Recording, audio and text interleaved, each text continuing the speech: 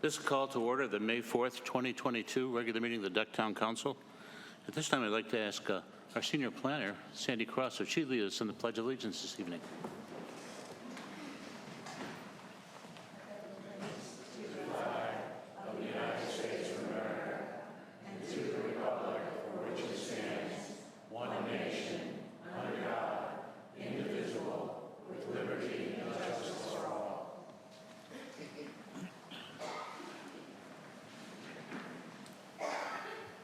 Please join me in a moment of silence.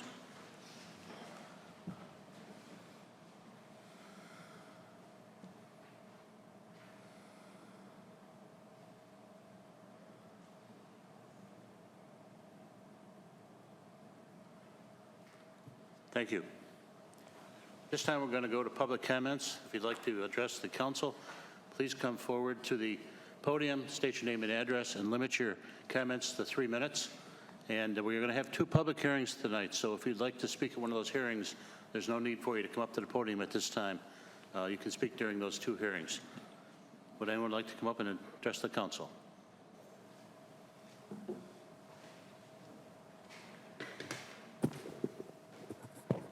Hello, my name is Dennis Wolchek, and I live at 103 Dune Road. My wife and I are full-time residents of Duck for almost 1.5 years now. Prior to that, we owned a home in Duck for 17 years. It was vacation and rental property. I am here to voice my concerns regarding the Resort Realty Development Project. I was made aware of the project by the Civic League for my subdivision, Duck Ridge Shores. The information provided included the planning board meeting packet. Upon my first look at the plans, I came to the conclusion that it was poor design. I came to this conclusion based upon my civil engineering background, but more so from my experiences in town riding my bicycle. The plan is based around 2 dead-end parking aisles. I've experienced many close calls on my bicycle due to this type of design, causing irregular, unexpected vehicular movements, along with sudden stops of vehicles that were pulling into a parking area but found they had nowhere to go. I met with Sandy Cross and Jim Gould to review the plans and get a better understanding of them. This led me to review the town zoning ordinance and other statutes and policies that would be pertinent. My engineering and common sense analysis was verified by the zoning ordinance regulations that do not allow the type of design that's presented. I presented many concerns to the planning board in correspondence and at the planning board meeting regarding the project. At the planning board meeting, I was very frustrated that the town staff did not share my concerns and, in my opinion, acted as an advocate for the project and did not present a fair and accurate picture of the development. The staff presentation emphasized that they considered this a redevelopment project, and it appeared to me that because of this, requirements of the zoning ordinance do not have to be fully implemented. Fortunately, the planning board voted not to approve the project. Upon hearing that the developer decided to take the plan to town council without an approval recommendation from the planning board, I undertook further investigation. After finding that the zoning ordinance does not define redevelopment, I contacted Sandy Cross and was informed that the definition comes from the North Carolina Urban Redevelopment League law. In email correspondence I sent to the town council, I included a link to this law, and I hope that you all have had the opportunity to review it. It clearly is not appropriate for use in regard to this project. These things bring me here tonight, and I will discuss specific issues regarding the plan during the public hearing for the project. Thank you. Thank you.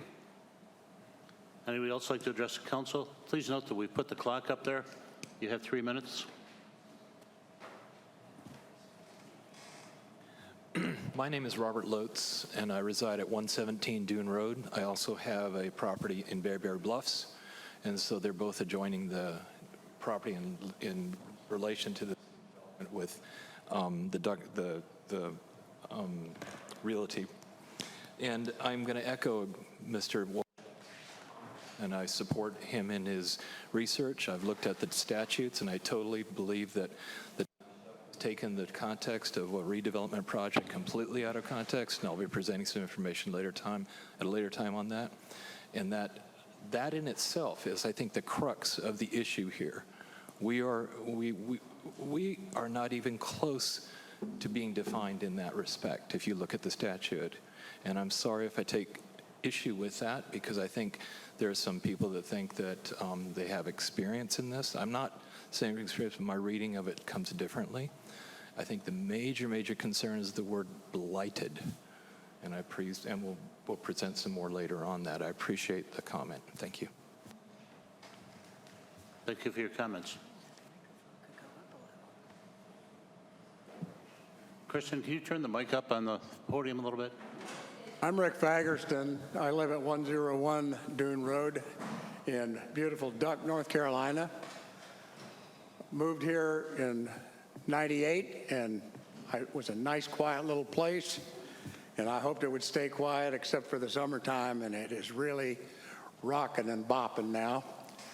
My major concern, I've got a number of concerns, but the most important one is there should be a okay. This is not to scale, but I would like to direct your attention to the drawing behind me. There's a parking lot on either side surrounded by a boardwalk. And in my drawing, our drawing, there is a no parking lane between. North Carolina has provided us with a fine manual about how you access a North Carolina state highway, where you can park on it, how your roads access it. They are all done to keep us safe. We don't want the cars running over the little people trying to cross the road. With this particular design, what I saw before, without that pass-through lane between, or that no parking lane between the two parking spaces, which are on either side of the lot and in front of the buildings and on either side of what's probably a green space for drain field. Once those lots are full, anybody who pulls in, they are so narrow, not in my particular drawing, but in the space they're going to be allotted, that the only way out would be to back out unless there is a pass-through lane. So when the building was originally developed, and we're calling this a redevelopment, that parking lane was there. It disappeared several years ago, and I'm pretty sure that the North Carolina state people who approved the original design didn't get called in to approve the new design. So I'm just asking that pass-through lane, I think the project's probably going to get done. I would like to see that pass-through lane back in there. Thank you.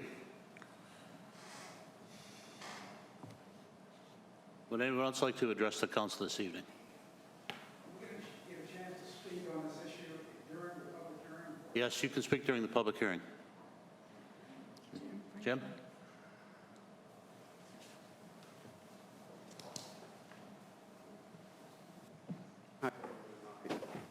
I own the property directly to the south of this property, so I guess I'm the closest neighbor there is. I'm all for somebody redeveloping their property and making it the best possible project that it can be. I don't feel that the parking is an issue. I have more parking than I need at my place. But I just noticed that the parking lot's filled up, that people just keep on driving. You know, back in the day when all these regulations were passed, we didn't have all the bike paths, the walking paths, the boardwalk, even boating now. So people come a lot of different ways now that they didn't ordinarily come. Like I said, I'm the closest neighbor to this property. Met the person once, I believe, but I don't have an issue with it at all. Thank you. Would anybody else like to address the council? There being none, we're going to close public comments.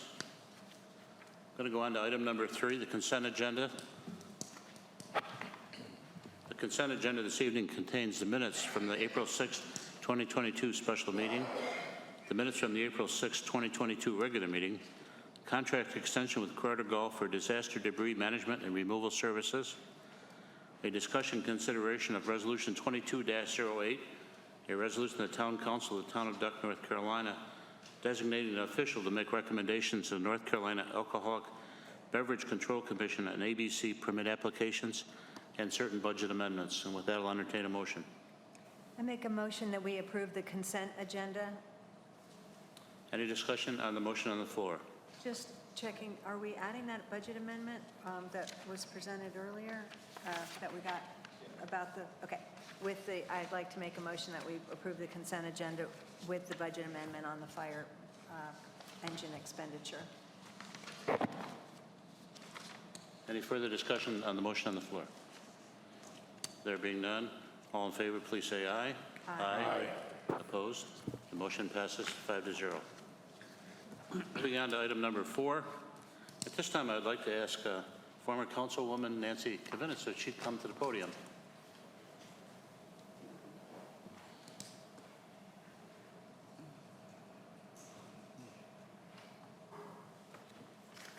Hi, Nancy.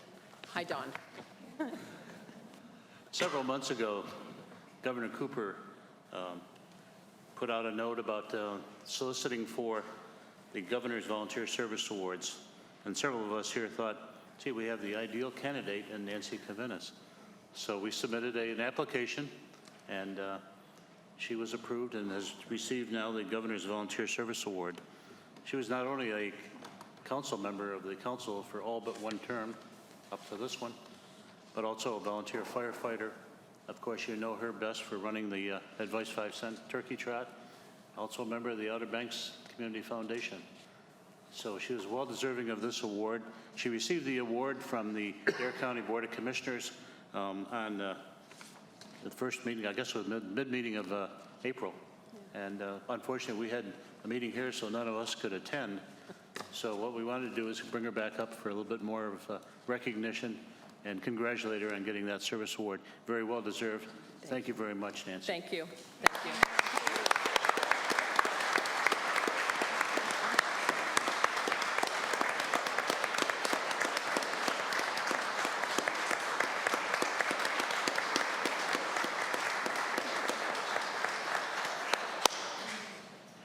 I am so humbled by this. To be perfectly honest, I'm still quite astonished by it. And I'm very thankful and grateful that the application originated here. Don, Betsy, Chief Donna, Chris Sawn, the executive director at the Community Foundation. A lot of people had their hands in writing really extraordinary nomination application for me, and it is one of the greatest honors I've ever had. But I want to say something that I think probably about 95% of the people in this room will agree with. Volunteers get stuff done. They get it done. This town would not be a town if it wasn't for volunteers. And as humbled as I am and as honored as I am that I got this award, I didn't do this alone. I had experiences and opportunities with organizations with hundreds of other people that made things happen, grew an endowment to 6 figures, created traditions in the community, expanded the fire department, built a town. I mean, most people that you talk to can't say, I created a town. That was volunteers. And it was an honor to have it awarded during National Volunteer Week with the county. Very, very special. And I just want to thank everybody in this room, everybody in this community, even beyond the borders of Duck, for all the experiences, for all the hard work, for everything they do to make the community better. And with that, I also want to thank the staff of this town, of other municipalities, of our county, because if it wasn't for staff, if it wasn't for firefighters and cops and town managers and finance directors and planners and everybody, stuff wouldn't happen. It just wouldn't happen. Volunteers and people who work in the nonprofit sector and in the municipal sector build things up. They don't tear things down. They build them up. And there's nothing better. There's nothing better in the whole wide world to be involved with than those kind of experiences. So thank you to the community. Thank you for the honor. I'm beyond humbled.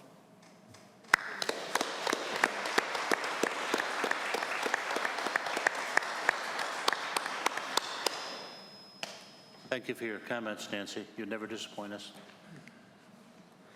We're going to move on to item number 4B, a special presentation by Candace Andre of VHB, providing an update on work on the Resilient Coastal Communities Program grant. Is Candace here? Is she on Zoom? No. No. I didn't know she was on. Yeah.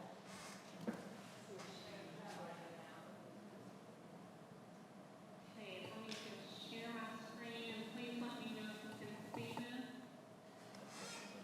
We can, but you're a little hard to hear. Yeah, you need to turn up your volume a little bit, Candace. How's that? Yeah, that's good. Better. Okay, perfect. I rarely hear that I'm too quiet, so just give me a shot if I start sounding different. Okay, so everyone can see my screen, that's great. Good evening, everyone. I'm Candace Andre with VHB. We have been helping the town of Duck with phase 1 and phase 2 of the Resilient Coastal Communities Program. And we are here tonight. We really want to share some progress to date for phase 1 and phase 2, a summary of some of the recent community input that we've received, and then what to expect for next steps. So just as a reminder for people that aren't aware, the Resilient Coastal Communities Program is a state program. It's a pilot program, so Duck is part of the first initiation group for the program, and it's really providing funding and technical assistance for developing resilient strategies locally. So the state has been very flexible with the municipalities and really opening locally driven solutions. So the money can be used for a lot of different things. However, there is an incentive for natural and nature-based solutions. And where we are right now is we are very close to finishing phase 2, and we want to present that to you tonight. And then phase 3 will start this summer with an application going in June, and we'll get a little bit more into that.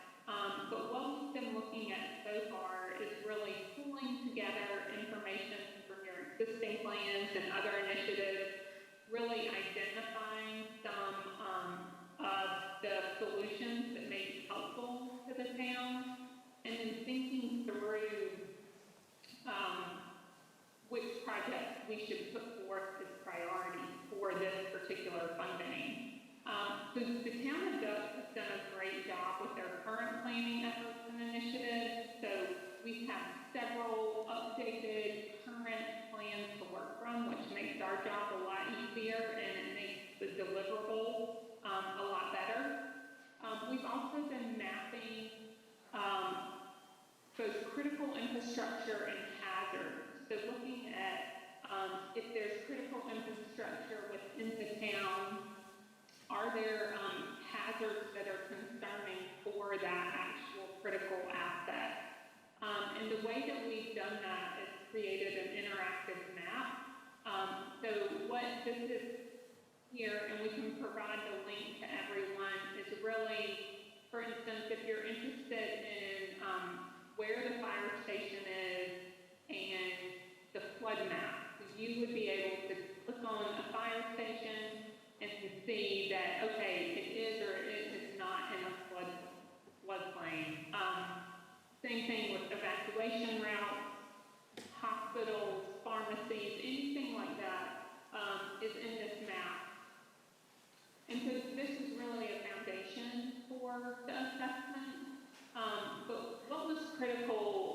to prioritizing the project is really getting feedback from the community. So we did an online survey, and we were also present at the recent town celebration, which I was there. It was a perfect evening from a weather perspective, and it is rare that I'm at a community event where I get to listen to a live band, so it did not feel like work to me at all. It was really fun to be in your community and talk to everyone that was there.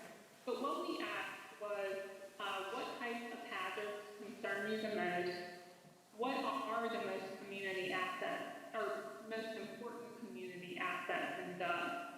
And then the top 3 projects the town should be focusing on. So we've reached more than 75 people, gave us feedback, which is really great for a really focused project like this. So I just want to share a few of the results. So 85% of online survey respondents are most concerned about beach or soundside erosion. Then next is sea level rise with 64% and hurricanes and tropical storms with 59% of the respondents. Online, in the blue box is the results from the community event, so very similar results from the recent community event. Sea level rise was a close fourth at the community event, so just keep that in mind also. Some of the most important community assets that actually had very similar results between the online and community event, and that was really prioritizing infrastructure, fire, police, and EMS services, and small businesses. And then finally, for the top 3 potential town projects, so the community had about 16 projects that are in the hopper to some degree to choose from. And so for the first priority project, we got strong support for beach nourishment, soundside shoreline management study, living shoreline opportunities, and a neighborhood stormwater management plan. People were also interested in sea level rise analysis, stormwater infrastructure improvements, of course, dune maintenance, the NC12 resiliency project, a climate adaptation plan, and an open space plan. So what we've been doing is, with staff input and this community input, we've been looking at these projects based on, is it advancing prior efforts? Is it technically sound? Can the town actually implement the project? Does it have multiple benefits? So there's kind of a host of ways we're prioritizing these, and really how these projects are addressing the most vulnerable assets. So where we are right now is we have kind of have a draft top 5 list based on all of this. And so I just want to walk through those top 5 projects. Beach nourishment, of course, is to protect the oceanfront recreation area through active beach maintenance, nourishment, and public engagement. There's a big project already in the works for beach nourishment, and the soundside shoreline management study would look at conserving and maintaining the wetlands and other coastal features, and really mapping and restoring eroded portions of the sound coastline. The neighborhood stormwater management study that I mentioned is really conducting a study on areas with frequent spot flooding in neighborhoods and roadways to identify potential solutions for those spot areas. Living shoreline opportunities is really continuing to work with the state and federal agencies to promote living shorelines along the sound front. And then the sea level rise analysis is really researching and adopting an anticipated level of sea rise for future years relevant to development projects. And this could be over a variety of time horizons. So you typically see that for like a 20-year horizon, 50, 100-year. And then what we will do with these top-out projects is put them into a table that you see here on the right of your screen. And really that is the deliverable for phase 2. So phase 2 is really your top-out project, a little bit of description, a little bit of what the solution is, some high-level estimated costs, and then the timeline for implementation. So we have our top-out project. As I mentioned early in the presentation, phase 3 is just choosing one of those projects for the next phase of design. And so really it's building off of each previous phase. There will be a phase 4 for implementation. So phase 3, we are anticipating that each community that participated in phase 1 and phase 2 will get around $45,000 is what they're projecting right now for the phase 3 grant. There is information on the town's website for this project that Christian continues to update. So if you have additional information that you want to look for, or you want to play with the interactive map that I talked to, you can certainly go to the website and look through some additional information. I'm going to pause there. I don't know if Sandy has any additional information that she wants to share, but I'm happy to answer questions. I think you did a wonderful job, Candace. Okay. Candace, this is Don. You said phase 3 is $5,000 to complete the application, correct? Did you say? 45. Oh, 45, okay. Do you know how big the pot is for phase 4 and how they're going to address that? We have been asking the state that multiple times. The state has had a couple webinars for both contractors and the municipal staff, and that question comes up every webinar, on every meeting, but we have not had any projections on phase 4. The one thing I will tell you is that the DEQ staff is doing all that they can to continue to add money to the pot. So they have been looking at lots of federal opportunities, other places that they can pull money from. So we'll, as soon as we hear anything about that, we'll certainly let the town know.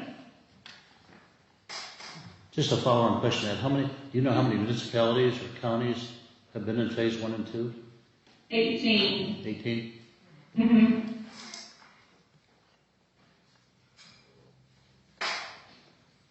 Any additional questions for Candace? No, thank you so much for the overview. Absolutely. Thank you, Candace. Appreciate it. Thank you. You guys have a nice night. We appreciate you coming to town last Sunday to do the survey, too. Yeah, that was It great. was really awesome. Yes, it was. Thank you. Have a good evening. Thank you. Going to go on to item number 5, public hearings. We have 2 this evening. First is going to be quasi-judicial. The second is legislative.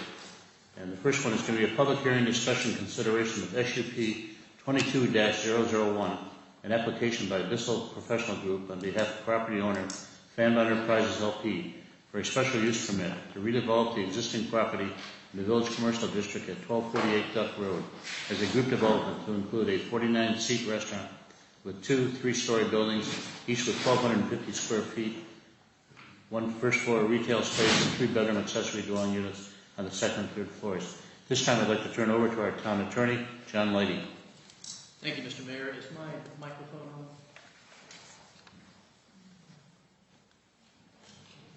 That should be it, yeah. Thank you, sir. I'd like to start by introducing this quasi-judicial proceeding and explain for the council the proceedings that we need to follow in connection with this. We are now opening the quasi-judicial hearing. The council needs to understand that when considering an application for a special use permit, the council sits as a quasi-judicial body. A quasi-judicial hearing is the process by which the council adjudicates how the general law applies to a particular situation based on an evidentiary record presented during the hearing. Your two key responsibilities are, first, to determine contested facts, and secondly, to apply the legal standards to those facts. You may apply only the standards already contained in the town's ordinance. You are not permitted to change or modify those standards during this hearing or as part of your decision in the case. In conducting the hearing, certain safeguards must be instituted in order to give the applicant a fair hearing. The applicant has the right to cross-examine witnesses and offer rebuttal evidence. The procedure of the ordinance must be followed. The council members may question any witness at any time during the hearing. Questions from the floor will not be permitted except by cross-examination from any of the sworn witnesses once recognized to speak. A member must not vote on the application if the outcome of the matter being considered is reasonably likely to have a direct and substantial financial impact on the member. If such a direct and substantial financial conflict exists, the member should disclose it and ask to be excused from consideration of the matter. Also, if any of the members present have had any contact with anyone prior to this hearing in which the particulars of this application were discussed, or if you have received letters, email messages, phone calls, or other contact from anyone concerning this matter prior to this hearing, you must disclose those communications. You must base your decision on this application entirely on the facts presented during this hearing and disregard the particulars discussed with the applicant or other party or any other information presented outside of this hearing. A member must base his or her decision on the evidence presented during this hearing only. Any member who has developed a predetermined opinion or bias on the outcome of the application before the hearing must not participate in the decision on this application. Your decision must also be based on competent, substantial, and material evidence properly entered into the record of this hearing. Crucial facts used to determine the outcome of this hearing must be based on sworn statements made by witnesses during the hearing.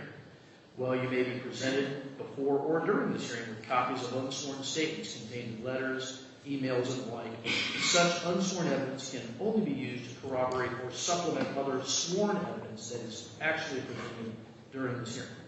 Unsworn evidence such as letters or emails can never be used as the sole basis for your decision.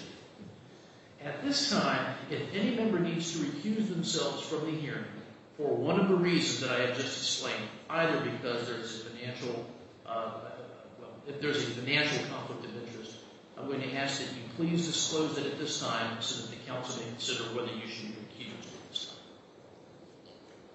So there are no financial conflicts as I define. No. All right, thank you. At this time, if any member needs to disclose any communications about the subject of this hearing that the member has had with the applicant or any other person prior to this hearing, now is the opportunity for you to disclose such communication. John, as mayor and the council, staff, and planning board all received multiple emails. I responded to them basically saying it's a public hearing and the council would not respond. Okay. So obviously, as mayor, you've received some. I'm going to ask each member of the council individually these questions. First, is there anything about those communications that you've received prior to this hearing, Mr. Mayor, that would cause you to make a decision in this case one way or the other? No. Are you going to be able to make a decision in this case based solely on the evidence that's presented here in the hearing tonight? Yes. Thank you, sir. Others who have received communications? Yes, I've received communications, the emails, and I also did have a meeting with the applicant that was unrelated essentially to the hearing, but this did come up. So I have met one time with the applicant. It is not going to affect anything that I'm going to hear this evening. I haven't made any predetermined from the emails or from that one meeting. Okay, so in addition, are you going to be able to make your decision based solely on the evidence that's presented tonight during the hearing? Yes. Thank you, Mayor Pro Tem. The same emails that everybody else has seen. One response to Mr. Wojcik, but not substantive. All right. So, have you made any determination or any decision about what the outcome of this application should be prior to this hearing yet? No. And will you be able to make your decision based solely on the evidence that's presented during the hearing tonight? Certainly. All right. Thank you, Mr. Miller. Anyone else? I have received those emails, and I also did a liaison to the planning board, and I sat through the planning board session, and it will not, and nothing will affect the way that I vote tonight. All right. So you'll be able to make your decision based solely on the evidence that's presented during the hearing this evening? Yes. All right. Thank you, sir. Yes, I received the same emails that everyone else did. And also, I am a member of the Sanborn Property Owners Association, and the chairman drafted a letter that he wanted to send in concerning this topic. I didn't review that letter, and I told him to state that I had not seen that and had no involvement in the drafting of that letter at all. All right. Thank you. So, will you be able to make a decision based solely on the evidence that's presented during this hearing this evening? Yes, I will. All right. Thank you very much. All right. At this time, I want to point out that anybody who will be presenting evidence in connection with this hearing must take an oath and present their testimony under oath. So at this time, the town clerk will swear in the applicant and all witnesses who plan to provide testimony or evidence in this case. So that means that if anybody who's present here wishes to present evidence regarding this, you must come forward and be sworn in. Would that include anybody that wants to do public comment on the hearing? There is no public comment allowed other than from sworn witnesses. Okay.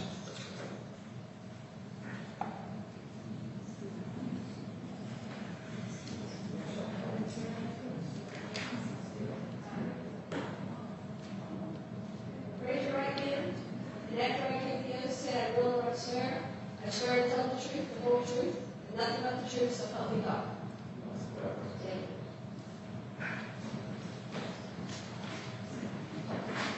Oh, someone just raised their hand, Don. I'm not sure why. So you're going to get additional witness swearing? Yes. I'm sorry, we were told that there would be a public comment. We did not make our comments during that because I called the town today, was told that I was to make it 5A of the agenda. And you may make comment during this hearing, but you must be sworn in order to do so. So just swear that you're going to. That's confusing to me as a, like. That's why I said it. I was told not to make public comment at the beginning, and now I'm being told to swear into something that is a little intimidating, very confusing. I think that needs to be Well, followed. this is a legal procedure that must be followed because of That's this. not clear. Well, the point is that public comment that was made prior to this hearing cannot be considered as evidence. So anyone who wants to present evidence regarding the application must follow this procedure. So if you wish to comment, you just need to take the Then oath. I can swear in. Raise your right hand. You swear to tell the truth, the whole truth, and nothing but the truth, so help you God. Thank you. Thank you. All right, at this time we'll begin the presentation of evidence, beginning with the presentation of the staff's analysis presented, I believe, by Donna Creek.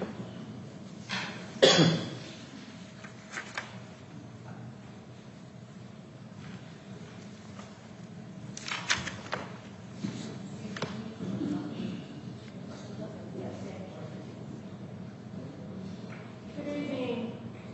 As Mr. Rudy said, my name is Donna Grief, and I am a consultant for the town of Duck, filling in for Mr. Jennifer, who's on medical leave. Since this is a quasi-judicial proceeding, there are certain procedures that we have to follow. I will be giving some background information on my past experience, and reading from the staff report, trying to get some certain things into the record, and in terms of it being substantial evidence for the proceedings. As I said, my name is Donna Creed. I am recently retired from Dare County, where I worked there in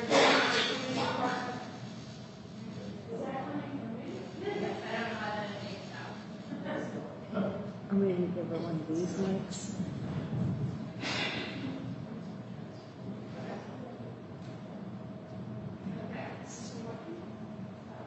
Okay, here we go. So, as I was saying, my name is Diane Creek, and I have recently retired after working for 33 years with the Dare County Planning Department. The last 12 years of that, I was the planning director for Dare County. I started with Dare County in 1988, and up until the time that Duck was incorporated in 2002, Dare County was the village of Duck, and Duck was the village of Duck and unincorporated portions of the county. We oversaw the development and the subdivisions that occurred. So I do have a history with the town of Duck. That first year after they were incorporated in 2002 under a contracting services agreement, I served as a planner for that until the town got up and running. And so I feel like I've come full circle. Here I am again as a consultant tonight, talking about a site plan. And so that is my background and that is my experience. This property that we're talking about tonight is officially known as the Resort Village property, and the address is 1248 Duck Road. It is owned by Phantom Enterprises. It has an existing building on it, a 6,000 square foot building that was built in 1985. When that property was constructed, there were parking areas that were also constructed on the site. The owners of the property have submitted a special use permit application to redevelop the site with 3 structures. The existing real estate office there will be demolished as part of these development plans. And they are proposing to construct 3 new structures, which will contain retail space in 2 of them, a restaurant in 1 building, and then on the 2 structures that have the retail space, they are proposing to have residential apartments. Each of those will be bedrooms. Retail uses are allowed as a permitted use under the village commercial zoning district. That is section 156.036 of the Duck zoning ordinance. Restaurants or eating establishments are allowed as a special use permit under the village zoning. And then when you have more than 1 structure on the property, it's considered a redevelopment, and that is also considered a special use under this section. In addition to those uses that are triggering the site plan and the review as a special use of the eating establishment and redevelopment, one of the major components of that site plan is that they are asking for modifications under section 156.065 of the Duck zoning ordinance, which provides for modifications. It is entitled the Special Use Permit Village Commercial Development Option. Section 156.065, parent A, parent 1 reads, the village commercial development option is intended to help implement the town's adopted vision and comprehensive and land use plan by allowing development or redevelopment of a size, scale, and architectural character that complements Duck Village.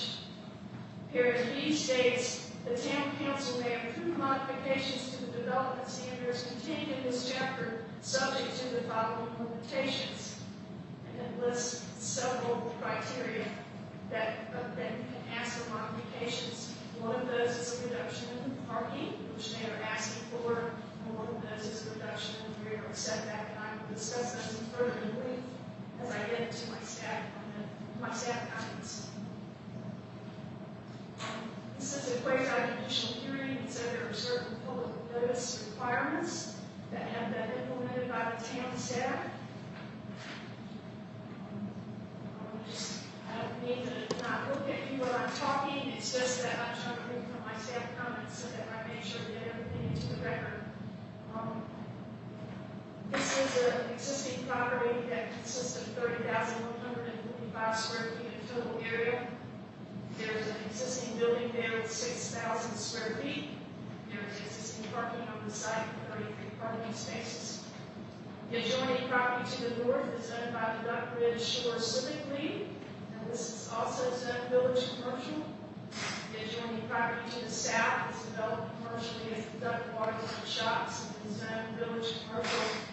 And across NC 12 to the east of the site is lot 13 of the Duck Ridge Shores subdivision, which is zoned RS1 residential. The proposal involves the demolition of the existing real estate building and proposes to construct 3 new mixed-use structures with associated parking, wastewater system, decks, boardwalks, landscaping, and other site improvements.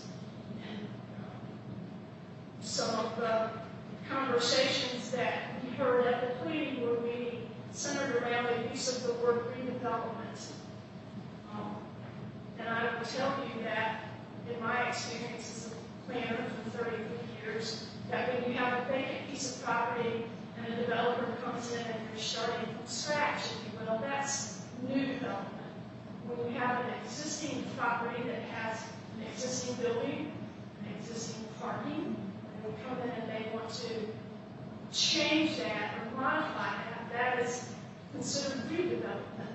It is being redone or redeveloped again. And so that's why I have been using the word redevelopment. And I understand that there is not a definition in the Dock zoning ordinance for redevelopment, but in lack of there being a definition in the zoning ordinance, you can apply general standards and general definitions of what redevelopment is. Section 156.036 of the Village Commercial establishes a gross floor area of 5,000 square feet maximum for commercial structures. All of the structures that are proposed in this project are below that 5,000 square foot limit, so it is consistent with that standard. They are proposing to have the buildings located 10 feet apart. The development standards of the zoning ordinance require 20 feet unless the buildings have a fire suppression system, and there was testimony at the planning board meeting, and I'm sure the engineer will state that again tonight for the record, that there will be a fire suppression system used in the buildings, and so that allows them to have a 10-foot separation as set for the village commercial zoning district. They are proposing 42 seats in the restaurant. Again, the village commercial, I'm sorry, 156.094 that progressive eating establishments allow for a seasonal increase of 25% of the seating capacity for 18 persons. They are asking for 7 additional seats based on that seasonal allowance for a total of 49 spaces.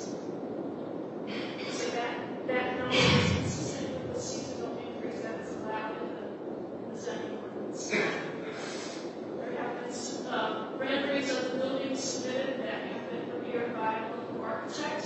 Those renderings have been reviewed. They have been reviewed by Mr. Hurd prior to his medical leave, and I have also looked at them, and they are consistent with the commercial design standards that are found in Chapter 156.111. Front facades are emphasized to offer shelter for patrons. They are varying roof designs. The window placement appears to are consistent with the thresholds, and so the renderings have evolved over the course of this, where they are consistent with the standards that are set forth in the zoning ordinance. The amount of land disturbance is less than 1 acre, so no state stormwater permit is required, although there are stormwater improvements that have been engineered as part of the site plan.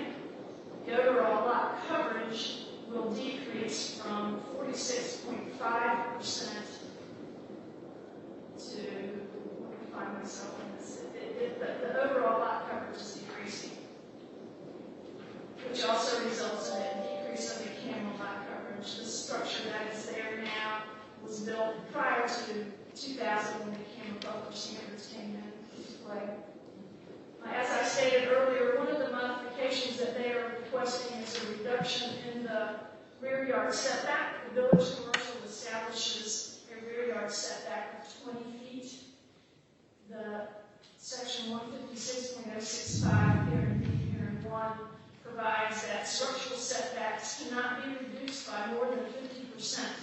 The applicant is asking for a reduction of 10 feet for a 10-foot reduction in the rear yard setback in order to construct buildings A and B. The site plan depicts these structural setbacks. It's kind of hard to tell up there on that, but there is a 10.1 foot setback from the northern corner of Building B and 11.8 feet from the front of Building A. These setbacks are consistent with the reduction of 50% in that section of the village commercial development option. The second modification that they are asking for is a reduction in parking spaces. There's a total of 34 parking spaces that are required based on the established parking standards in the Duck zoning ordinance. Section 156.065, parent B, parent 3, allows for a reduction of 5 parking spaces, or 20% of the total parking. They are asking that they have approval for 30 parking spaces. So they are asking for a reduction of 4 parking spaces, which is consistent with the criteria set forth in 156.065, parent B, parent 3. Currently, there are 33 parking spaces at the site as it is today. There have been other similar reduced parking standards adjustments authorized by the town council. You see there in my staff report that there are 7 that we have listed in the table there, the most recent being at Loblolly Pines in 2019, where they were allowed a reduction. Each of these reductions have been analyzed on their own merits, and we have to do that again this evening in your deliberation on the resort village site plan. The zoning ordinance does establish certain criteria that must be met to be approved as a special modification under the village commercial development option, and you have to go through that criteria as you reach your deliberations. Additional plans for the outdoor lighting, landscaping, buffer, and signage will be handled as the site plan proceeds, assuming that the special use permit is authorized. There has been discussions with the project engineer, the staff engineer for the town of Duck, Mr. Robinson, has been seeing Cross and had discussions with the project engineer for the break project that the town of Duck has, where they are modifying NC-12 right there. And in those conversations with VHB, that's the project engineer who's helping the town with the brick project, he has indicated that he's looked at the plans and that they should be able to accommodate a left-hand turn lane there. We have received that in the email from the gentleman from VHB. That was dated April the 7th. We received that before the planning board meeting. We have also received an email from Mr. David Otts, who is the North Carolina Department of Transportation project engineer. He has indicated in his email that the widening that the site plan proposes to widen the 2 existing ingress and egress there, and that it is an improvement on the existing ingress and egress there, and that in his words that the impacts of the project should not be, that is a positive improvement. I'm paraphrasing here. I'll be glad to read that into the record if need be. We have also received other reports from the town engineer, the fire department, the police department, the water department, and the Division of Coastal Management. Those are recognized in my staff report. In order to grant the approval for the special use under the village commercial development option and as an overall special use, there has to be substantial evidence of the burden of that is placed on the applicant. So they're going to come up here tonight and they're going to tell you all this stuff. So they have to burden and prove to convince you guys that they have met the criteria that's set for the zoning ordinance to approve this special use permit.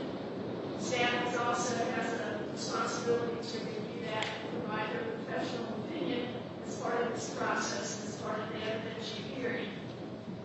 There are 5 criteria that have to be reviewed under the development option, and I'm going to go through those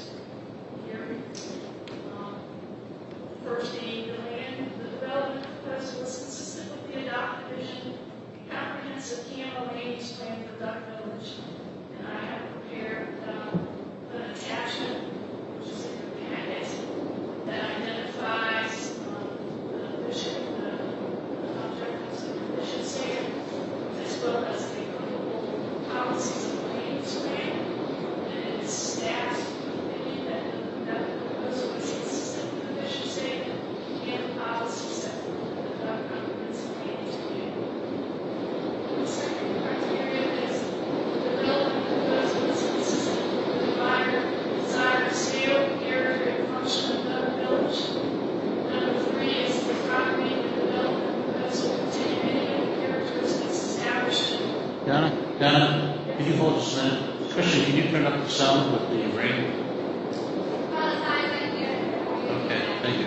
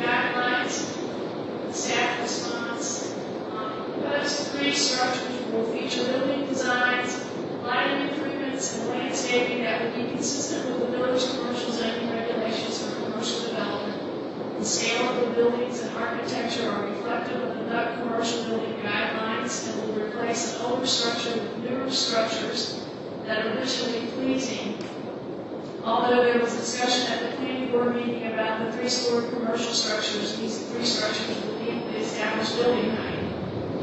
There will be space for new retail shops and food service, adding more opportunities for visitor experiences along the public boardwalk and will contribute to the Duck Village vibrancy and ambiance, which is mentioned in the vision statement and policy for Mayor's Plan. The requested modifications are the least necessary to accommodate the proposed development and meet the intent of the village commercial development option.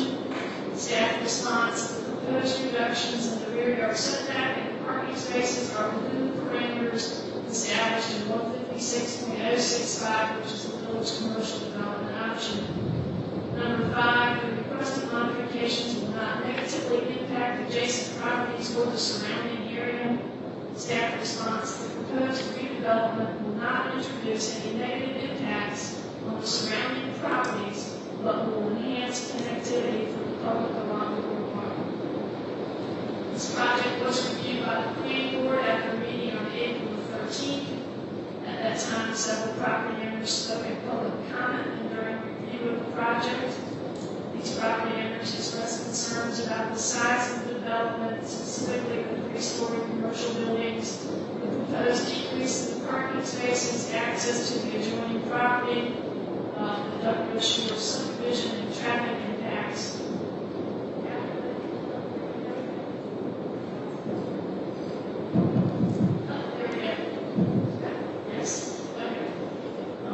After the hearing,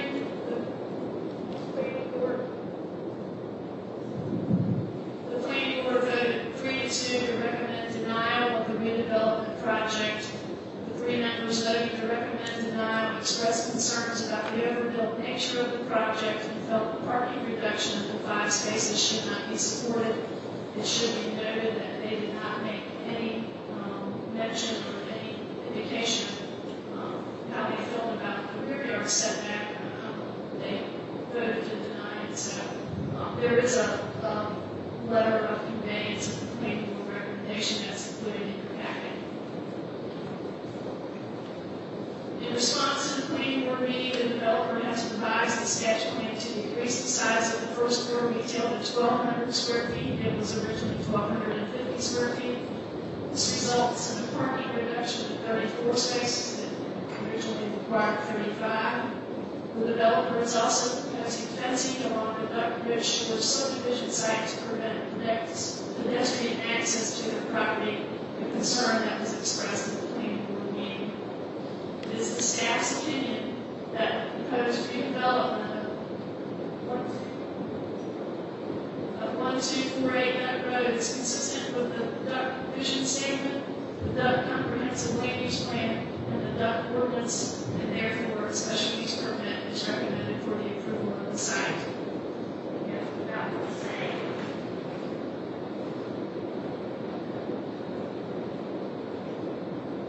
Let's see what's back up. So, staff is recommending that it's made an opinion that it's consistent with the land use plan ordinance that meets the technical standards of the zoning ordinance. That is based on the assumption that there's modification for the rear yard setback and for the parking will be supported. So if those modifications are not found to be consistent, then the site plan is dramatically impacted by that. And I will let the applicant further address that in his conversations up here in his presenting of his substantial evidence. Should you get to the point where you are in the consensus of the council to approve the special use permit, we have included a draft special use permit in your packet that includes 12 conditions that are general conditions that are typically found in your conditional use permits. And there are several attachments that were included in the staff report, those being property information and location map, the special use permit application, project narrative that was proposed by the applicant, existing condition survey, the site plan, the overall renderings prepared by the architect, conceptual drawings, the building plans, public input list. There's the attachment that is the staff analysis of the comprehensive land use plan vision statement, and then finally the draft findings and conditions.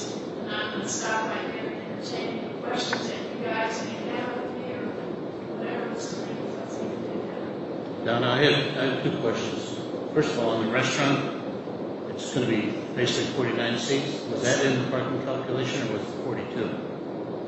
Because obviously it's going to be a seasonal restaurant. It'll be busy in the summer when they're using the outdoors. Right. The parking is based on the 42 spaces because the zoning ordinance specifically allows an increase, a seasonal increase with no associated increase in parking.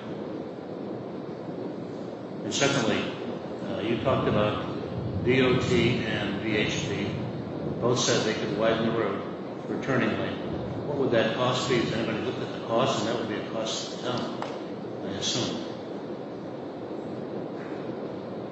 I would say that VHB said preliminary review showed it's possible. We have not asked them to go any further with design. Because at this point, we don't know whether it's going to be necessary. It could probably easily be implemented into the redevelopment of NC-12 unit projects, which is why I brought it up. This is potentially, this is a concern that came in. This is something that could be facilitated if council wanted to do that. So there could be significant costs to the town for widening the turning lane, even though we're doing the brick project. I mean, that's, no one's determined what that cost is going to be? We have not had any discussions on cost for that to be implemented. So that even being mentioned is really not, at this point, have an option, correct? I mean, the town hasn't committed to make any financial investment in this. I think that that's undetermined at this point, as Ross said. It's just that we didn't want to direct VHB to extend their time and resources to design or left hand turn lane if the project wasn't feasible. This project, special use permit wasn't feasible. Well, I guess my only point is we're looking at one of the solutions to help the parking and traffic is a turning lane, which is not even defined. Cost-wise. Right. And it's my feelings on the conversations with VHB and the email was that it's doable without it being an extreme or substantial change in the plans that are like every plans are. The left-hand turn lane can be easily accommodated. Now, I don't know how easily accommodated translates in terms of cost. That is not something that we thought to ask them because it was just premature at this point.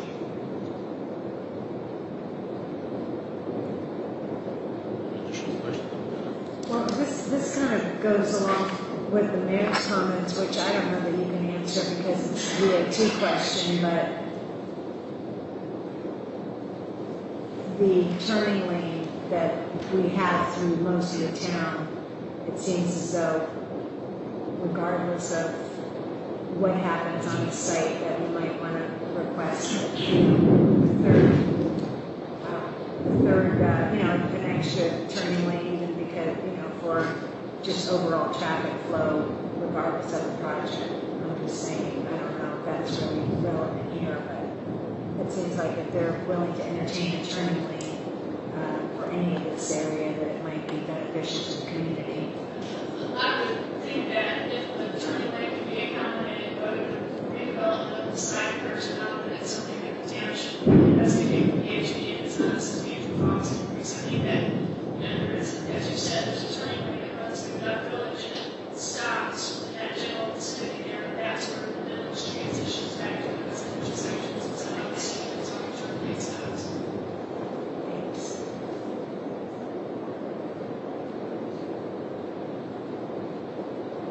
Do other council members have questions? Ms. Green? I'm interested in a setback, but I feel like I'm going to get some more information from the applicant and perhaps others that are going to present. All right. Any other questions from anyone else?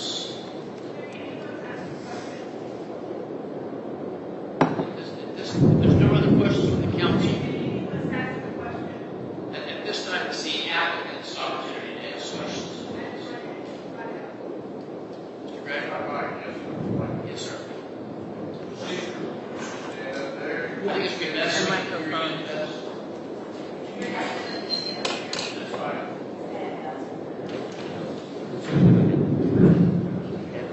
I've been told I have a lot You need it for the record.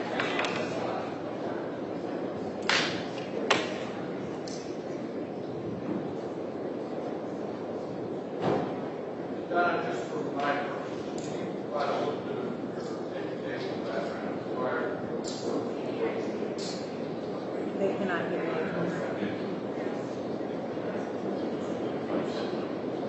Yes. For the record, Mr. Gray, you'll start off by introducing yourself before you begin with this. Just for the record. My name is Ralph Gray. I'm the training Ms. Green, please describe me a little bit of information about your educational background. Yes, I graduated from East Carolina University in 1988 with a degree in BSBA, Business Administration. I'm also a certified floodplain manager by the state of North Carolina. I would ask you to consider her as an expert in planning.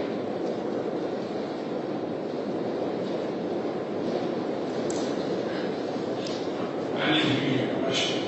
I'm sorry, I apologize. I asked to consider Ms. Donna Creek as an expert in planning. So what Mr. Gray is asking is that Ms. Green be qualified to give expert testimony, which ordinarily a witness, a lay witness, can only give testimony regarding matters that they have personal knowledge, matters they've observed, matters they've experienced, matters they've heard. Expert witnesses can give opinion testimony. In other words, they can give testimony regarding matters that are based on their experience, not based on matters that they've observed or that they have personal knowledge of, but they can give an opinion regarding a set of facts or the application of the law to the witness. So Mr. Gray is asking for her to qualify as an expert witness. For you to qualify her, you have to find that she has, by her experience, training, background, has an expertise in the field that he's centering her in, which is planning and development. Planning. And so if you find that she's qualified to give expert testimony, she would be able to give opinion testimony to the extent she feels qualified to do that. And there's a question to us. She's asking us to confirm her as an expert. That's correct. He's asking that you accept that she be qualified as an expert so that she can give that form of testimony in response to some of these questions. I would accept it. I would as well. I accept it. Me too. Do you have any objection to that, Ms. Green? No, sir, I did not. Have you been qualified to give expert testimony before? Yes, sir. Yes, sir, I have. Thank you very much. All right, Ms. Green, let me ask you a couple of questions about the project itself. It's my understanding, please correct me if anything I state is incorrect, but that the existing lot coverage approximately 16,880 square feet, or approximately 56% of the site. I would have to check my notes to get the exact numbers, but Here's your notes. yes, it is decreasing from 56% to 46.7%. And the village commercial district allows 60%. So we've got one building of 6,000 square feet. We're now creating 3 buildings, but the overall square footage is less. The overall impervious coverage of the site is less, which includes more than just the structures. Okay. Well, let me cover that issue. In the 75-foot AEC, looking at your notes, the present coverage is 11,165 square feet. Is that correct? Yes. And Yes, that's what's been shown on the site. and the proposed impervious surface within the AEC will go down to 9,445 square feet. Yes, sir. In the 10-foot Kama buffer zone, the existing impervious coverage is 4,017 square feet approximately. The 30-foot Kama buffer is 4,017 square feet. Got it, put the reading glasses on, I can't see. Proposed impervious coverage in the AEC will be what? 3,252 square feet. So there's a reduction in each one of those. A reduction, yes, sir.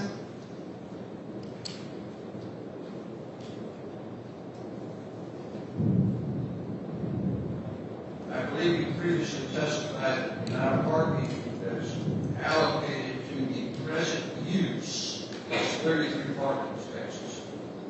Yes, sir, that's the testimony that we heard at the planning board meeting. And the amount that is being proposed is 30 parking spaces. Correct.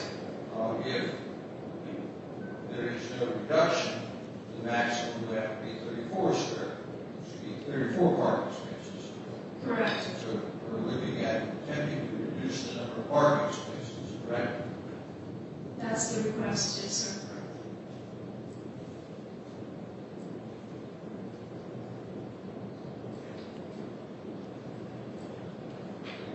When this project first came before staff, had you been hired at that point in time as a consultant?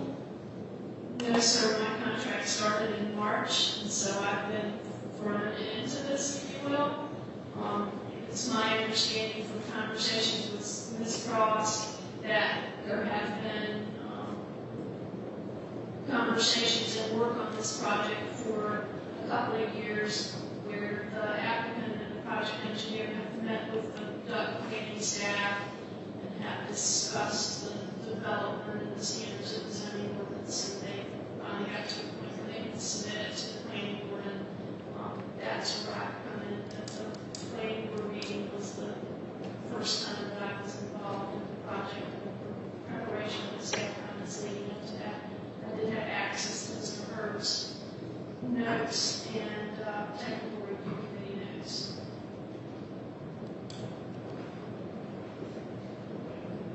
The plan, can we have the site plan put up?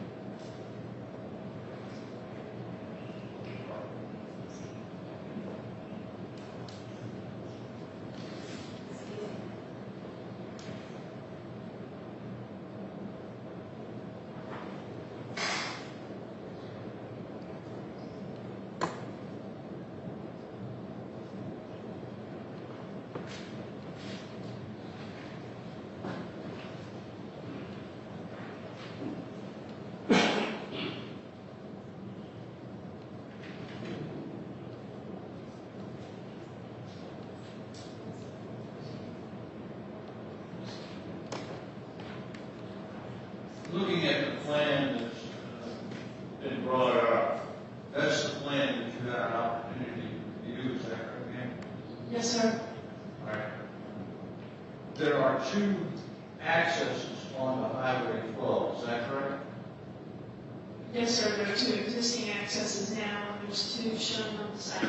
And is it not a fact that those 2 proposed accesses are in the same exact location as the existing accesses from this property? Yes, sir, they're to be wide. Approximately how wide is the existing, what do you want to call it, curb cut? I can't answer that truthfully because I don't know what it is. Okay.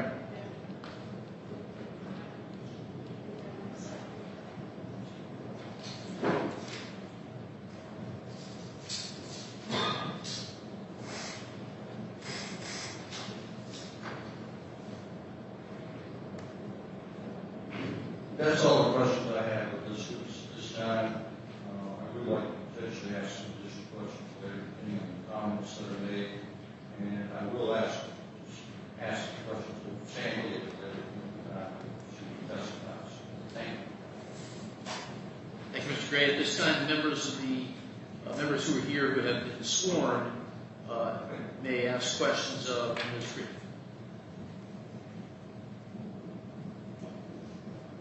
To do so, you need to come forward to give me the microphone so we can hear you.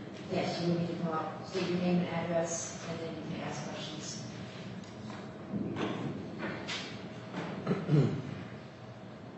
There are no questions from any of the members.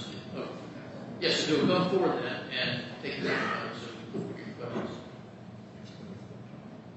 Please, if you wish to ask questions and you've been sworn, you need to come up here and you can do so. You can hear me. All of you can hear me back. If you'll start by telling us first where you live, your name, and ask questions. I'm wondering, 104 West Seahawk, turned up. Especially, we have a pace board coming up with our, doing that whole roadway up there. I remember there's issues with water and the elevations there. Weren't any considerations in effect positively or negatively on adding more water to the street. I haven't been involved in those discussions. I would have to defer to the town engineer for that, Mr. Robinson. We're waiting until his presentation. You started the question. I might have a further question. That's fine. Thank you.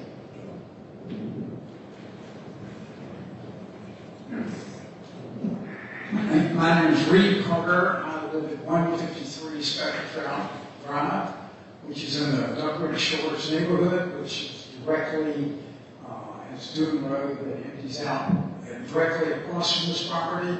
Duckwood Shores Civic League has just acquired the property that's immediately to the north of it. So I feel like we're somewhat impacted. So I'd like to ask a few questions concerning this particular diagram. And I wasn't prepared to do this, but basically one question is, we're worried about people who try to come into the restaurant or the retail parking and have to exit it because all parking spots are full, because we're discussing the fact that we don't have as many parking spaces in this design as are specifically required by the state and uses in this project. So I want to ask you about how does a person who enters a parking lot and finds it full remove themselves from that parking lot without backing across the sidewalk or into Route 12? And is that of any concern in the planning of this project? I will tell you that the plan meets the merits of the zoning ordinance, assuming that if the reduction, okay, that there's 33 parking spaces out there now, the uses that they are proposing require 34, so they're asking for a reduction of 4 spaces, which is allowed by the zoning ordinance. The drive aisles meet the width. And, you know, in terms of them backing out on Duck Road, yes, that is a concern, but they meet the standards of the zoning ordinance, and so I'd like to point out to you that I attended the planning board meeting, and there was quite a bit of discussion about this backing out danger. And as a result, I see that in the plan, as has been modified 6 days ago, we haven't had much time to look at it, but in the plan, you have added a turnaround spot in one of the two lots. And my question is relating to that allows exit from the south lot in a forward direction. But from the north lot, that's not true. And Mr. Firestone earlier in the public comments mentioned his concerns about danger of people and congestion from people exiting. So I want to know, you do not have a turning spot. Do you have a turning around opportunity in that north lot? The parking lot meets the standards of the zoning ordinance, and so there is no requirement for a turnaround. I'm going to assume that someone that's coming along Duck Road that wants to get in there will have the wherewithal to realize that the parking lot is full before they turn in there and will avoid the rear. Another question that relates to the parking is that we're for a number of spaces short. And we've seen in other restaurants up and down 12 that the parking lots do get full. And if anybody been to North Tennessee Coast realizes that many people who dine there will have to go park at a nearby space. Now, parking lot here at the restaurant, when it's full and somebody has to go and park nearby, probably the nearest empty parking spot is in front of Tommy's restaurant, Tommy's Market, and then the next nearest place is in front of the shops. And I realized that when I was talking to the owners, the map of the business at Tommy's Market. Sir, I'm going to ask you if you could ask a question, and you have an opportunity to present testimony later, but if you have a question, this is your opportunity to ask. I do have a question. Okay. The question is, where do you expect the people to park that cannot get into the parking lot? You know, they're going to have to find another parking space. I'm just going to tell you again that the parking design meets the standards of the zoning ordinance. And when it meets the standards of the zoning ordinance, I, as a planner or a planning staff member, do not have the authority to require more parking. If there is traffic in the area and there's, you know, that's a good problem to have, is that the businesses don't have adequate parking. But it seems to be, based on what you just told me, what you just testified to, is that that's consistent with all of the other businesses in Duck. And so I don't know how this can be singled out and held to a higher standard than what's in the zoning ordinance. My question, though, is did anyone consider talking to the people at Tommy's Market about the impact on them? No, sir, I have not. They don't talk about it. All right, I'll bring up some more questions. Thank you, sir. Yes, sir.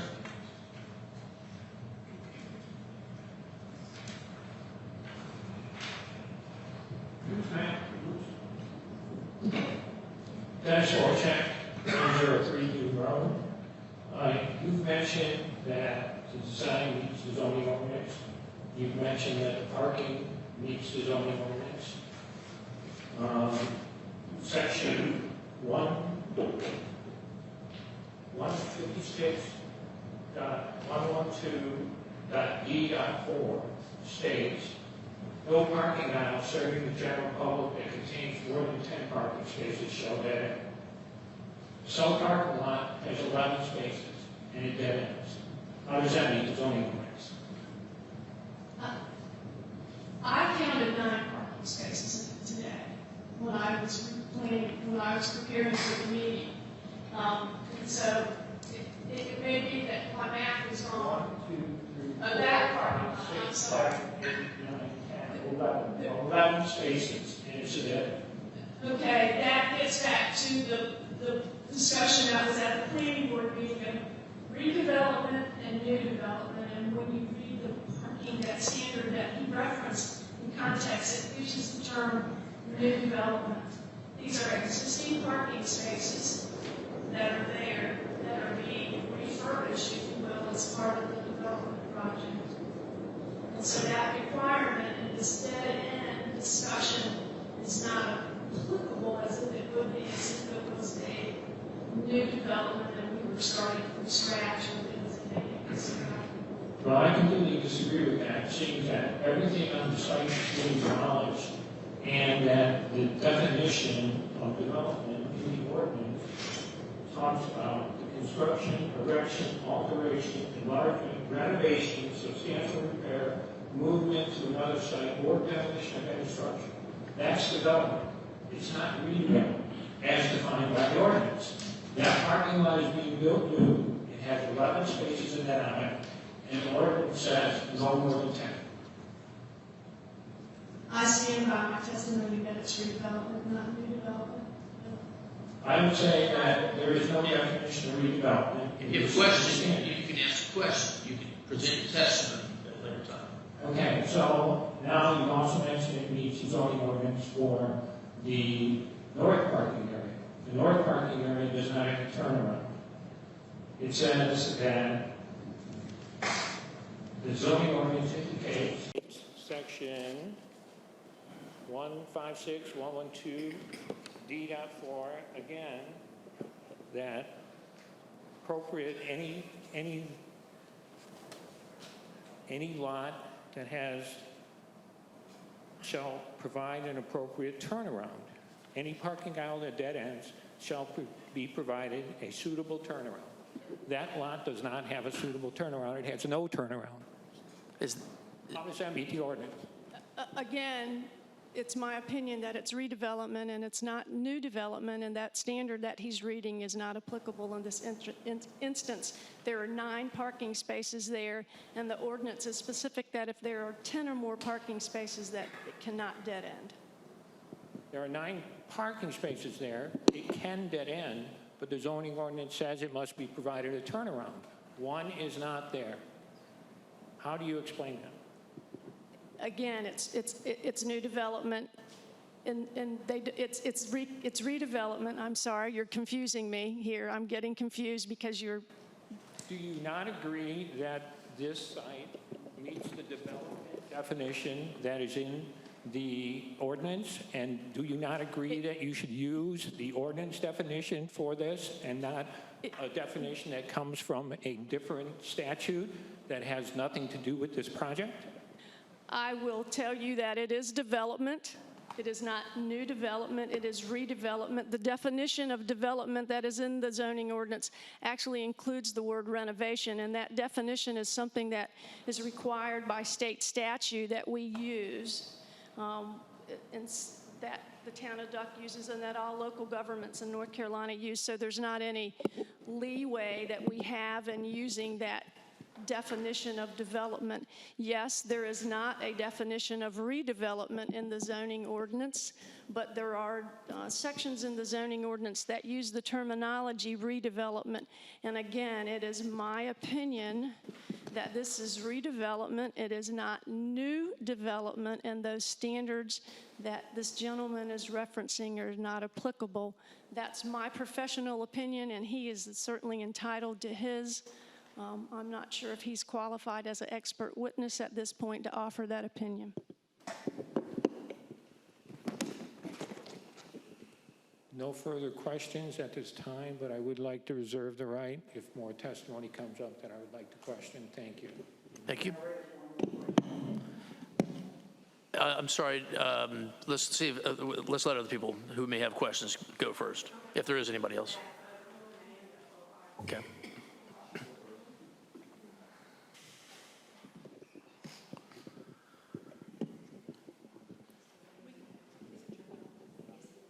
Hi, I'm Marianne Beard. I live at 114 Dune Road in Duckridge Shores. I've had the house for 36 years, so I've seen a lot going on there. My question has to do with the turn lane you're talking about. Now, the 2 lanes that are there are not very wide. Right. And when they put in turn lanes otherwise in Duck, they had to cut into properties. So do you think that if they have to cut in to the Resort Realty property, that you're going to lose some parking places there? Ma'am, I'm not qualified. Yeah, I'm not a traffic engineer. I'm not qualified to answer that. That would be something that DOT would have to be the authority on that because NC-12 is a state-maintained road. I mean, the 2 lanes that are there now are just not very wide. Right. We're not in July or August now, and it was already very heavy to try to get through there today at Right. 1:30 in the afternoon. Right. So I thought if they have to cut into Resort Realty's property for the turn lane, you may lose parking places. I live at 117 Dune Road, and I don't want to be conflicting, but I do need to hold people accountable, so I'm going to read what it states in the North Carolina Code, and what you said earlier, Ms. Creef, is that Is this general? Is this the foundation for a question? Yes. Okay. She said applying general standards and understanding, since there's not a definition of redevelopment in the Duck Code, then I'm going to ask, are you aware of the code for North Carolina General Statutes 160A, Cities and Towns Articles, Urban Redevelopment Law? Yes, sir. I've read that prior to the planning board meeting. Are you reading it in the way that I see it in terms of this one paragraph, 2A itself, talks about blighted parcels? No, sir. That is specific for redevelopment authorities that are, I'm using redevelopment in the general and the generally accepted planning practice that redevelopment of a site is that development that occurs on a property that has been previously developed and is not vacant. Okay, I understand. I was not at the planning board meeting, but I've looked at that video probably 6 times trying to get information out of it. And do you not understand that there's a commission, of a redevelopment commission, a public body that is asked to be set up as part of a process when you have a redevelopment project? I do understand that. Has that commission been set up? Not to my knowledge. Okay. What I'm doing is I'm reading what it states here and the definitions that it gives, and it's fairly and maybe this is held for public comment time, but my real question is just how these things all clearly stated here go back to needing a commission, and through this whole statement, this whole law, it talks about blighted and abandoned properties as a basis for that redevelopment definition. So I don't have any more questions, but I just wanted to see if you had read through that, and I think it applies. Thank you. Thank you, sir. All right. Yes, sir. If there's no one else with any other questions, you can ask one more. Yes, sir. You mentioned that it was a redevelopment if the property is not vacant. If you clear everything off that piece of property, does it become vacant, and then should it be considered a new development? It's my understanding from the proposal that the parking lots will remain after they demolish the building, so there will still be improvements on the site. Would you point out where the parking lot is going to remain? They're reconfiguring the parking lot, and they're using the existing parking for the basis of what's there. They're reconfiguring the parking lot by tearing up all the concrete and pouring it in, correct? Is that correct? Can we just agree that he disagrees with my definition of redevelopment and the way that they're applying this? Mr. Leedy, is that appropriate? It's a fair statement. I think that seems to be your position. Thank you. All right. At this time, does the staff have any further evidence to present regarding its analysis of the application? I would have Mr. Robinson come up here and just give some comments just about some of the discussion that I was unable to answer in terms of the parking lot, and maybe hit on the stormwater. I guess I'm really just here to ask it, or to answer any specific questions you have regarding the north parking lot. I'm sorry, if you could, for the record, state your full name. My name is Mike Robinson. I'm a licensed civil engineer and a licensed land surveyor. I started work on the Outer Banks in 1984, 2 days after I graduated from University of Maryland. Thank you, Mr. Robinson. Been here ever since. Lived in Duck for 10 years. Regarding the north parking lot, there's some questions about dead end. The drive aisle on that roadway is 20 foot wide. The spaces are 18 foot wide. There is a curb stop at the edge of the driveway.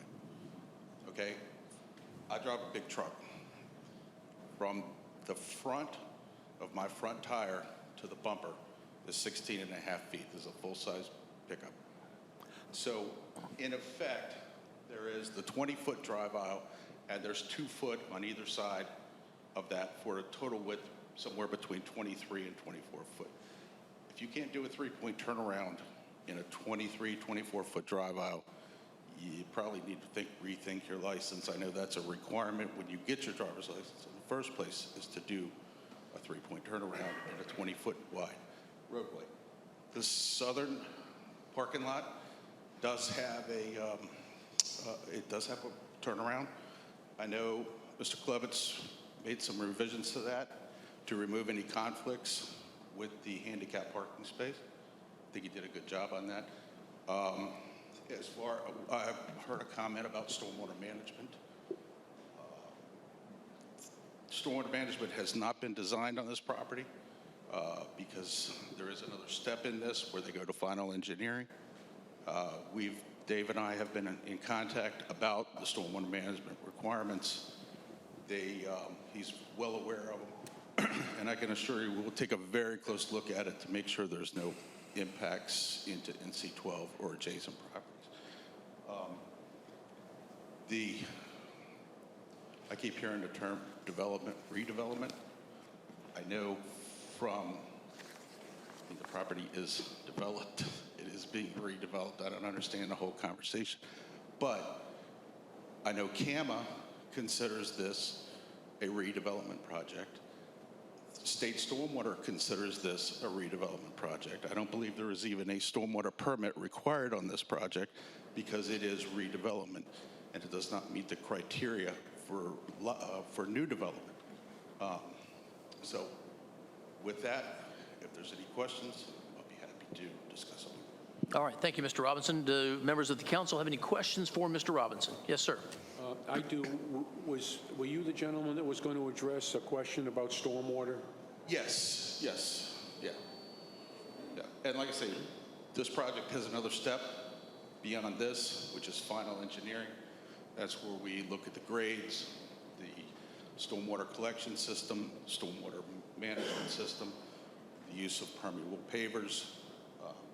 We also need to take into account the super elevation of the new roadway that's going in, that is shedding towards this site. It's going to be a pretty big hurdle to get stormwater management, and it's something we're going to have to take a very close look at, but I feel like we can get there. So. Any other council member have a question for Mr. Robinson? Mr. Gray, do you have any questions for Mr. Robinson? Yes, I do. Yes, sir.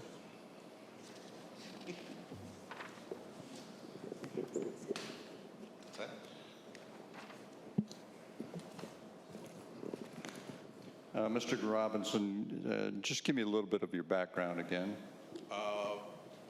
Graduated with a degree in mechanical engineering from the University of Maryland in 1984. 2 days later, moved to the Outer Banks. First job was with Triangle Engineering in 1984. I've worked in the business ever since, engineering and surveying. I'm a licensed civil engineer. I was licensed civil engineering in 93 and licensed in land surveying in 88. I've done numerous projects.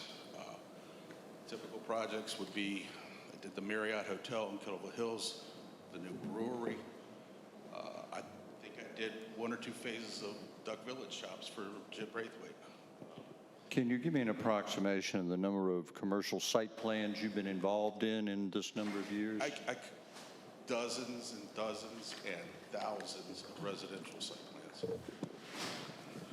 I would tender Mr. Robinson also as an expert in design of commercial site plans.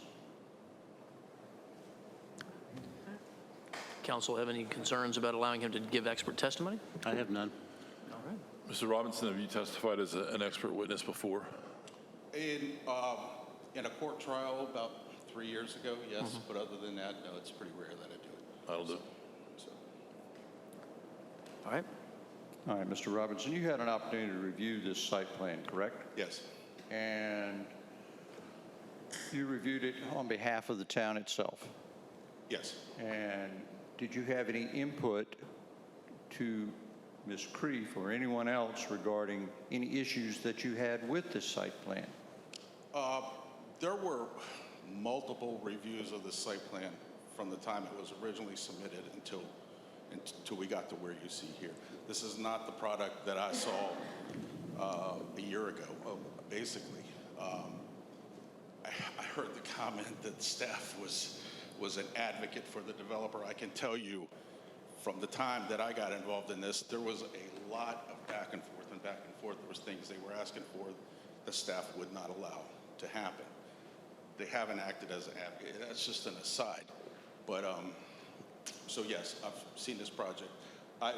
Donna came in kind of late into the process. By the time she came in, maybe we were like one version back on this, but it's kind of where we're at now. Right. With those multiple revisions that you just testified to, what I'm gathering then is that suggestions were made, changes were made by the applicant based on the suggestions made by staff, including yourself. That's correct. Right. And the plan that is now before you encompasses many, and I won't necessarily all, of the suggestions as made by staff. That's correct. In your professional opinion, is that site plan compliant with other site plans that you have developed? It is. All right, let's talk a little bit about the parking areas, because that seems to be things. The southern parking area, a revision has been recently made to that, correct? That's correct. And what is that revision? One of the earlier versions utilized a handicap parking aisle, access aisle, which by definition means unoccupied by a vehicle, as a portion of the turn aisle. There was some comments about, can we do that? Can we do that? I think in further research, although I don't believe they ever said, no, you absolutely can't. We just said, okay, it's not a great idea. Dave went back in and did some revisions, pulled that out, so that there's no connection between the handicap parking space and the turn aisle at the end of the southern parking lot. And how long have you been the engineer of choice, let's say, for the town of Duck? I think 6 or maybe 8 years. It's been a while. Longer than that, it's been a while. All right. During that period of time, have you been involved in other development projects or reviewed other development projects for commercial site plans which have a parking area comparable to the north parking area? Oh, yeah, for sure. And they've been approved? Yes. That's all I have. Thank you, Mr. Gray. Yes, sir. I have a question for Mr. Robertson about stormwater, which we just had, I guess, outside. I notice on the plan that there is planned to be concrete poured in all of this parking lot except these 4 spaces, and concrete down the center of the north parking lot. I had a conversation with the developers at once, and I was told that they didn't want to put pervious spaces like is in some of the spaces because of cost. I want to ask you this question. Will that concrete contribute any stormwater that might run into the sound? Now, we're raising the road behind it, so there's no chance it could go east. It may have to go west. And is there any chance that any of that stormwater that accumulates on those concrete surfaces will run into the property of Duckwood Shores Civic League? That's one question. And the second question, if there is a chance that that's true, would it improve the situation if the developers had planned to put pervious spaces like the parking lot here around this building and around the parking lot and Nags Head hammocks and other places here? Wouldn't it be an improvement in the stormwater situation to change the material on that, those two lots, other than the possibility of cost savings for the developer? Okay, that's a great question. The permeable pavers that are shown on the site plan right now, that is a preliminary layout according to my discussion with Mr. Klubitz. It's not a commitment to put down X number of square feet of permeable pavers. The calculations, the runoff calculations will determine how many square feet of permeable pavers need to go onto the site to manage the town design storm, which I think is like 2.4 inches. So no, not fully. I mean, once they go through the stormwater calculations, we go through, once we know exactly what we're dealing with, they go to final engineering. That's going to include runoff calculations, grading plans. At that point, we look at the stormwater. Pavers are a great way to manage stormwater in a parking aisle, what they have out here. So I wouldn't get too hung up on the amount of pavers they're showing there, because that's subject to change, I'm sure. I believe that is the minimum that is required by town ordinance. Is that correct, Sandy? I don't even know. Better consideration of the permeability of the parking lots for stormwater. No, it would not. The standard doesn't change for redevelopment as opposed to new development. We still have a stormwater standard where we can't impact adjacent properties, where we can't obviously impact NC12. The stormwater has to be managed on site either through shallow infiltration basins or managed in the parking lot through permeable pavers with the gravel base, and then of course the underlying interstitial storage within the soils. Is it appropriate for the council to have consider this project plan without the stormwater part being refined and determined? That's a question for council. In my opinion, yes, it is, because this is a zoning document. This is where we're getting the zoning, the concept, everything approved. We will go to final engineering. I will review it. Sandy will review it, and we'll make sure everything is spot on. Did you have a question, sir? Yes, sir.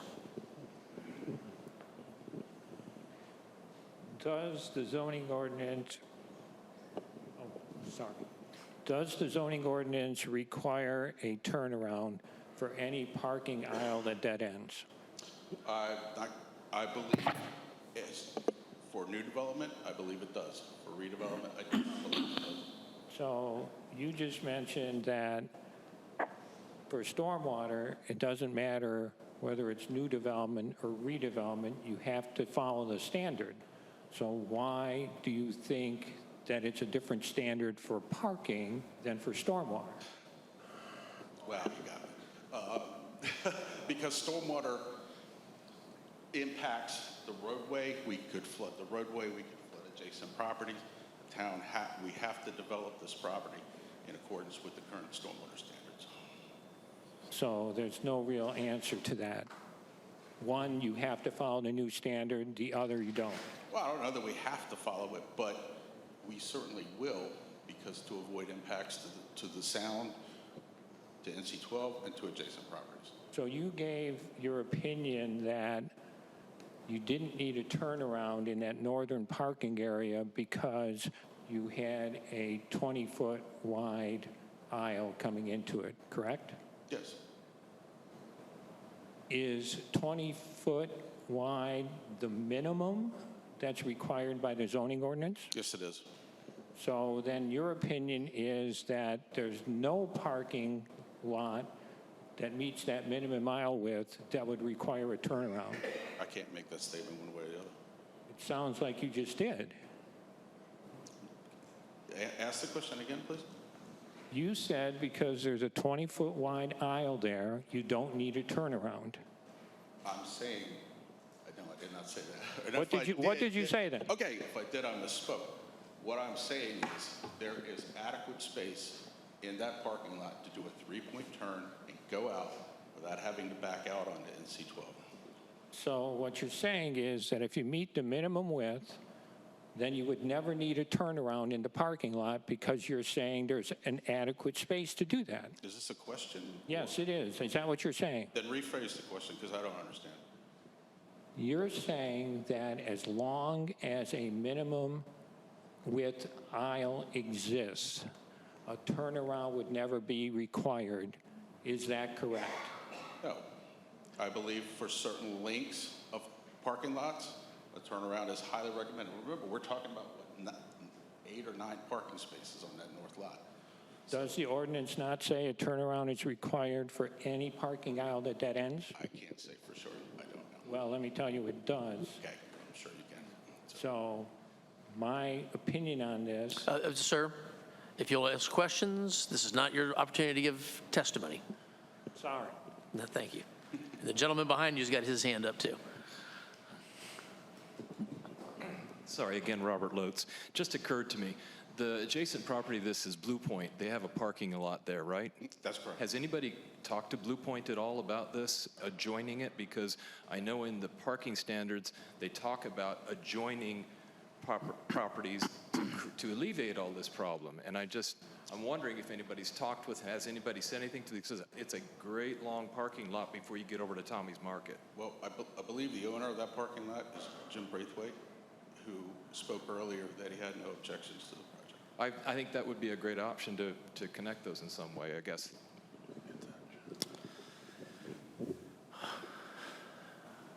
Yeah. Ben Vorngen, 104 West Seahawk. I don't know if this will eliminate a lot of the questions. My question to you is, why did they eliminate the drive-through? They needed the green space for wastewater treatment and disposal. Ben, Wait, could you we need the repeat green that space question, for Ben? what? We can't hear you. Ben, we need your question again, But you please. wouldn't hear me. Yeah. Okay. Can you hear me? Yes. Okay, sorry.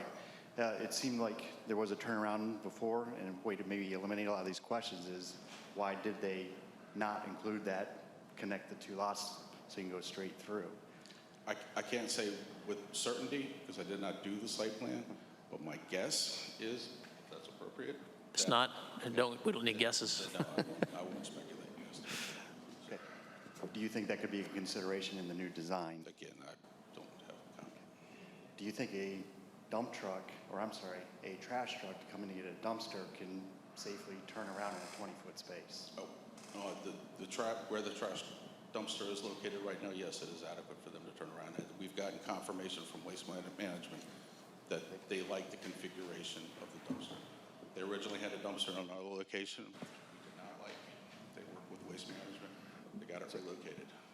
So a dump truck, I'm sorry, you're not saying dump truck, trash truck, they don't have any specific time that, hey, we want to come through at 2 a.m. to come and empty this out and the parking is okay? Well, they're During going to come business? through. They're not, particularly in the summer, they're not going to come through during the day. They're going to come in the middle of the night, So,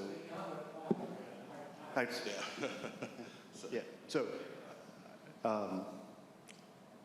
again, what I'm hearing is concerns are being able to turn around and so on and so forth. And I have an 18-foot truck and 20-foot. I'll be doing that Austin Power move to get the I 3.0. agree. I have struggled to turn around sometimes, but I do. Same, yeah. Like, I struggle to turn around right here, but I make it work. Sure, same. Then one of my final questions here at this moment is, has anybody taken a step to see where the actual water level is? If you do stormwater, if you dig down 2 feet, will you hit water? Because this property is right up against the sound. Yeah, well, it's funny because you would think that the closer to the sound you are, the higher the water table would be higher and higher, but it's actually just the opposite because the sound forms a barrier condition for groundwater. So the groundwater is going to seep the same level as the sound. The sound level here at Duck is about 1.5 feet. So this wastewater system was evaluated by the health department. It's a no-fill wastewater system. So there is at least 4 foot to the seasonal high water table. So with that, we have a lot of what we call interstitial storage That's storage within the soil voids, either below a stormwater management basin or below a permeable paving parking lot.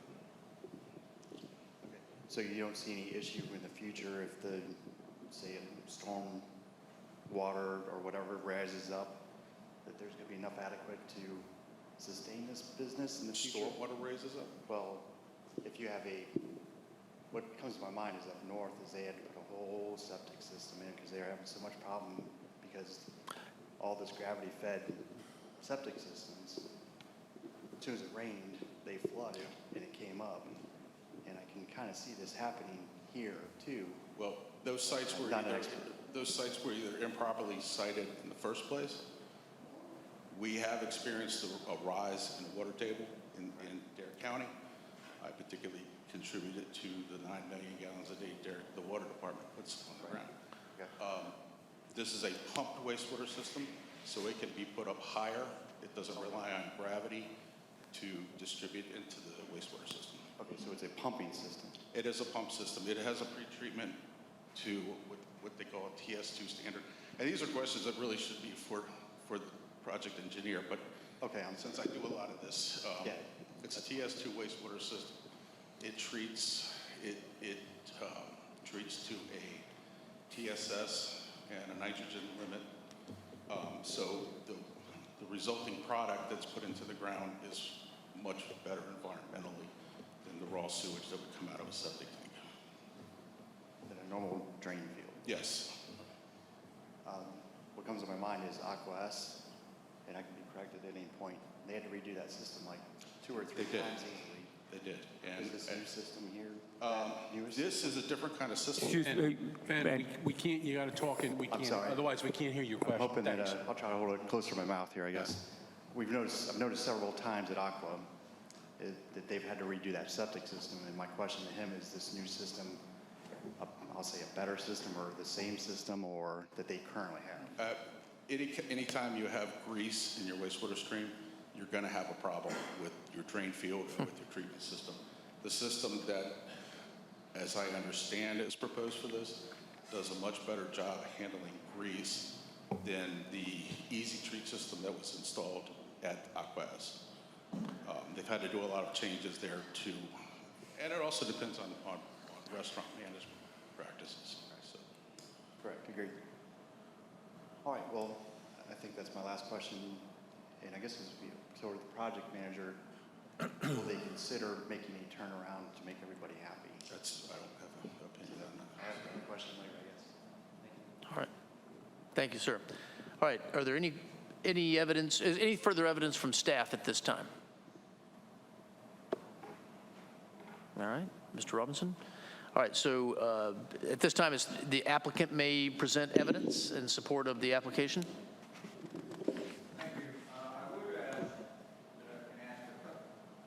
If you'll, please take the microphone. May I ask a few questions? Standing. Yes, sir. We'll put you on the hot spot for a couple of seconds. Thank you. I've been looking forward to this all day. How long have you been here in the planning department of the town of Duck? I believe it'll be 20 years in August. You're a short timer. A very, very short time. A couple of quick questions. One, when this project was originally talked with staff about, my understanding Mr. Hurd was here. Is that correct? Correct. And just to confirm, he was actively involved in making suggestions to the applicant and their engineers and designers of potential changes. Yes, we both were. And you were as well? Yes. All right. And at the time that Mr. Hurd was no longer able to be here, had he developed, to the best of your knowledge, any opinion regarding this project? Other than the facts as to whether it met the ordinance? Yes. Not that I'm aware of. I mean, we talked about how it meets the ordinance and what they needed to change in order to make it meet the ordinance. comments. And did they, in fact, make those changes? Yes, when their first submission came in, we had a technical review committee with myself, Joe, Mike Robinson was there, Trey Bachelet, Deputy Chief Bachelet was there, I believe Chief Ackerman was there as well. We had members from the Water Department, and Health Department did not join us, but they did send comments. Right. And from that meeting, they came back with revised plans for the planning board. And the plan that ultimately was submitted and that is here, there's some tweaks to it from what was originally submitted to the planning board. Correct. But otherwise, that is a plan that incorporates those suggestions as made by staff, both you and Mr. Hurd, to the applicant. Yes, sir. All right.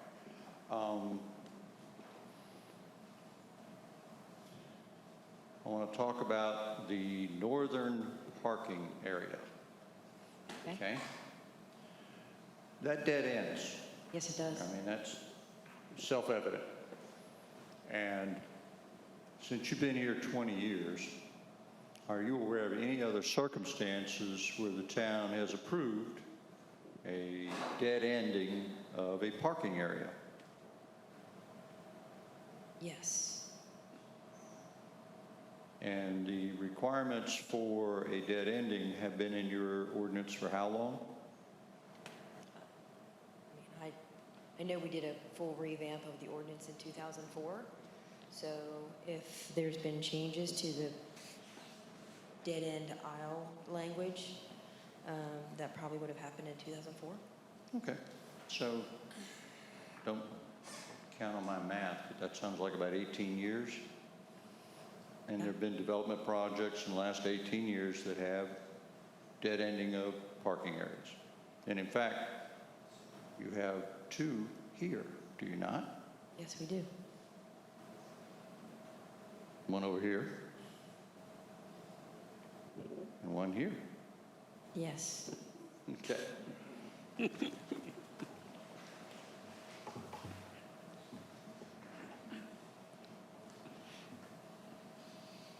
Thank you. Okay, thank you. I'm sorry, before you step down, Ms. Cross, do you have any questions for Ms. Creef that you wish to ask? I assume not. Does the council have any questions for Ms. Cross? Yeah, could one of you clarify what our ordinance says about dead ending again? I actually have the ordinance right here, if I can read it to you. I'd appreciate that. It says, no parking aisle serving the general public that contains more than 10 parking spaces shall dead end. But then goes on to say, any parking aisle that dead ends shall be provided a suitable turnaround. Number 5 in that same section says, for dead end drive aisles containing less than 6 spaces, the width of the drive aisle may be reduced to no less than 18 feet. So nowhere does it say that it's prohibited in its entirety. So as an example, has he just brought up the town? Correct. Back around and turn around in the other drive aisle, right? So that would be considered a turnaround, right? I guess you could consider our other driveway. You don't have to back into the street. You can back into the other In the turnout, case of the right? town, you don't have to back into the street, correct? I was just trying to clarify, that's all. Any other questions? Well, I'm just trying to understand your point. I'm sorry. The width of the 18 feet, which I'm assuming we have at least right here, just thinking in practical terms of this particular driveway, basically, you could do a turnaround. You can do a 3-point turn in a, I mean, I think the more important one is the number 4, where it says no parking aisle serving the general public that contains more than 10 parking spaces shall dead end. So more than 10 spaces is the trigger point where you have to have a turnaround. Okay. Any parking aisle that dead ends shall, and this is the same number 4, any parking aisle that dead ends shall be provided a suitable turnaround.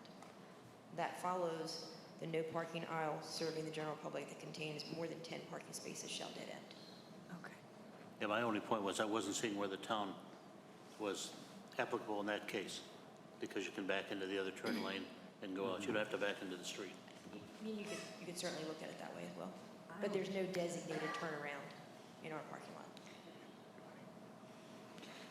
I have a question, Sandy. Is the 20-foot wide lane considered the equivalent of a turnaround? If you listen to Mike Robinson's testimony, that would say yes. Okay. Yes, you may. You may ask. If you're going to ask questions, yes. Can the trash truck, which actually Mr. Gray just wrote me and said it's typically 23 feet, requires a 23-foot radius to turn around in that north parking lot? Trash trucks, nowhere in the commercial district, turn around in a parking lot. If you think that occurs.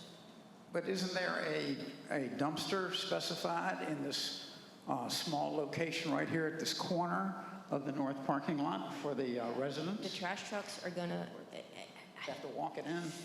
You know. Okay, so that dumpster. There are instances within town where we have enough. It actually takes about 36 feet for a trash truck to turn around. In these instances, there's not going to be vehicles here in the morning, except perhaps on the north lot, in which case they would have to back out. Is not this the section that they, in the document, pointed out might be reserved for the 6 bedrooms in the 2 apartments that have been built for those people to park? There are 9 spaces there, I believe, if I counted right, maybe more. But that would be 6 cars in that parking lot overnight, even at 5 a.m. in the morning. So how would that work? They will do what they do in other parking lots in Duck, which is back out at 6 in the morning. And Sandy, may I ask this is probably an opinion question of do you believe that this arrangement will cause any difficulties from people from my neighborhood on Duck Ridge Shores using Dune Road to get onto Route 12? Do you believe any congestion or blockages would occur because of cars, trucks leaving this property, perhaps in a backward direction, would cause any difficulties from my neighborhood? And I'm not to speak with opinion, correct? Have you been qualified as an expert? I can't remember. I've not. I don't know that you should give an opinion testimony until you've been tendered as an expert. I must add, I believe that there will be a problem. Thank you. Yes, Mr. Wojcik.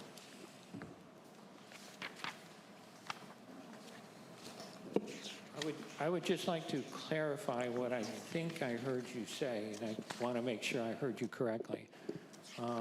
Number 4 says, no parking aisle serving the general public that contains more than 10 parking spaces shall dead end, period. I thought I heard you say that's what triggers a turnaround. I read that statement as an absolute, that no parking aisle serving the general public that contains more than 10 parking spaces shall dead end, period. I believe that's an absolute. Do you disagree with that? I would say that it is an absolute, but then goes on to say any parking aisle that dead ends shall be provided a suitable turnaround. And I believe that that statement, and I will ask if you agree with me or not, would be for parking aisles that have less than 10 parking spaces in the aisle. I do not agree with that. That is not how I read this ordinance. Okay, so we disagree. I have one further question. We've been talking about redevelopment, and there's been disputes over what redevelopment is and what it isn't. And it seems to me, my understanding of some of the presentation is that you take the zoning ordinance and kind of throw it away if you call it redevelopment. Where in the ordinance does it give the right for redevelopments to violate the zoning ordinance? I have not seen it. Where does it give you that right? I don't see how this violates the zoning ordinance when our ordinance allows for parking reductions at a certain amount and setback reductions at a certain amount. In the village commercial development option, there are allowances. I'm not questioning those. I agree 100%. Your zoning ordinance allows that. I'm talking about all the parking issues that are in your zoning your zoning ordinance that this plan violates. Where does it say in the zoning ordinance, if we call something redevelopment, we don't have to meet those ordinances? Where does it say that? Again, I will speak to the village commercial development option allows for exceptions and reductions to parking as well as setbacks. This project meets those setback and parking reductions that have been requested. My question isn't about those. May I finish? I'm sorry. The village commercial development option was recently modified about a year and a half ago. Before that, there were no limitations. These applicants could have come in and asked for a reduction of 7 parking places, and it could have been considered. In fact, we've had other developments where, if we look at the staff report, where there's been more than 20%. There's been more than 5 parking spaces reduced. Looking at the strict letter of the ordinance, they meet that standard. I have not questioned that, and I am not going to question that because I understand that the ordinance allows it. That's not what I'm questioning. I'm questioning the other issues in regard to parking, the aisle lengths, the turnarounds, the connection of parking lots. They're all listed in the ordinance as shall. You shall do this. Where does it say in the ordinance that if it's redevelopment, you don't have to do it? I can repeat section 156.112 regarding the parking aisle requirements, again, if that is the desire of the council. All right, thank you. Mr. Gray, you have any further evidence? Oh, yes. All right. Then call your next witness.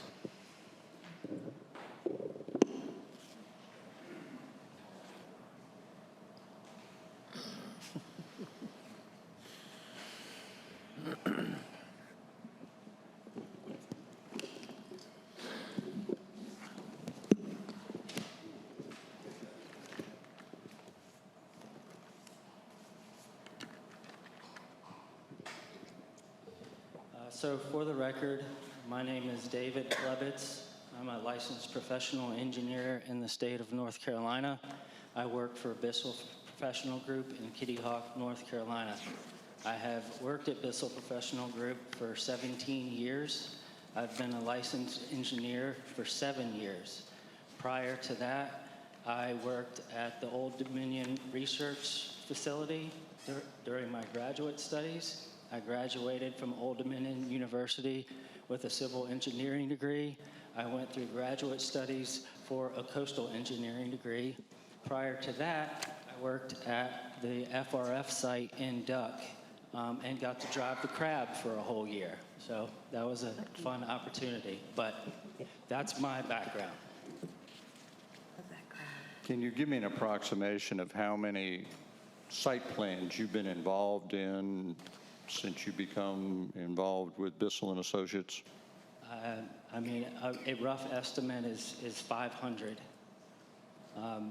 You know, I've had the opportunity to work through a gamut of different types of projects, many residential subdivisions, quite a few commercial developments, done environmental impact, living shoreline projects, dike projects for the federal government, utility projects for the federal government, for local and town municipalities. The list goes on. I would tender him as an expert in project design of commercial site developments. I will add to that for the record. I did the site plan for the Village Table and Tavern. I did the site plan for the 3 new building additions at the Duck Waterfront Shops. I did the site plan for the outdoor entertainment facility at the Blue Point. I also did the site planning for the Tap Shack just across the street from there. All of those went through the special use, or at the time, the conditional use permit process with this board. Again, I would tender him as an expert. Have you testified as an expert witness in other proceedings before? I have. Okay. Counsel, have any objection No or any objection. concerns? Thank you. You've already heard Ms. Kreef speak and Mr. Robinson about the project. For purposes, could you give just a brief overview of a couple of the major points about this particular project? Sure. So, you know, it's a touchy word, but this is a redevelopment project. There is one single 6,000 square foot building that is currently vacant on the property that has 2 curb cuts providing access to 2 separate driveways. That's what exists on the site right now. I believe that was built in 1985. The proposal is to remove that 6,000 square foot building and build 3 new buildings that in total 8,610 square feet of heated floor space.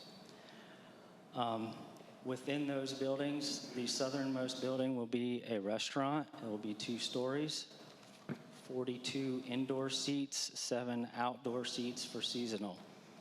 The middle building, the ground floor or the first floor, will be 1,250 square feet of retail space with a 3-bedroom dwelling unit above. The northernmost building now has 1,200 square feet of retail space on the first floor and another 3-bedroom dwelling unit above. The new parking lots that are being built will utilize the same exact curb cut locations. We will be improving the aprons as they connect to the driveway. We're providing much greater radii there to allow vehicles to pull in and pull out a lot easier than it is currently. In addition to the ingress-egress connections, you know, it was briefly discussed by Mr. Robinson that portions of the parking lot will be constructed with permeable pavement. What this current plan shows, which is a conceptual development plan. This is not intended to be a final grading, final engineering plan. This is a conceptual development plan to get this SUP. What we're showing currently is the minimum required by the ordinance. When we get into the final design of this site, should it move forward, then we will get into the full-blown grading calculation, stormwater calculations, the gradings design, and at that point, if we find that we're not able to provide sufficient stormwater through infiltration areas or whatnot, then we will certainly begin to increase permeable pavement as needed to manage stormwater on our site per the town's ordinance. In addition to that, I have reviewed the plans prepared by VHB for the widening of Duck Road. I understand what they are planning to do. I understand that there are concerns about flooding, and I plan to, as Mr. Robinson stated, I plan to make sure that we do everything that we can to meet the town's ordinance, but also make sure that we're not going to increase flooding on Duck Road or any of the adjoining properties.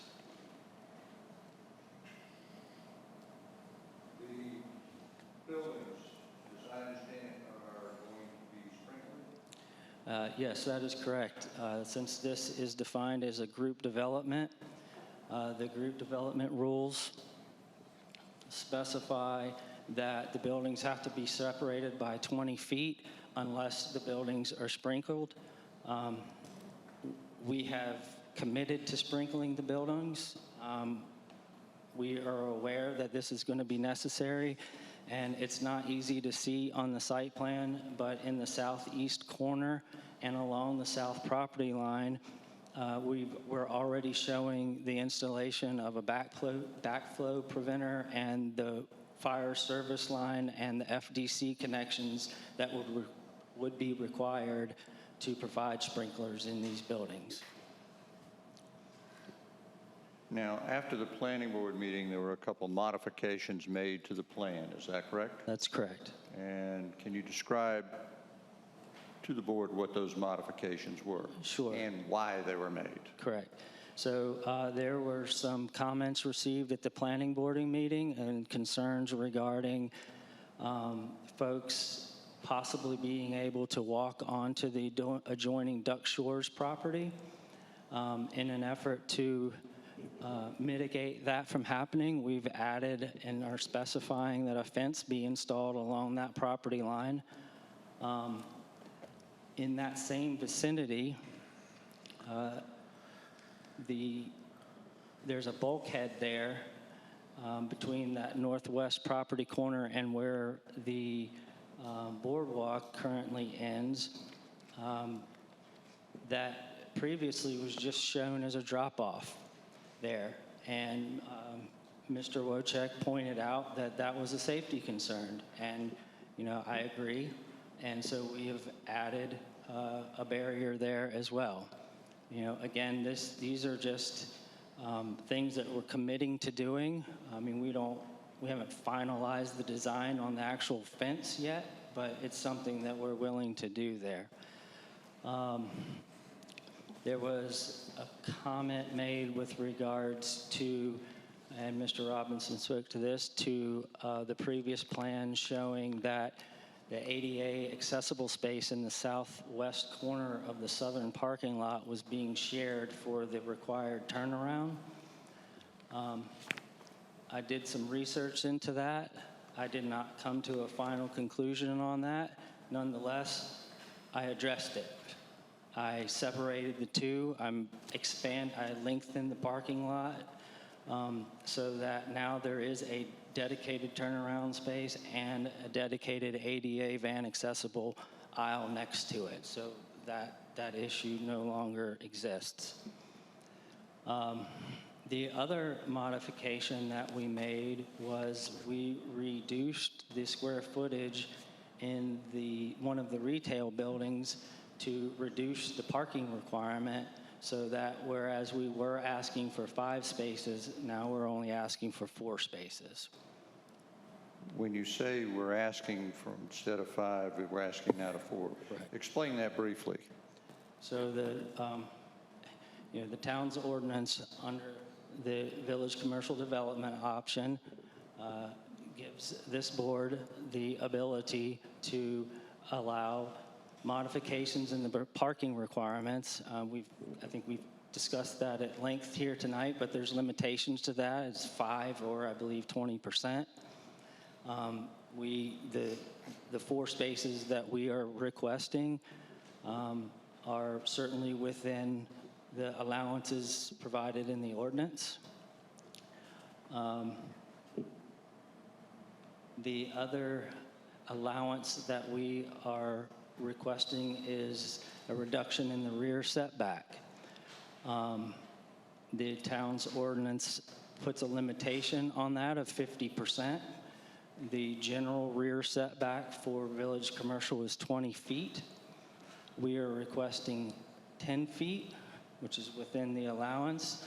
The reason why we are asking for 10 feet is because this is a sound front development. It's core to the project as a whole, and we are proposing a boardwalk along the development, along the sound front, just like at the waterfront shops and many other places on the town's boardwalk system, and we want the buildings to be accessed by that boardwalk. We do not feel that there's any negative impact to anybody on that. The rear setback, or excuse me, the rear property line in this case is the sound shoreline. So we're asking for a reduction to the sound shoreline, which is also the rear property line in this case. North Carolina's Coastal Area Management Act has reviewed this and has confirmed that they have no issues with the proposal with regards to its setbacks to the sound. And as Mr. Robinson also stated, since this site is already developed and it is being redeveloped, the state's Department of Environmental Quality stormwater regulations will allow what's being shown here without having to get a state stormwater permit because it's redevelopment from their eyes.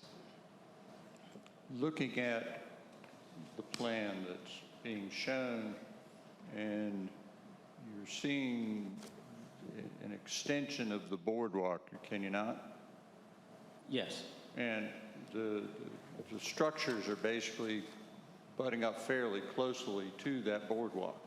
Correct. And so my point being, you didn't want a big gap between where the boardwalk is and where the structure is. That's correct. We want people to be able to directly access the units from the boardwalk, just like at the boardwalk, at the waterfront shops. Now, with the boardwalk and the town of Duck, what I'll call bicycle-friendly locations, will you be having bicycle racks or other things of that nature to encourage people to come to the location by bicycle or walking? Yes, each parking lot has a proposed bicycle rack immediately adjacent to the entrances to access the buildings.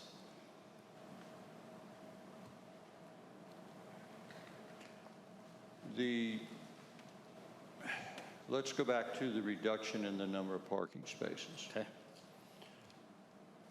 Why is it that we're asking for a reduction? Well, frankly, we have utilized every square foot of this site, and this design is consistent with the Village Commercial District. It's consistent with the Cameron Land Use Plan. It's consistent with the vision of Duck.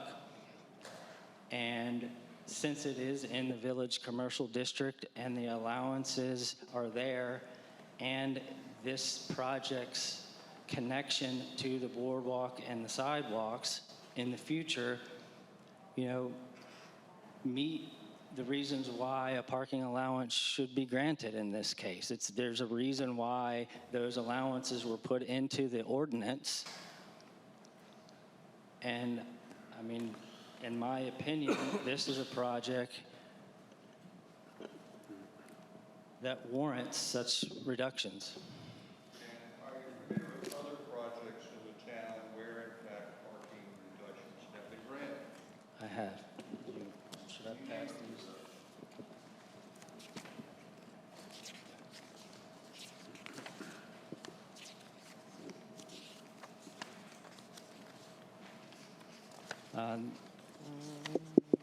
Is it working? Okay. So this is what I have here is basically the same schedule or table that was included in your agenda packet. On it, there are 7 existing developments within the Village Commercial District that have been granted in the past parking reductions, presumably because of their connectivity to the boardwalk and the pedestrian access ways and being in the Village Commercial District.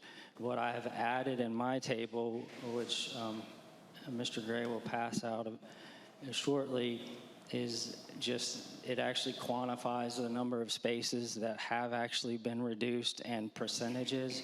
I'll just run down them real quick. Loblolly Pines had a reduction of, sure. I want to add to the evidence being submitted a packet of materials that are showing the information that he is testifying concerning.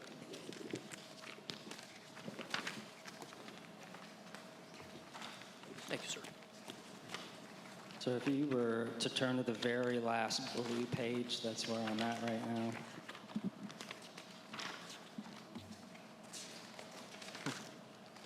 As I indicated, this schedule that you have here is the same schedule that was in your agenda packet that staff spoke of. I've added the last 2 columns, which actually qualify the number of spaces each one was provided, and also lists the reduction in terms of a percentage.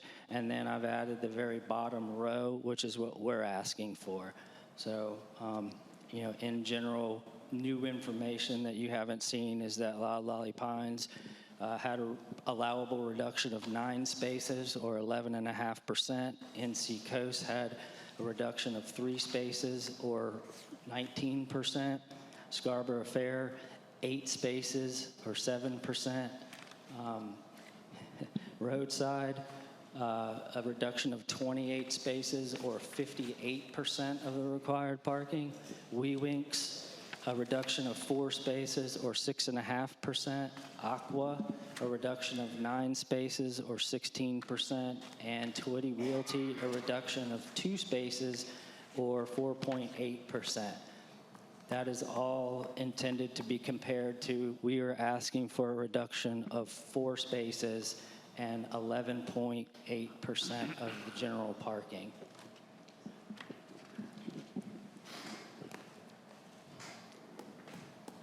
Let me ask you to turn to the blue page that is entitled Parking Lot Circulation. I believe is the second blue page in your packet.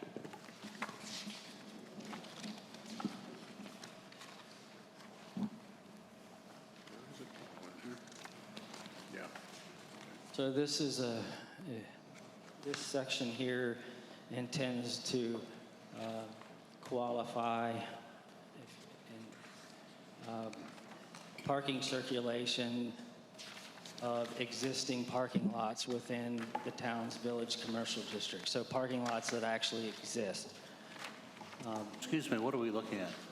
So if the second blue page. Oh, okay, second. Here it is. And it says parking lot circulation at the top. And then below it lists the following exhibits. So the first page you will see where this is an excerpt from an actual as-built survey that was done in 2016 of the new parking area that was added to the Duck Waterfront shops. Highlighted in yellow there illustrates that there were 17 parking spaces, and the orange was a dedicated turnaround at the end. The next page is an as-built survey of the Village Table and Tavern site. Once you make your way all the way around, you will see highlighted in yellow that there's 14 parking spaces that have a dead end, but in orange, there's a turnaround space. All right. Go ahead.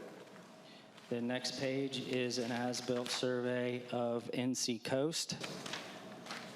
From 2019, highlighted in yellow are 13 parking spaces, and again, in orange is an area for turning around. The next is an aerial photo obtained from Dare County's GIS of Duck Village Outfitters. Highlighted in yellow is the parking lot with 7 spaces and no turnarounds. There's no turnaround space at the end. There's no turnaround space at the beginning. The last is the town hall building. Again, highlighted in yellow on the left are 8 spaces without a turnaround at the end, and 12 spaces in the front parking lot without a turnaround at the end. As Mr. Kingston stated, as to the town, when you come into the dead ending, you can back up and go to another part of a parking lot, correct? Correct. Does the ordinance address that in its language? It's debatable. I think that it does. Okay. And I can explain that if Well, explain it then. Sure. I need there's another set of notes that had some README tabs on it. Oh, here it is. Thank you. I stole his notes. So this has been read several times tonight. And I'll go ahead and read it again. This is straight from the ordinance in the commercial design standards section. So this is specifically for commercial development, which is the examples that we've provided here tonight. No parking aisle serving the general public that contains more than 10 parking spaces shall dead end. Stop there. Correct. All right. One of the examples that you presented was the example of the aerial image of DVO. Correct. I believe. Correct. That had 7 spaces. Correct. And it shows a dead end, but no turnaround. Correct. All right. Continue So I'm on. not saying that DVO is out of compliance. I'm just using it as an example. The first 3 exhibits that were in there, again, are not intended to show non-compliance. They were intended to show compliance in that those parking lots have more than 10 spaces and a dedicated turnaround has been provided in them. The final statement, any parking aisle that dead ends shall be provided a suitable turnaround. It doesn't say that it should be provided a dedicated standalone parking space. So when you ask me whether or not the town's parking lot is in compliance, as the mayor pointed out, someone can back in from one parking area to another, and one should or can consider that a suitable turnaround. But just like Mr. Robinson stated, in parking lots that have less than 10 spaces, where a dedicated turnaround is not required, a suitable turnaround is provided in the sense that a vehicle can turn around in 3 to 4 maneuvers. This is my understanding of the ordinance. It's my understanding of the ordinance since I've been doing projects in the town of Duck. And I think that the exhibits that I provided tonight support that interpretation because that's how I interpret it. That's how staff has interpreted it, and the town council has issued multiple conditional use permits based upon that same layout. Let me ask you to now turn to the first part of your brochure. Sure. So the very first blue page, and get there. Ingress, egress to Duck Road. It purports to be attached as the first document, an email from a David B. Otts. Kraus, could you hold your microphone a little Put it closer? to the microphone. Thank you. Couldn't hear you. We want to hear you. Everybody can hear me. They may not want to, but everybody can hear me. All right. This purports to be an email from David B. Otts to Sandy Cross and Mike Robinson, and I believe there was testimony earlier from them that they had received some information from DOT. Who is David B. Otts, if you know?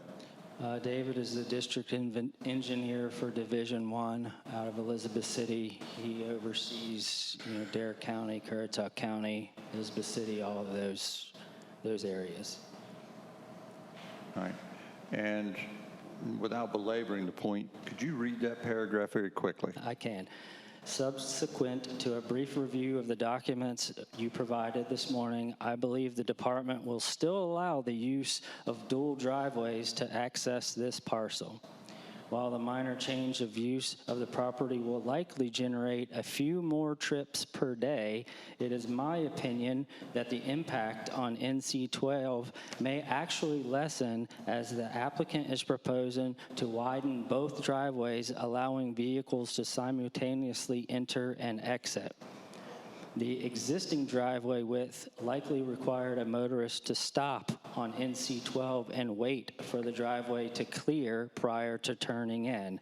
This decision is also based upon the 25-mile-per-hour speed limit and prior precedents along this corridor. Final sentence is, it should be noted that a more thorough review will be conducted once the necessary permit applications are received. The next 3 pages are, for the record, copies of the driveway permit application that we submitted to DOT back on April 15th, so that we could get a driveway permit officially. Unfortunately, although I have tried many times to get a hold of DOT, they are extremely busy. I was not able to secure the permit by this evening, but nonetheless, we did submit the application on April 15th for a driveway permit. Normally, this would be something that we would do at the next stage of final design, but given the concerns expressed by the community, we went ahead and submitted the application formally so that we could try to get that. The next page is just simply an email from the engineer at VHB responding to Sandy. Some of you guys might have seen this already. But, you know, this engineer is designing the improvements to Duck Road. We sent this plan for their review and comment. I want to clarify some conversation earlier this evening in regards to the center turn lane, and it's actually discussed in detail here. What Mr. DeWitt is talking about here is extending the center turn lane full width further north to the point of providing a full width turn lane at the southern driveway. Right now, the intersection of the southern driveway and Duck Road is part of the taper. It's not a full width turn lane at that point. The proposed plans currently prepared by VHB still show the taper occurring at that location. He does not include numbers in his email, but I have looked at this, and right now, the approximate width of the taper at the southern driveway intersection is about 8 feet. I believe that the proposed center turn lane width with the new improvements is either 10 or 11 feet in width. So what Mr. DeWitt is saying here is that he thinks that it's certainly possible and won't be too much of a problem to extend the full width turn lane of 10 to 11 feet up to that, all the way to that southern access point, where it's already 8 feet. So there, at no point was there discussions about extending the center turn lane all the way through to the north parking lot. That would likely require significant changes to the plans that have already been prepared.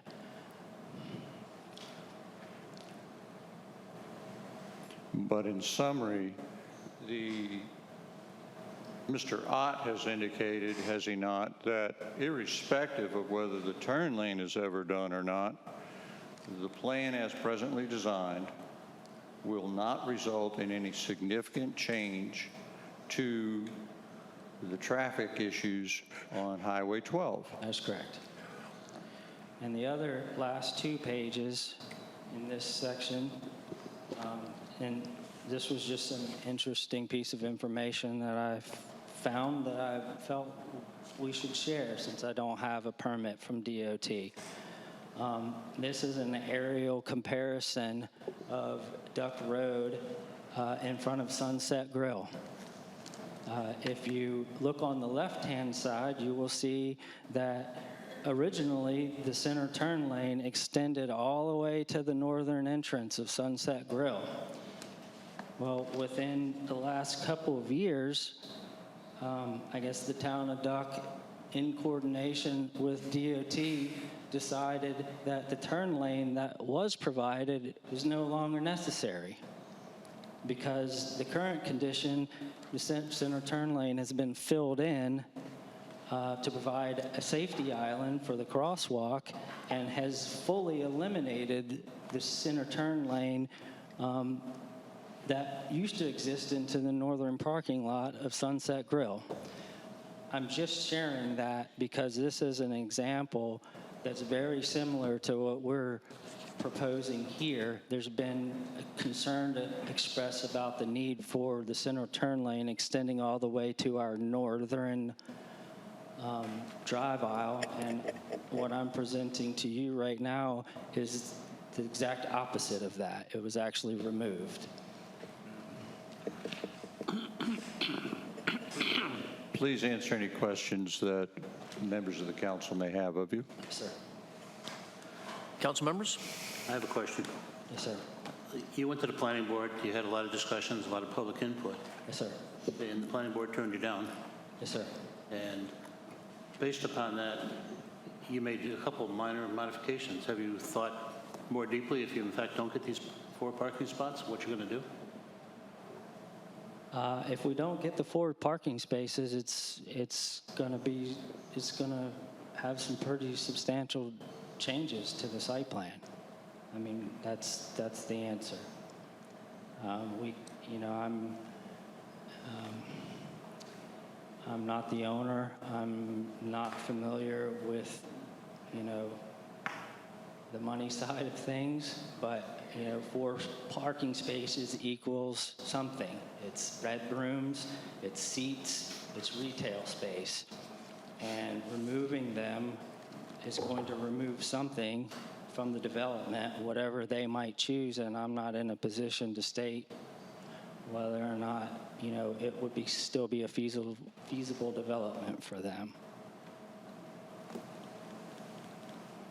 I have a question too. I would like to get a little bit more understanding generally. I haven't heard it too much, but I think you would be qualified about the connectivity of the site with the current pedestrian walkways and such. The southern end of the boardwalk, is that defined, or will pedestrians sort of just use that boardwalk in isolation and go back to the sidewalk in the front, or how have those plans been considered? So, I'm short. If you look right here, yeah, that is, and you can't read it, but it shows a future possible connection of the town's boardwalk system being extended from the Duck waterfront shops. I was not involved in the design or permitting of the town's boardwalk system, but I do understand that CAMA is going to want that boardwalk to extend out over the water and not cut across the wetlands on our property. That's something that they don't like to do. So that's why we're not showing a connection at the south end, because the boardwalk, the boardwalk at the Duck waterfront shops isn't there, and 2, it's my understanding that we'll have to go out over the boardwalk will have to go out over the water. So that's the southern connection. And then the northern connection is a proposed easement to allow the town to continue the boardwalk to the northwest corner and then along the north boundary and make a connection back to the sidewalk. part of the reason why we don't have any details of that is, one, we don't know what the town might like to do. I've heard discussions in the past that the town might be interested in putting a viewing tower in that corner or doing certain other things that are an amenity to the boardwalk system in that corner. And this developer has no problem with that and is, in fact, offering up an easement to allow that connection to be made. It's beneficial to them. And then so the easement was how wide, did you remember? I believe that it's 8 feet wide.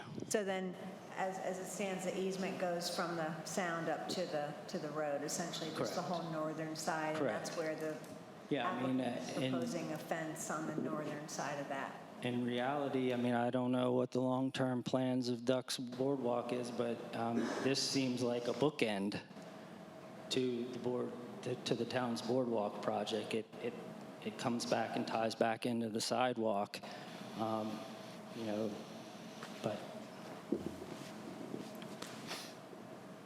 And this rear setback or the setback request of 10%, or rather 50%, 10 feet is only along the rear of the property. That is correct.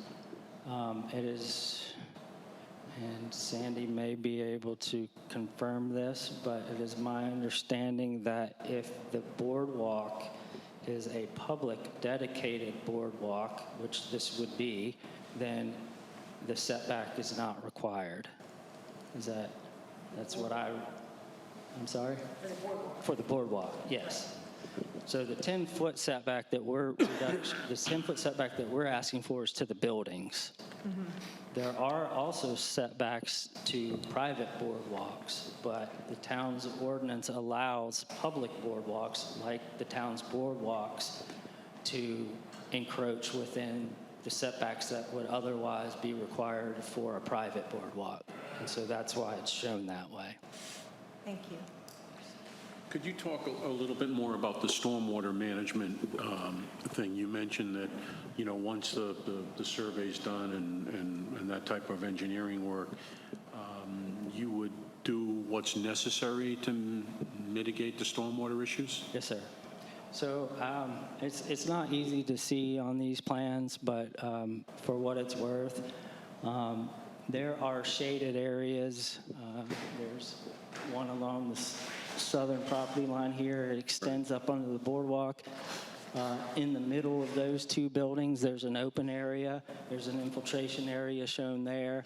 And then pocketed around the northern parking lot and even around the southern parking lot, there's little infiltration areas just to show that there's space available. Certainly the way this is going to be designed, because of the separation to the water table, which Mr. Robinson spoke to already, because of the sandy soils that we have, this is going to be an infiltration type system, much like a lot of the other ones in Duck. The reason why we can't get into any more definitive detail is there's a lot of work that goes into designing the stormwater system. And we have to do a final grading plan. We have to make sure that everything drains right, that we're capturing it. And that is beyond the scope of a conceptual development plan because, we don't want to spend 100 hours doing a grading plan on a layout that could very easily change at this point or be denied completely. So all I can say is that we have space available under the boardwalks around the perimeter. We will be incorporating pervious pavement. We will be considering what's going on with Duck Road. I will be doing a full design and calculations of all of that stuff should this plan get approved. All of that stuff will be done in accordance with the town's standards. And the town's engineer and town staff will review all of that stuff at the final site plan stage. a good example is the wastewater system there. That wastewater system layout is a realistic layout that's been reviewed by the health department. But to turn that wastewater system into an actual reality, into a constructible set of plans, is a significant amount of time that has to happen. So just like stormwater, if we move forward, we got a lot of work to do to actually make it happen. Same with the septic system. Thank you. You're welcome.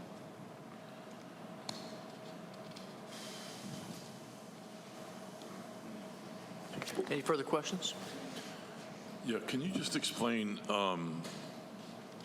why it is that you can't have a turnaround between the two parking lots?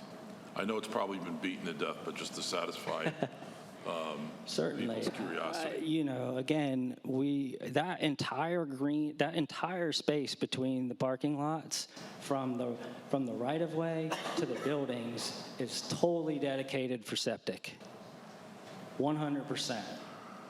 All of it is being set aside for a septic system that will support this development.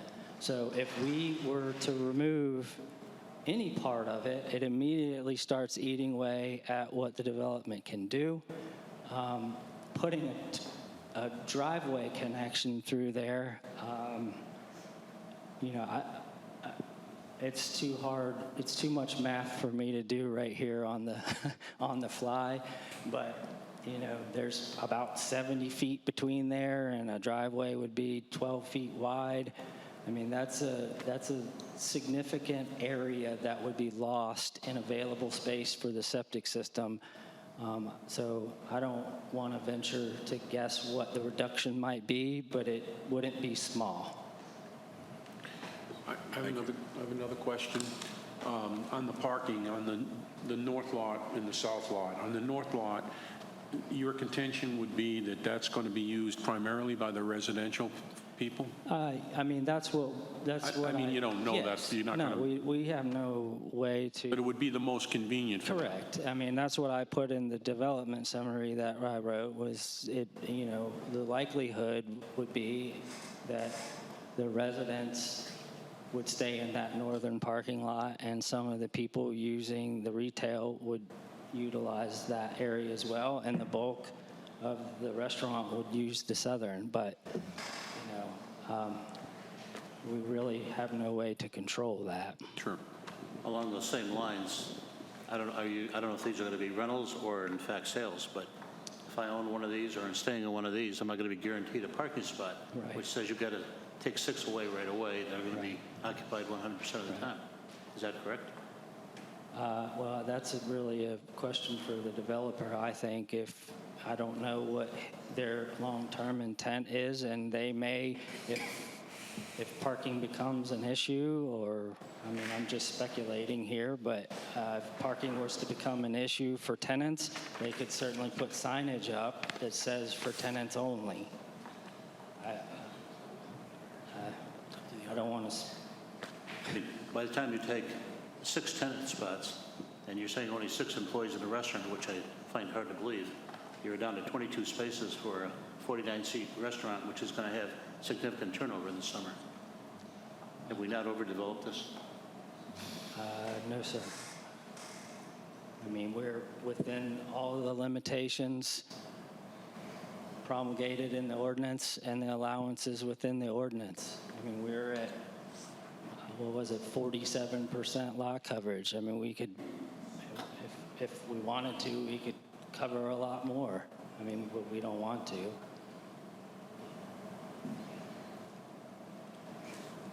All right. Any further questions for him? All right. Let's try to keep it short if we can. We'll go in the same order we went previously, if that's okay. Can we take... Oh, actually, you want to take a break? Yeah, let's take a 10-minute break. We'll reconvene at 9:10. All right, we'll recess the hearing for 10 minutes. We're back in session. All right. I was going to allow this gentleman to ask questions first, since he's been going first. Just keeping the order makes it a little bit easier. Sir, I have a question about the density of the project. is the density of over the footprint any more dense than you're typically finding on the waterfront, on the sound waterfront shops? I don't know the answer to that. Only thing that I can tell you is that the allowable density is 60%, and by the ordinance, and we are at 47%. I don't know. I'm not sure how you define that density, but I look at a statement was made earlier that it was consistent with the development of the commercial area of Duck and the village area of Duck, and particularly the part that's on the sound side. I walk up and down and I don't see much that goes above one-story retail, and then there's probably storage or things under roof, but I don't see many other three-story buildings. Also do not see many other buildings. I'm sorry, sir, is this a question? And I wonder if your site plan is really consistent with what is currently existing in Duck. I have to say that I believe that it is. And what's the density above the square footage? What's the square footage of the buildings? I saw it was like 8,000 and something, over 5,000 square feet of footprint. Is that an increased density?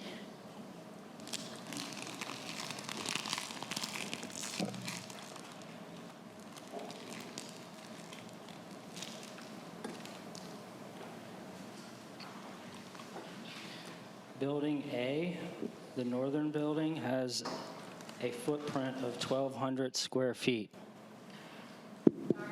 Yeah. Building A, the northern building, has a footprint of 1,200 square feet. Building B has a footprint of 1,250 square feet. But what is the space in that building, Building B? The square footage of the building? 3,089 square feet. So it's 1,200, 3,000 total. Correct. 1,200 feet on the ground. Okay. Correct. Okay. Building A is 1,200 square feet footprint, 2,721 square feet of total heated floor space. Okay.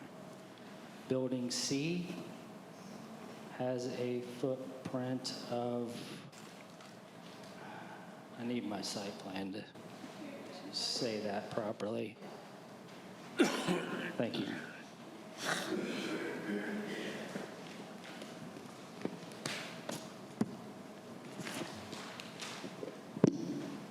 My question is really leading to, is that consistent with what we see in the rest of Duck along the waterfront in terms of density of use, retail? It seems to me to be more dense. In fact, you told me in a casual conversation after the planning board meeting that you were proud that it was more, you're bringing more density to the commercial area. Okay, I didn't say that, but Building C is 1,936 square feet. On the base. Correct. How about the total square footage in the building? Total square footage in the restaurant is 2,800 square feet. I mean, those are all reasonably sized buildings. I mean, the total square footage of all three buildings is 8,610 square feet. Last time I checked, there are several single-family residential homes in the town of Duck that have more square footage than all three of these buildings combined, to put it in perspective. So these are not large buildings. But the reason we're here is because for two or three of the dimensions required by the town ordinance, such as parking, such as the setback, such as the spacing between the buildings, these buildings are asking the council to agree to make the exception to bring the buildings closer together, to No, bring them sir. closer there No, and sir, put in that's more not- parking That's lot. not correct. We're not asking council for a reduction in building separation. The 10-foot that we are showing Oh, I is understand that part, allowed. yes. We're not asking for that. But because of your, This is not an opportunity to argue with the witness. If you have a question, you can ask a question. good point. Yes, thank you. I believe the site plan, would you solve the parking problem if you reduce some of the height or the density of the buildings, the closeness of the buildings, the number of buildings? Is there any way to solve the parking problem? Well, of course there is, but it could make the project not feasibly developable. I don't know how else to state that. As a site planner, you wouldn't develop a different plan. So in other words, the land will continue to be vacant. I can't answer that. Okay. All right. Anybody further? All right. Any other questions for this witness?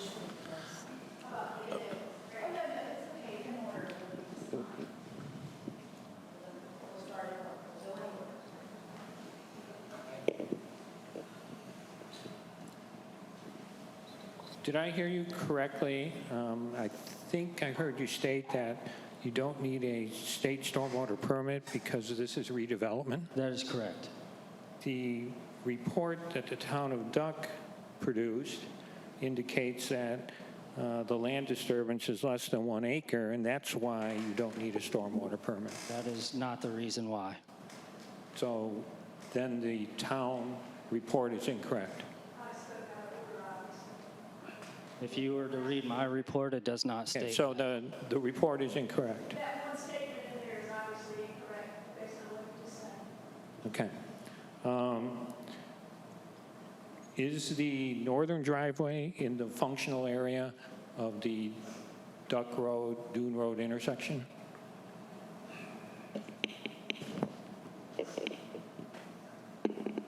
Repeat that question?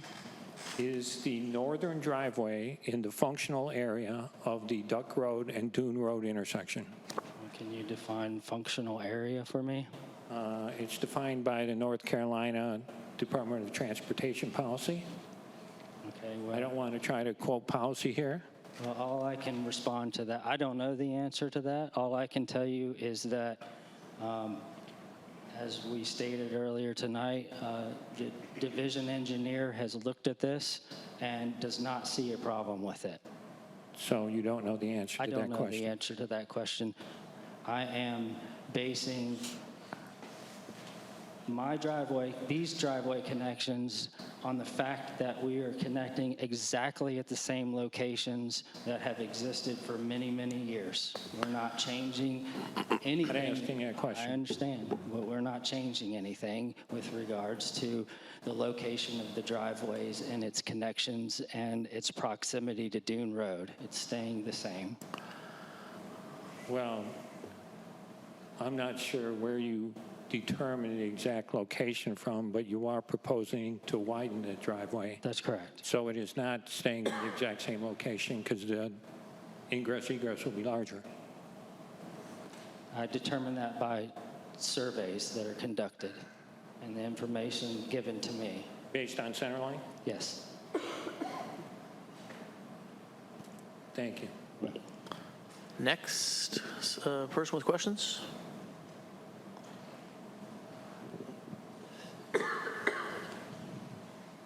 Ben Borgen, 104 Seahawk West. Question. You're aware of this phase 4 of what we're looking to do to the walkway and the road and all that up just north of this area? Or even part of this area? Well, him. Yes, I'm aware of the improvements that are proposed along Duck Road. I've reviewed those plans. The plan that we have prepared has been sent to the engineer that has prepared those plans for review. And an email regarding that conversation has been provided to council for evidence. Okay, so to ask the question, you're aware of, there's an issue there with the, I think it's 2 feet, whatever the fee is, it has to be raised. Correct. And to make way for our parking, or I'm sorry, for our pedestrian walkways.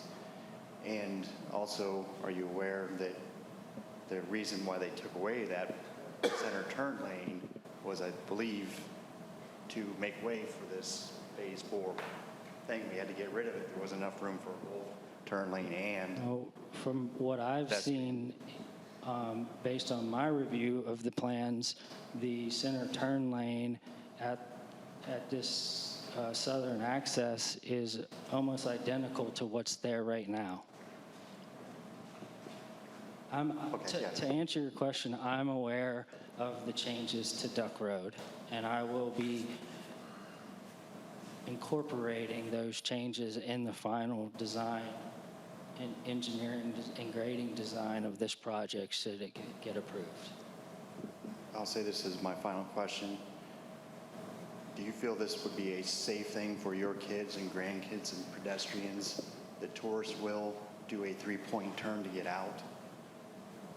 Do you think what's normally on paper is actually a good thing for what happens on the land? I think what is proposed exists all over. Do you think it's safe? In a 25-mile-an-hour zone? Yes. I don't know. I mean, that's a subjective question. What, I'm just asking you, in your professional opinion, yes, do you think this would be safe? Yes. Okay. All right. Thank you.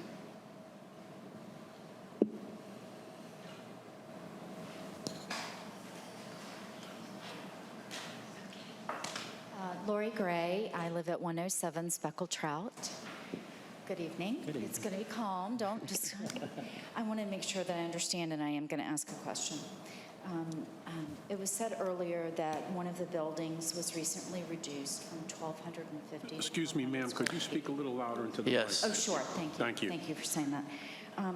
And that reduction of 50 square feet was to free up one parking space. That's correct. Okay. How many additional square feet would be needed in reduction in square feet in the building space would be needed in order to free up the 4 parking spaces that remain in the exception category? Would it be 200? No. It would be, it's 1 per 200. So 50 did not equal 1. It does because of rounding. It's 1 per 200. So to get rid of 4 spaces requires you to remove 800 square feet. Okay. So 800 square feet out of a total of 4,386 square feet. No, out of 2,000. Building A is 1,200, Building B is 1,250, Building C is 1,936? Correct, but we're talking about retail space. Oh, retail, okay. Yes. So there's 1,200 or 2,450 square feet of retail space being shown. Okay. You would have to lose 800 of that Okay, so, to get 4 parking spaces back. all right, good, thank you. Clarifies that. Also, earlier, we were talking about prior exceptions that have been made by the town. Yes. In any of those recent exceptions, have the building use, meaning has it been residential and retail and restaurant, have any of the other exceptions been a multi-use building or a multi-use project? NC Coast was only a restaurant. La Lolly Pines was only retail. Wee Winks was only retail. You know, has there been any prior exceptions for such a multi-use development? I don't know the answer. I'm not familiar with the details of all of those other projects. I'm sorry. Well, only because, the only reason I say that is because while parking is different for retail, parking is different for residential, and it is different for restaurant. Correct. You know, it's different hours of the day, it's Right. different usage. And so therefore it matters in this exception, that's why I asked. So do you have that list? Yes. Does it indicate if any of them are multi-use? No, it just gives the names. Okay, thank you. Thank you. Thank you, ma'am. Again, Robert Loads, 117 Dune. And sir, just my question would be, would it be possible to move the septic system so that you could join the parking lots?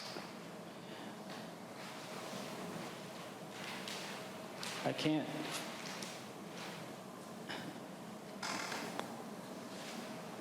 The reason I ask is I've moved my septic system in my house 3 times. Right. I will tell you that the septic system cannot be moved north because of required setbacks to the sound. There's no site for it. There certainly may be a possibility to move the septic system south and move that southern parking area north. But as I stand here and look at that scenario, what I anticipate will happen is 2 things. You are going to have 2 driveway connections that are now closer to one another, which generally is not acceptable. There are actually requirements in the town code and DOT on how close driveways can be together. So, and the other issue is if I move this parking lot north, I'm going to lose more parking spaces because it's going to get smaller.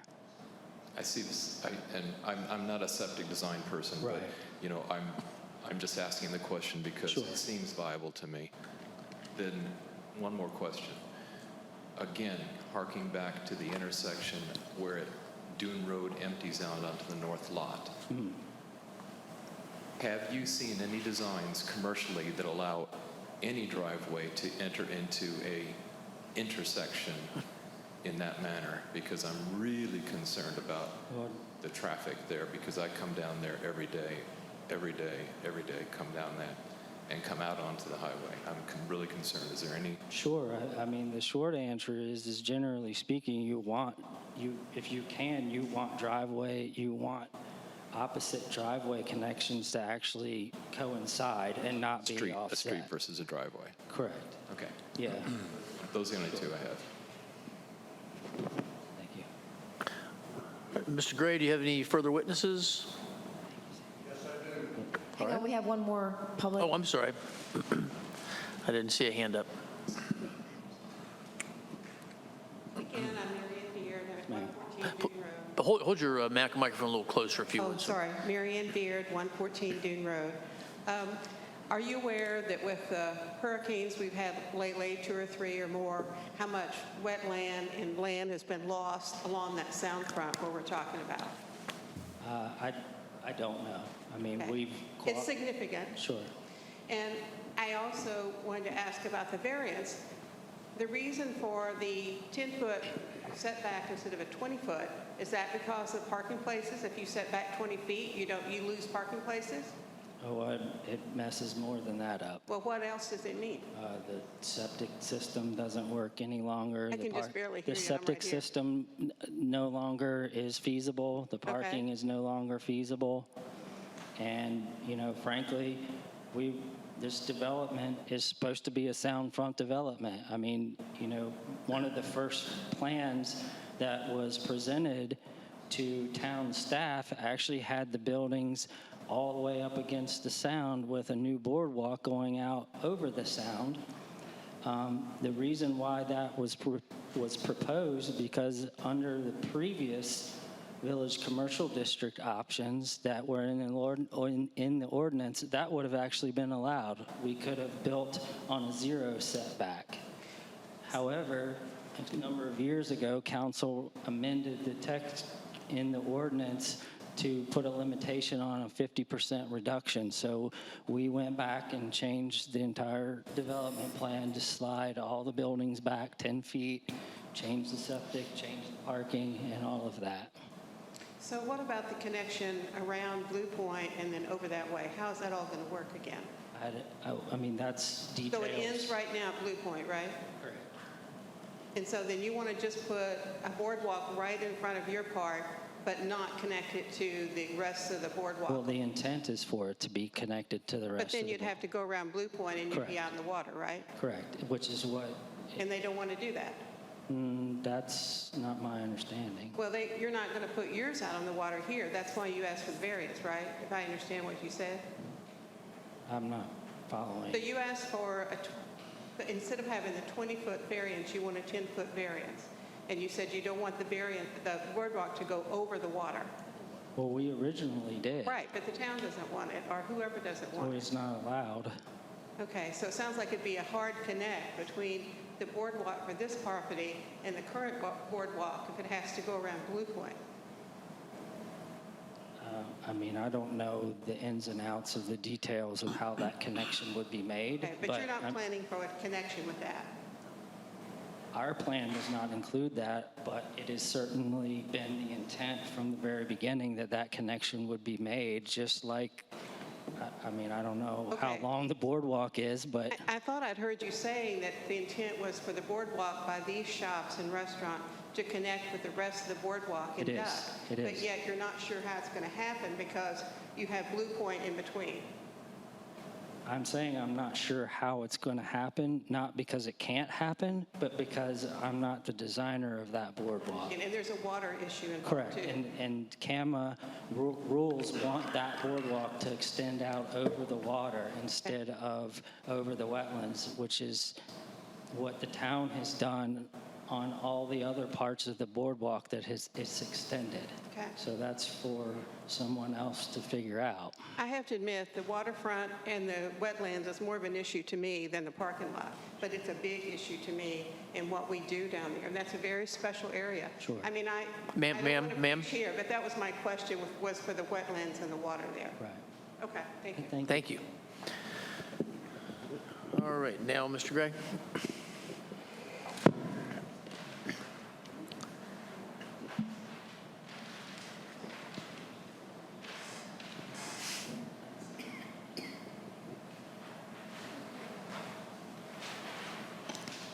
State your name.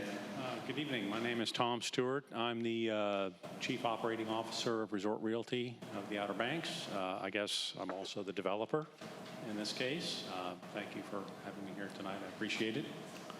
I'm here to answer questions and talk with Mr. Krause, Mr. Bray.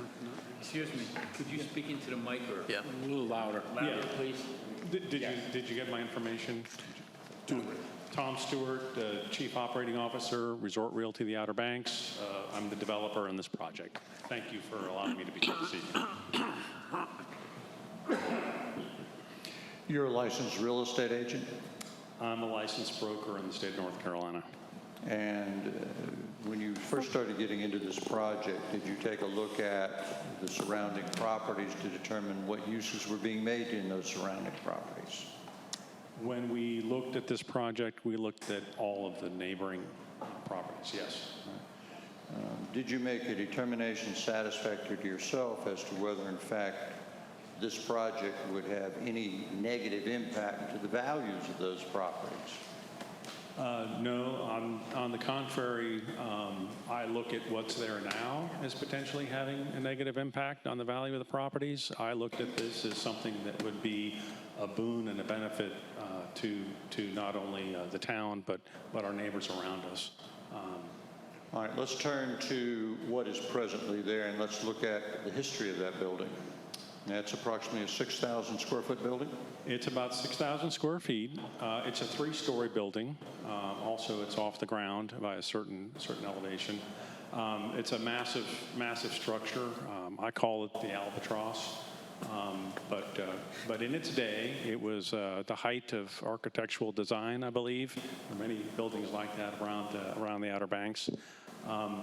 It is primarily a real estate and property management office. So we had over the years, and up until very recently, maybe in the last 5 years, a dozen or so real estate agents working in and out of that office with their clients in and out of that office all day long. We had a full-time staff of 4 to 5 property management personnel that were there 7 days a week and had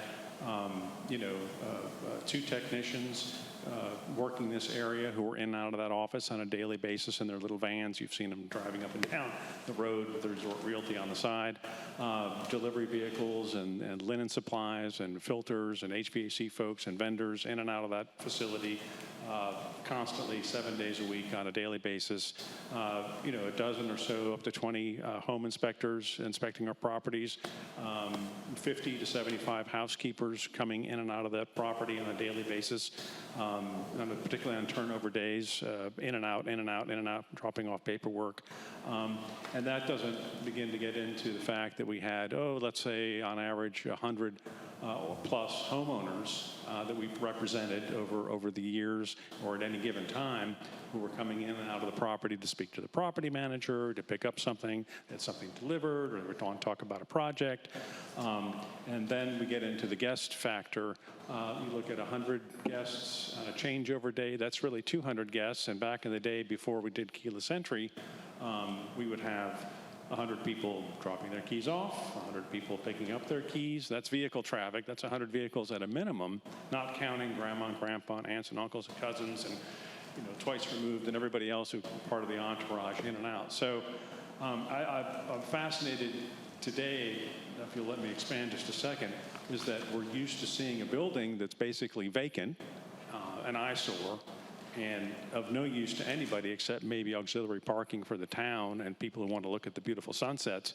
But in its day, before technology allowed us to, and COVID, do away with professional office space, we do not need that space. It's professional office space is a non-starter. There's nothing there for us. I'm not the only person in my business in this town who has excess office space. I know that for a fact. And then with keyless entry, people going to the doors and punching in a code, we got rid of the key issue. We probably saved a few turtles in the process. We don't have keys and keychains laying all over the beach because of that, people losing them or misplacing them. But huge amount of traffic, volume in and out, 7 days a week, 24-hour-a-day operation with calls and emergency calls and that type of thing. So, when I look at this project and I go, this is something that most of us are familiar with. Maybe you don't know the ins and outs of property management unless you get to live it and breathe it every day in real estate. But it is a tremendous, it takes a tremendous amount of resources, a tremendous amount of people to function, and a huge amount of vehicular traffic. And through all those decades and all those years, I mean, that was a hub. It was a real hub. And particularly on Saturdays and Sundays and Fridays and Mondays, we were just active. That's changed. For the last 3 years, 2 years, we really haven't seen that. So I think sometimes I go, well, maybe our memory has shifted and we're not seeing how it was every day in real life. Times change. We think that this changes with the times. But to answer the question, that's the history of the building, and now it's empty. Please answer any questions that the board has. I'm trying to shorten this a little bit now. It's getting a little late. Thank you, Mr. Gray. Members of council, any questions for Mr. Stewart? All right. Just one question. Yes, sir. Tom, when did it come? It was Prudential originally, correct? It was Prudential originally. I believe it was Prudential originally. I think sometime in the past 15 years it might have switched names. That's a little before my time. Yes, sir. All right, thank you. All right. Thank you very much. There may be some questions. Yes, sir. I'm sorry, this will be very quick. The question, all those numbers you gave out with all those ins and outs of people and keys and hundreds of people and this and that, that was your only operation? Was here in Duck? We have 5 offices. Okay, so all those numbers were over that 5 offices or just that one location? That office. It was all? Yes, sir. So hundreds of people were coming out, in and out of a parking place that had a connecting driveway. Sure. It's always been, as far as I know, in my history, and for decades, it's been two separate spots. Okay. Two separate lots, excuse me. So 25 parking, I forget the number that was there, 25 parking spots, 33 currently. handled 200 people coming and going with keys. You said maids, you said all, and they were able to not have to back in or back out? To accommodate all of that at one time would be, I think the expression is, you don't build the church for Easter service. It's impossible. Right. But for what we did, it handled it just fine. It's a quick operation. Some people stayed longer, some people stayed shorter. I mean, when you look at it all in its entirety with this type of mix, you're going to have some people in and out quickly, some people longer, some people are going to arrive by foot or by bike. That's now. Back then, it was by vehicle. And I'm sorry, final question. How many people were employed in that building? About? Actually showing up to work, working in the building, 15, 16 on a daily basis, doing different jobs, but as far as employees, we could easily see 100 different employees in a week show up at that building. I guess maybe to restate to make sure I understand, they were permanently employed in that building. I venture to say about a dozen agents, 4 or 5 property management personnel. Okay. All right, and they saw no problems? I'm sorry? They saw no problems. I'm always concerned about the safety of coming in and out of the place. They saw no complaints? Okay. I have no records of any incidents whatsoever in the history of my tenure at the company.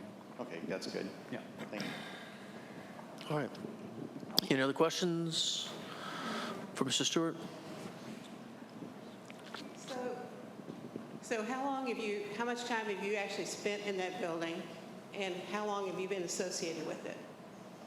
I have worked for Resort Realty since it's 5 years and 1 month. So for 5 years, you've known about the Duck location. How much time have you actually spent in that building in 5 years?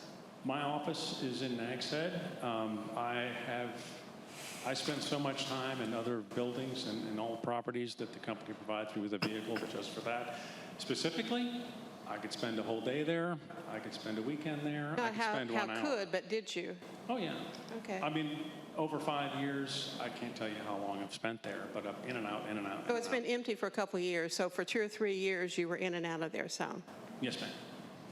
Okay. I've lived there for 36 years. I'm in and out of that parking lot or by it a lot. I've never seen that parking lot even half empty, half full. Mostly it's just a handful of cars down there. Even in June and July and August, these people live across the street. They may know better than I. But I've never seen a full parking lot down there, so I didn't know how many cars you thought were really there on a weekly basis in the summer. I can tell you that up to about 4 or 5 years ago, a lot.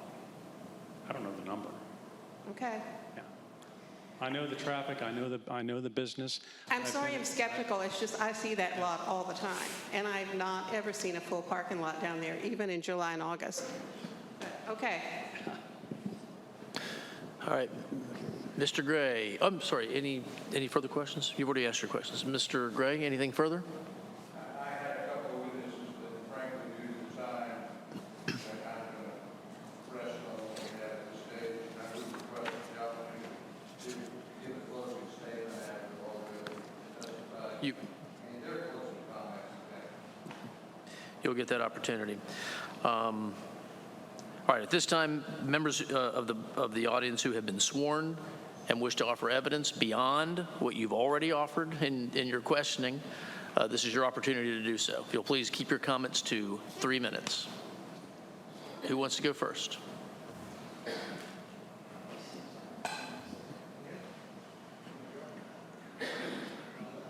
Hang on, we are.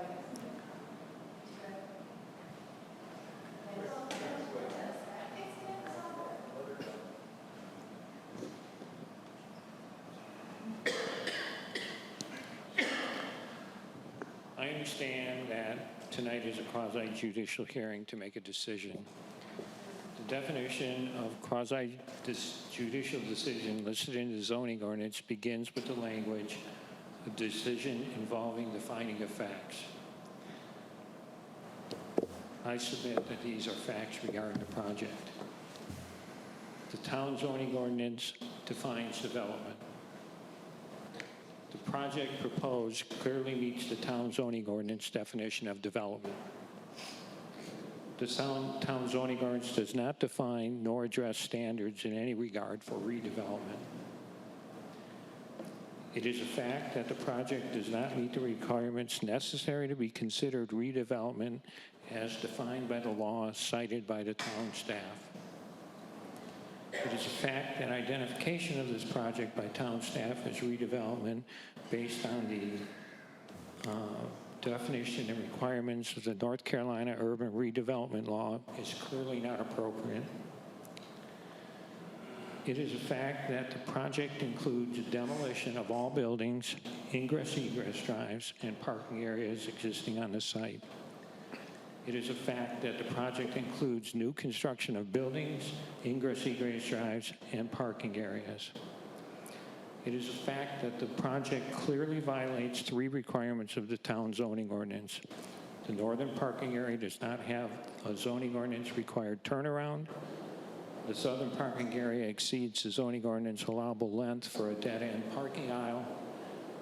And the 2 new parking areas, and I say new parking areas because that's what I consider them, do not connect as required by the zoning ordinance. These violations of the zoning ordinance create problems for motorists, bicyclists, and pedestrians. Now, here are my opinions on the project. The project does not supply any benefits to the town that would justify the special uses requested. There exists a shortage of parking within the town commercial area, and you should not exacerbate that by providing relief from the required standard. The requested special use in regard to parking is due to the developer's attempt to construct much more on the site than it can support.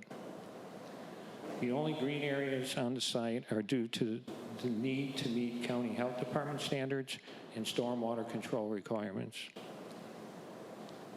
I believe it is poor design, and I believe it is not in the best interest of the town, and I believe the town council is duty-bound to deny this development proposal as it does not comply with the requirements of the town zoning ordinance and that the special uses requested are not justifiable.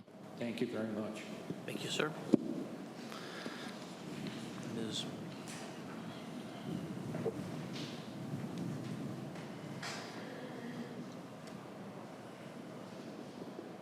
Again, Lori Gray, 107 Speckled Trout. My comments are probably less evidentiary and more public comment, but I'll say thank you very much for letting me speak tonight, and thank you for taking all of your time.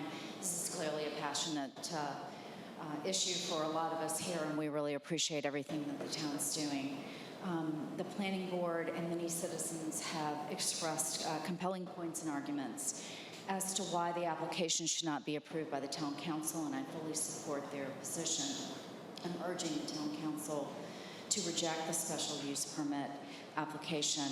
I'd like to emphasize that I support orderly and smart development that occurs in the town of Duck, and I'm not against orderly development in the town of Duck for commercial and residential use.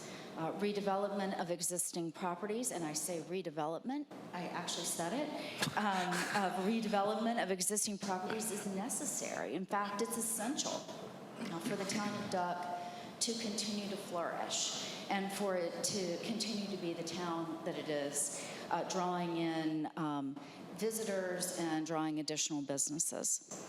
Since the acquisition of my home nearly 12 years ago, I've seen the town grow into a vibrant community that it is today. The redevelopment of Wee Wink site is a prime example of a transformation of an aging property into a new development that offers significant benefits to the community while not placing a burden on surrounding properties or creating undue traffic, parking concerns, or safety issues. On the other hand, The approval of the applications of NC Coast and Roadside are prime examples where the town approved parking space reductions, which have resulted in inadequate on-site parking. This, in turn, places a burden on adjacent property owners with overflow parking. The town's staff's point that this reduction is okay because the town has done it before is not a prudent basis for this justification in this case. Parking for NC Coast and Roadside clearly did not work well. They didn't. Please do not repeat the same mistake again in this circumstance. Each circumstance can have its own set of facts, and we can change depending on what the whole circumstance shows. In addition to the parking, the site plan associated with the application does not provide an adequate ingress and egress to the property from Route 12. I know we've talked about it a lot tonight, but I don't think it does. It's inevitable that this will lead to substantial traffic issues at the entrance to the property and into the Duckbridge Shore community. This will create a difficult and hazardous situation. This can be remedied by the creation of a circular traffic flow through the entire property and extensions of the center turn lanes north of Dune Road. How far? To be determined, but definitely north of Dune Road. Without them, this redevelopment will make it difficult and hazardous for cars entering and leaving the property and our neighborhood. Ms. Gray, that's over 3 minutes. For these reasons, and all the reasons beyond that have been expressed tonight, I respectfully request that the town council reject the application as presented. Thank you. John, we're not timing these people. They have more than 3 minutes to make their comments. That's only during the public hearing. I mean, public comments session. These are their, the council can limit the testimony. I know, but I told her to turn off the clock. I mean, they should be given their fair time. Okay. If you have anything further to say, Ms. Gray, you can. All right, thank you. Anybody else? Yes, sir.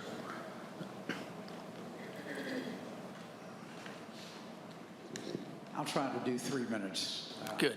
I went to the planning board meeting. Actually, let me step back.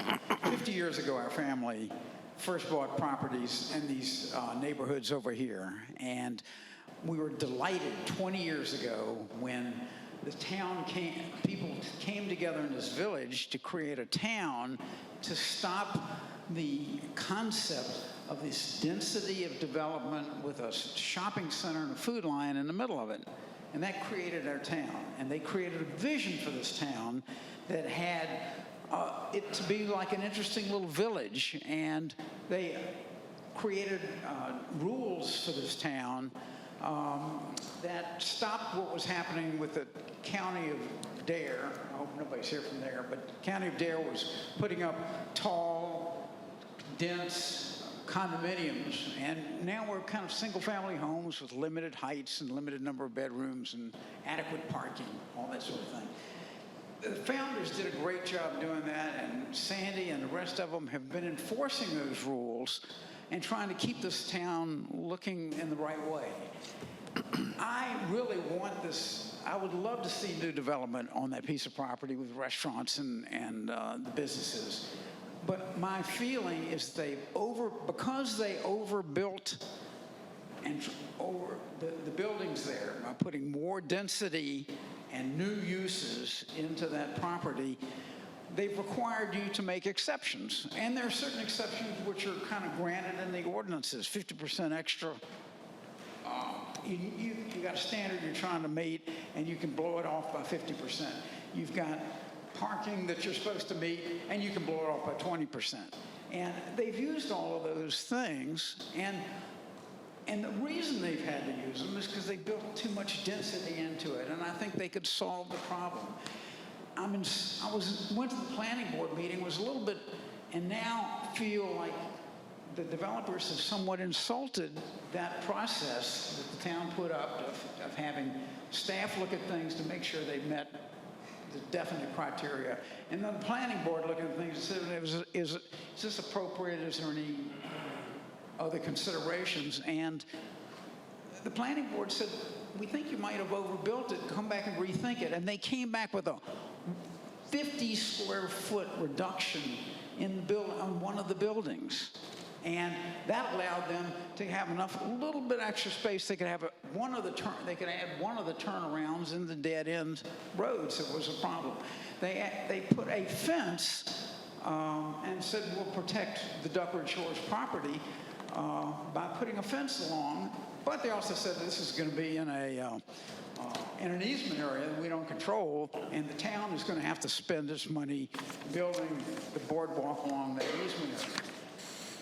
In a degree, they insulted the neighborhoods that were impacted. They never came to us. They never came to Tommy's Market and told them about the overflow that might impact their parking. They probably, I don't know if they went and talked to Jim about the overflow that might flow into waterfront shops, but I know that, the restaurants hopefully will have a really popular restaurant. There's going to be overflow from these parking lots that are going to have to navigate themselves and park in a different place.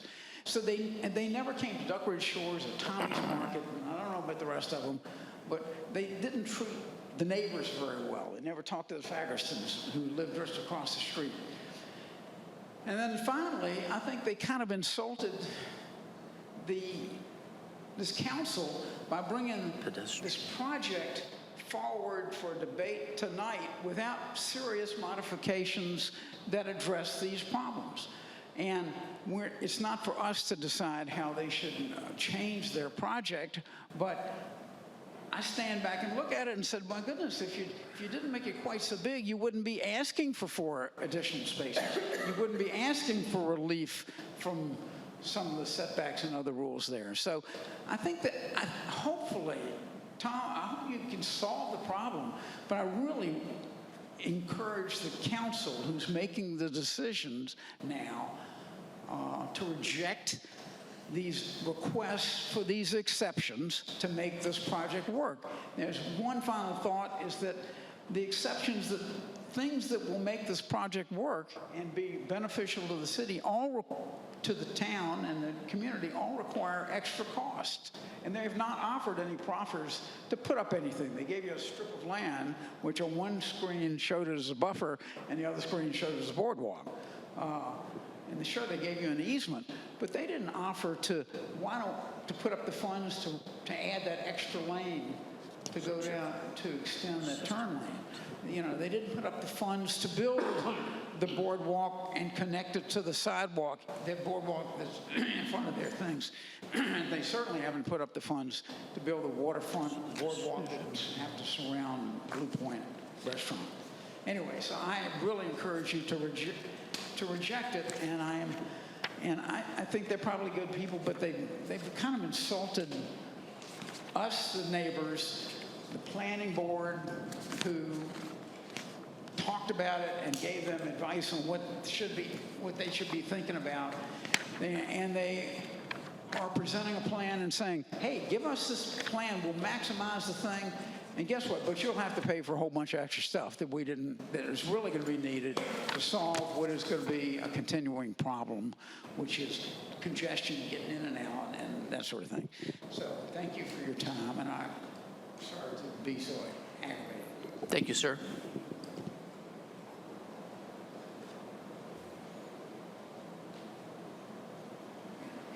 I will be brief, and I swear we'll be brief.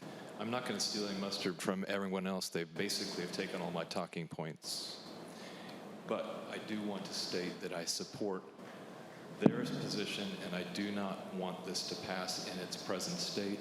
I think that they can go back to do some planning and come up with a better idea.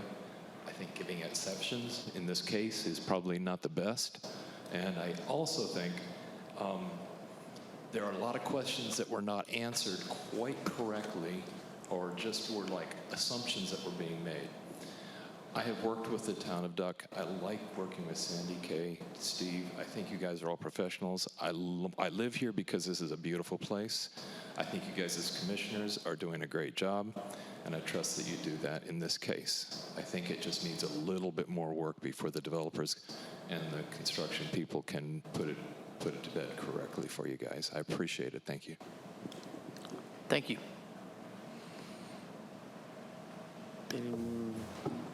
Yes, ma'am.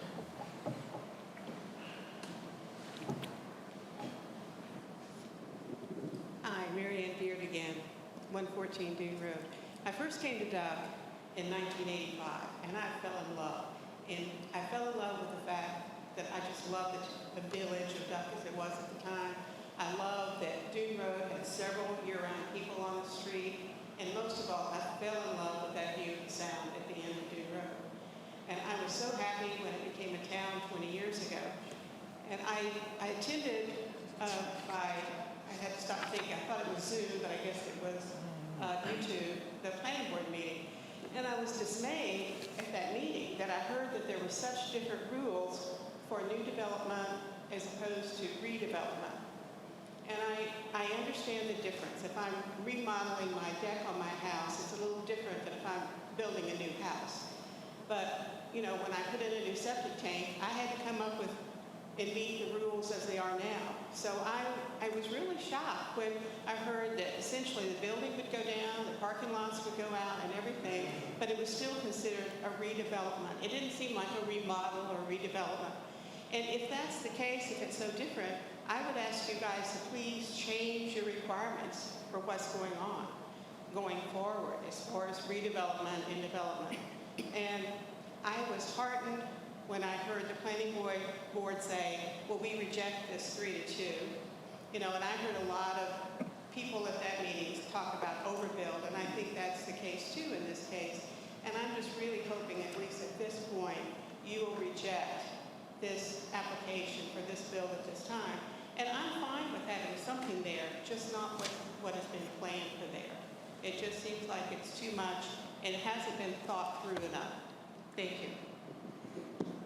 Thank you, ma'am. Anybody else?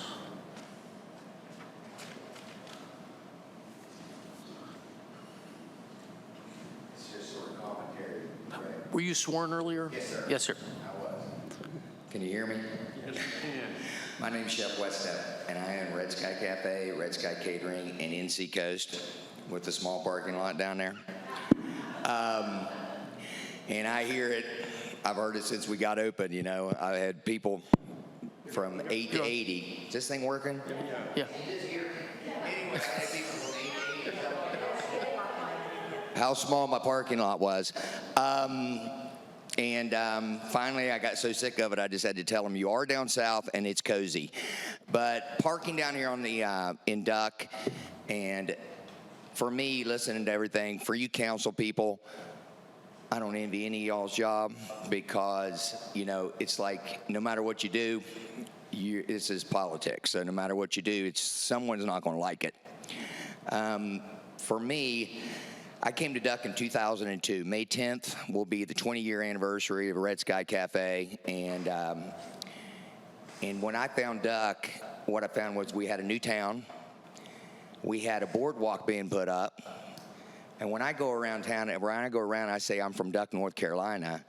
This is the most quintessential, awesomest community on the entire Outer Banks, if you ask me. And the reason is because of our such uniqueness. Because we can go to Red Sky and Park and then maybe go to Roadside and have a drink and then maybe walk over to across the street or to go to the Tap Shack. There's something about the community spirit that's right here in Duck that makes us totally unique. And a lot of the things that we're trying to decipher and argue about and talk about and figure out are actually some quality problems. So we kind of look at it. So this project that they're planning on doing up there, another business, parking is a big issue. I'm with Jim on this. You know, it's like we got to give allowances. The biggest thing about being a council person and listening to these arguments, both right and one left and right, is this: you got to practice these principles before personality things, because people get really involved in these things and they tend to only focus on that. So there's a lot of different parts to this puzzle. I'm glad it's not my decision to figure all out, but I trust that you guys are going to do the right thing. You're going to look at how you've done it in the past, and you're going to look at how you do it in the future, and you're going to look at what does our community want to look like 10 years from now. I mean, I don't know exactly all that's going to go into this project up there, but it looks like a beautiful cap, and it looks like a beautiful commercial area that we can all walk to or get to with a bike. and it makes duck. And I think it's awesome. But anyway, you guys got to decide. Thanks for listening to me. Thank you. All right, is there anybody else before Mr. Gray has a closing argument? Doesn't look like it. All right.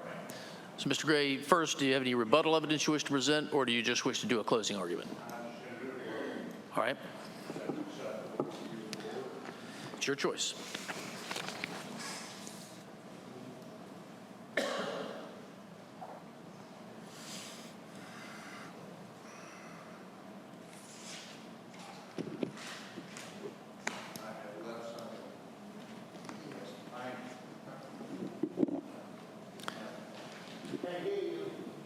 Well, he's not started time. I had left something up here, and I had to have help finding it. And that's the reason it was here. I want to keep this as short as possible. You've been here, and you've been very gracious to listen to us. A lot of things have been said, but I want to focus on a couple of points. One, as you are instructed by your legal counsel, you have to make a decision based on competent material and substantial evidence. And I acknowledge the initial burden is on me, my client, to provide that to you. I qualified one expert witness, another expert witness, another expert witness to give you expert testimony that we meet the ordinance. Okay? Now, there are two components that we're asking a special dispensation on with a special use. We acknowledge that. But will you meet your ordinance by all of the expert testimony that has been submitted to you? Let me first talk about the issue of redevelopment. Redevelopment, according to Webster's, is simply to develop again. That's all the definition is. It's ordinary sense here. So the point I want to make with that is all of this about, is this a development, a redevelopment, really doesn't matter. You have your expert testimony that this project meets the ordinance requirements for a group development. The only thing we're asking for that we need to get is the setback requirement, 10 feet instead of 20 feet, and the parking. Now, there's been a lot of conversation, let's say, about a lot of other things. And I'd be prepared to sit here and argue every one of those points, but it's getting late. I don't think I should, or I'm going to. I want to focus on those two things. We have indicated to you that we would like to move it 10 feet closer to the sound, to the west side. It's not harming anybody. There's nobody out there. The benefit to us, and we were honest with you, is A, it gives us more developable space, but B, we're up against the boardwalk, which is what we want to do. There are CAMA regulations that testimony concerning about where that boardwalk can be and what it can't be. There was comments made about we don't go around the corner and you don't go all the way in front of Blue Point. Well, we don't have the ability to do that. And we don't own that property. Mr. Braithwaite and Alice Holdings owns that property. Are we willing to do something to make the boardwalk come to our property line? Absolutely. There was also a comment about the fact that the boardwalk then ends, abuts, right, as it goes to Duckridge Shores common area property, which they have acquired title to. They own that now. And then crosses over toward the road. We can't tell what's going to go in there because, frankly, we don't know. That's granting an easement to this town, and the town can then decide what it wants to do there. That's not our decision. The second dispensation, I think is the word actually, that we're looking for is the issue of reducing the number of parking spaces.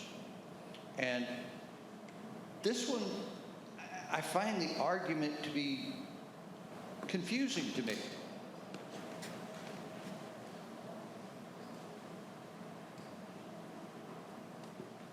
There seems to be some complaint that if there's traffic going out onto Highway 12, you increase the number of parking spaces, what are you doing? You're increasing the traffic onto Highway 12. There's a logic here that I'm sort of missing a little bit. You have expert testimony before you that says that the way we have proposed it meets your ordinance, not only from your staff, but also from the developer. So we're meeting your ordinance on how that parking is, both the north parking lot and the south parking lot.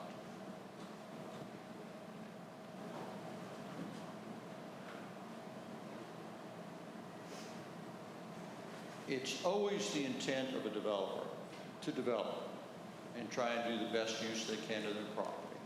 We all acknowledge that. And it's up to the towns, obviously, to set the standards. What are your standards? And the key component from my end in addressing this sort of as a roundup to you is every piece of evidence you have in front of you from the experts is we meet the requirements that you set. We don't set them, you do. You're the commissioners. You've adopted these ordinances. Yes, we've given you examples where you have approved other projects. Are you bound by that? No, you and I both know that. I'm not going to tell you just because you approved this project over here that does it this way, that you're bound to approve us. But it shows how you have interpreted the ordinance, you the commissioners, when you've approved those projects. And we're simply following what you have done in the past. I respectfully submit to you that though you've heard a number of people who were not happy with this project, I expect it's the first time that's ever occurred in this building that you've had somebody unhappy with a project. But at the end of the day, when you look at it from an evidentiary standard, the question is, what evidence did they present to you? Evidence. And I respectfully submit that I was trying to make notes of what people were saying and what evidence they were submitting. And I heard a lot of, it's my opinion. And none of them qualified themselves as any type of an expert, and they're not supposed to give you an opinion. You cannot rely on their statements when it's an opinion. They can tell you what they saw. I saw this. They're entitled to say that. And to be candid, there was a lot of times I wanted to stand up and go, that's, but I didn't. I wanted everybody here to have their proper say. But at the end of the day, we presented substantial, competent, and material evidence to support all of the propositions. Your staff have provided to you their reasonings on why they, as your experts, believe we've met each of the criteria that's in your ordinances that we have to meet. We do have to meet them. No question about it. But we've met those criteria with competent, material, and substantial evidence. And frankly, there's no contrary evidence been presented to you. And again, thank you on behalf of myself and frankly everybody here. You don't get paid enough for this job.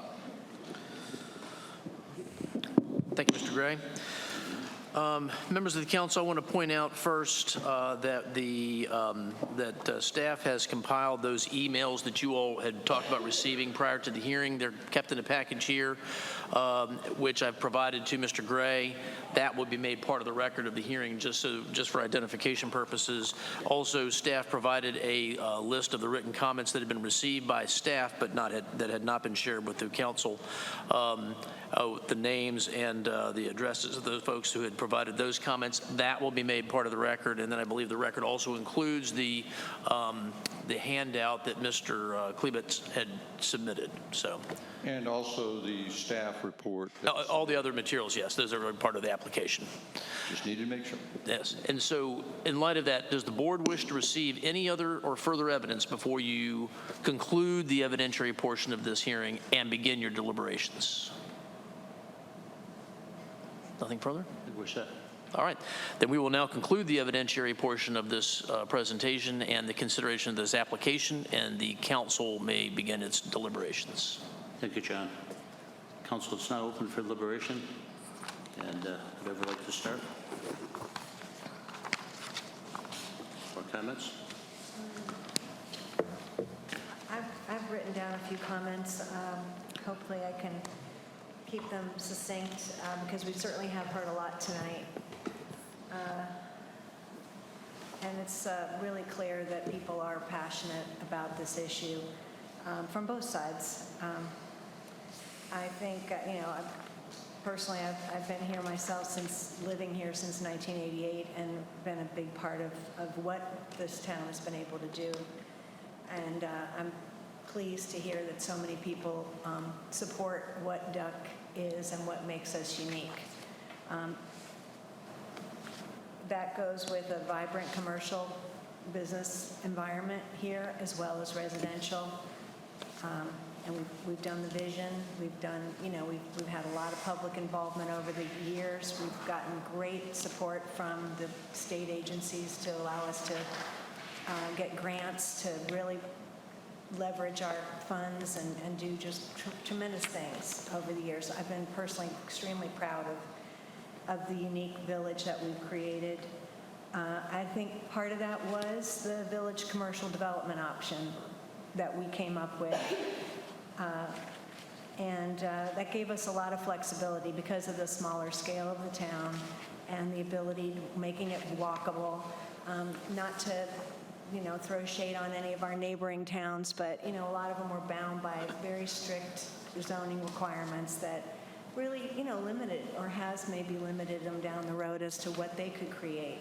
So I think the village commercial development option allowed us to have things on a smaller scale, allowed for some compromise on standards, that really gave us something great. And adding that to the pedestrian plan and the boardwalk and all the connectivity that we strive to have, there is a lot of ability to walk around the town and keep it and use more than just a vehicle to go in and out of a commercial building.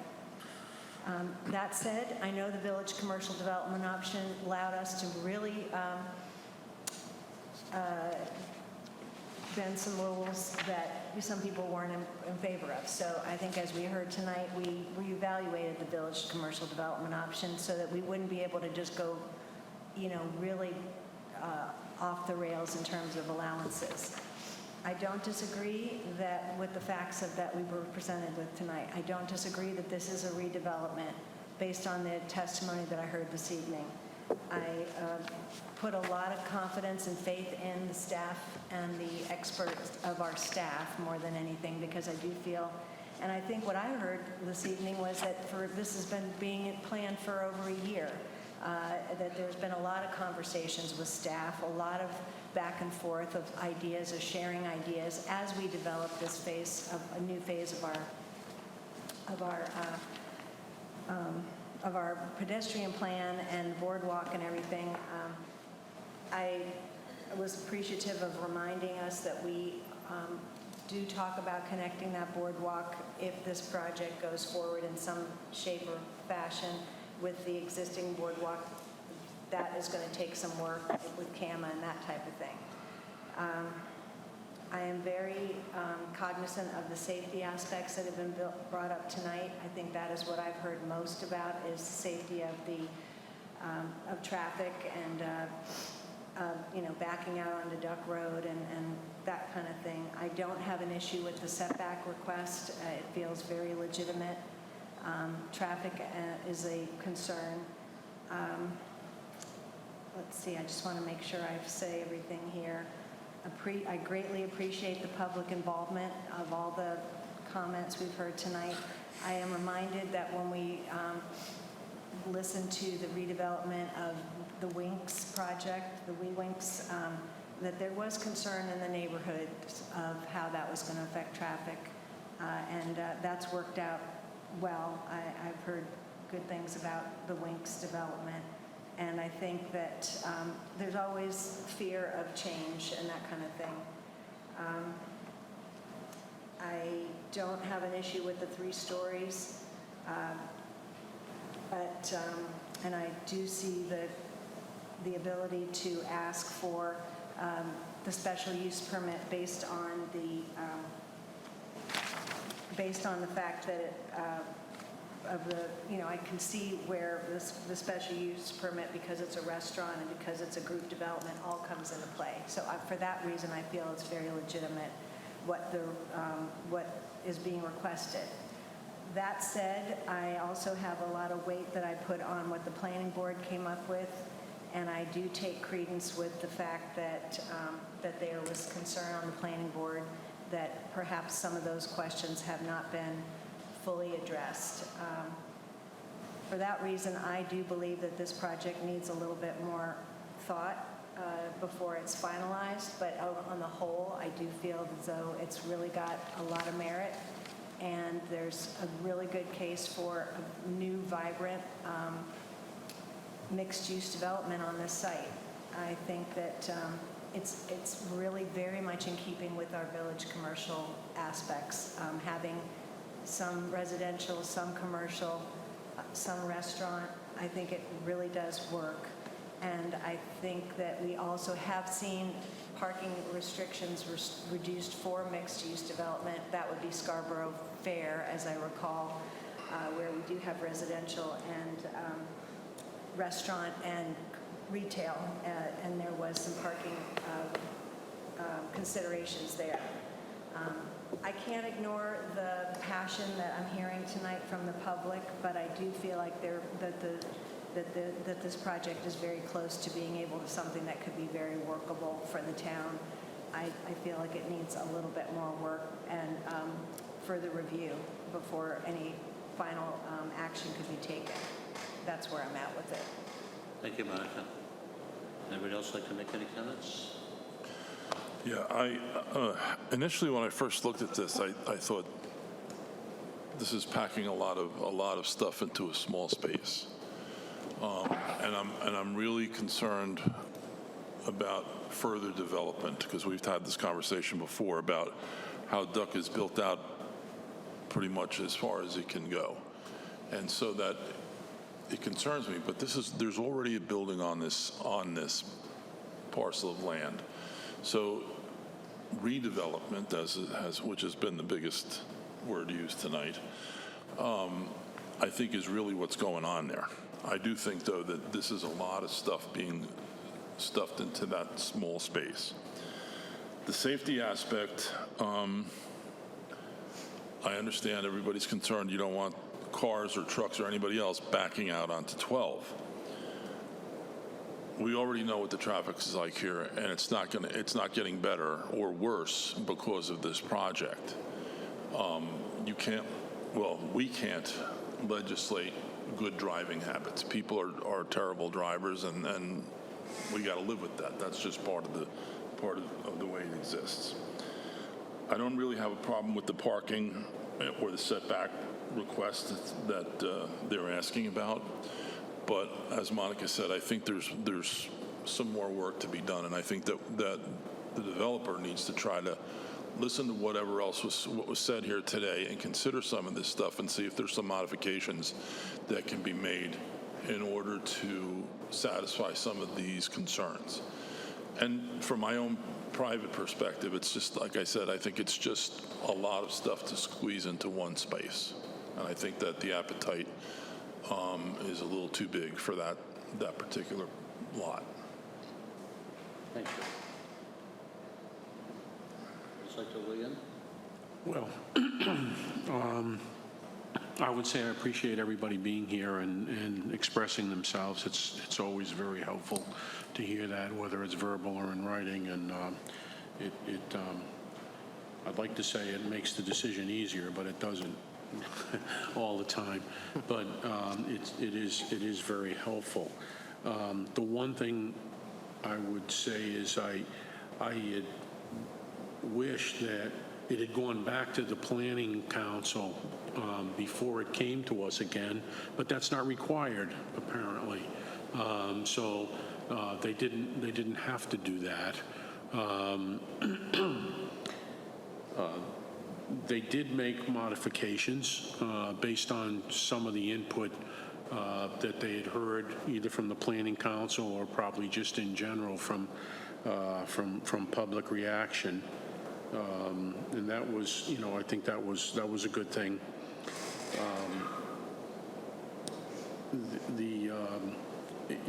The site has to get redeveloped. I mean, I think there's no doubt about that. I mean, that building sitting there just vacant, and it is, pardon me, it is ugly.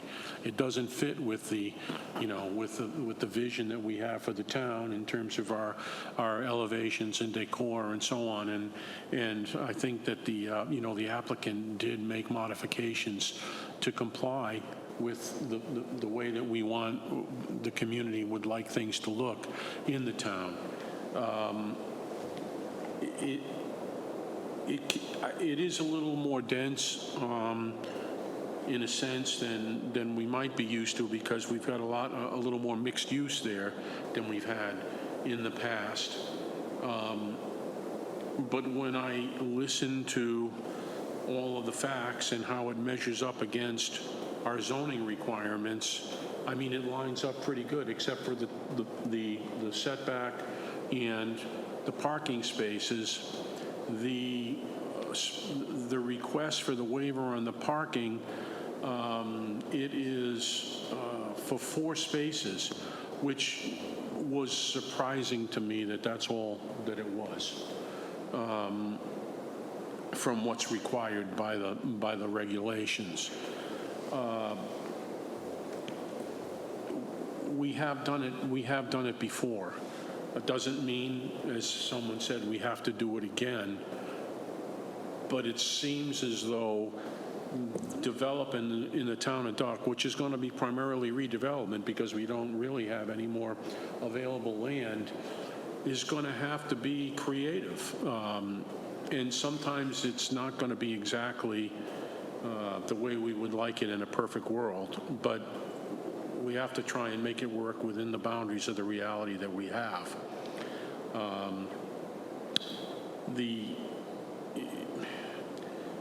It would make it a lot easier if that middle turning lane went all the way up, I think. But I don't know if the middle turn went all the way up to the north entrance. I don't know if that's possible. I don't know what could make that happen. And I suspect that we can't make a legal requirement that happen in order to rule on this. But that certainly would make things, I think, a lot simpler.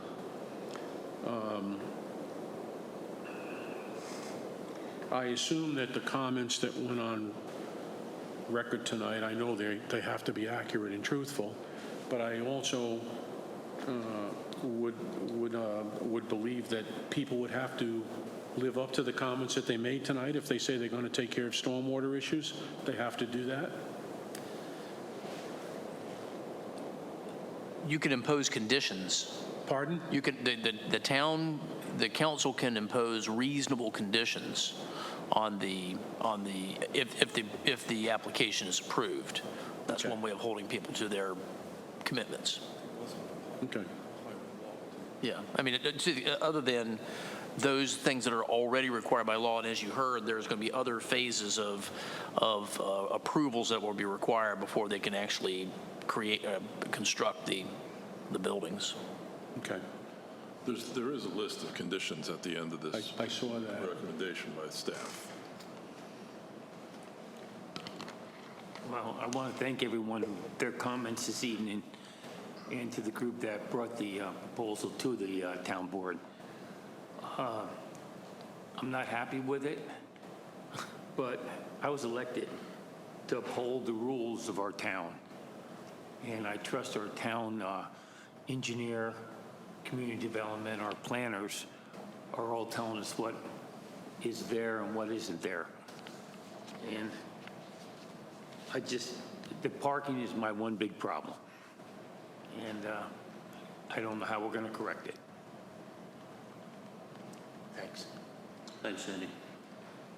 Let me start by thanking staff for your input tonight and the work you've done over quite a period of time with the developer. Appreciate the developer coming tonight and the input you gave us, and certainly appreciate the input, whether they be opinions or fact, from the public. The way I look at it is we as a council sit in these seats because, in fact, the citizens out here put us in these seats. So we do represent the citizens of this town. And yes, we do represent, the ordinance that we put in place. When you look at history, some of those exceptions all had reasons why they were done. But to continue into the future, and I think Tony just said that, basically all we do is accelerate a problem of parking and traffic in the town. And yes, I like the development. I like the look of the development. I don't have an issue with the setback. My significant issue is with the parking. And I know that to an extent they meet our ordinance for that, but I'm not sure we need to continue the problem by adding, more exceptions to parking. I think, and I agree with Tony, that area, I'm sure you were going to redevelop it, but I think, as some of us said before me, I think we need to take another look at that. I think the planning board certainly did their job. They did come out in opposition in the past, and we've overrode them, and I think that wasn't a good decision. At one point in time, we did overrule them when they said don't do this parking deal with another project. So I look faith into the parking, into the planning board. Should we send it back to the planning board to rework with the developer, or should we just say no, we're not going to agree? I think that I'd like to see the developer take another look at this. I think you can develop something there that meets closer to the regulations without continuing our problem. And I appreciate some of the business owners here tonight that in fact have said, they're welcome to use my lots. But in the summertime, there's no place to park even in your lots. I mean, yeah, Jimmy, I appreciate that, but you're a big donor of parking for the whole town. So I'm in opposition to this because of parking. I would like to see the staff and the developer and probably the planning board take another look at this and see if we can come up with a better plan that fits that. We've overdeveloped it. I think if we can come up with a better plan for that piece of property, that's what I would like to see. So I'm going to be in opposition of approving the special request this evening. Any other deliberation or comments from?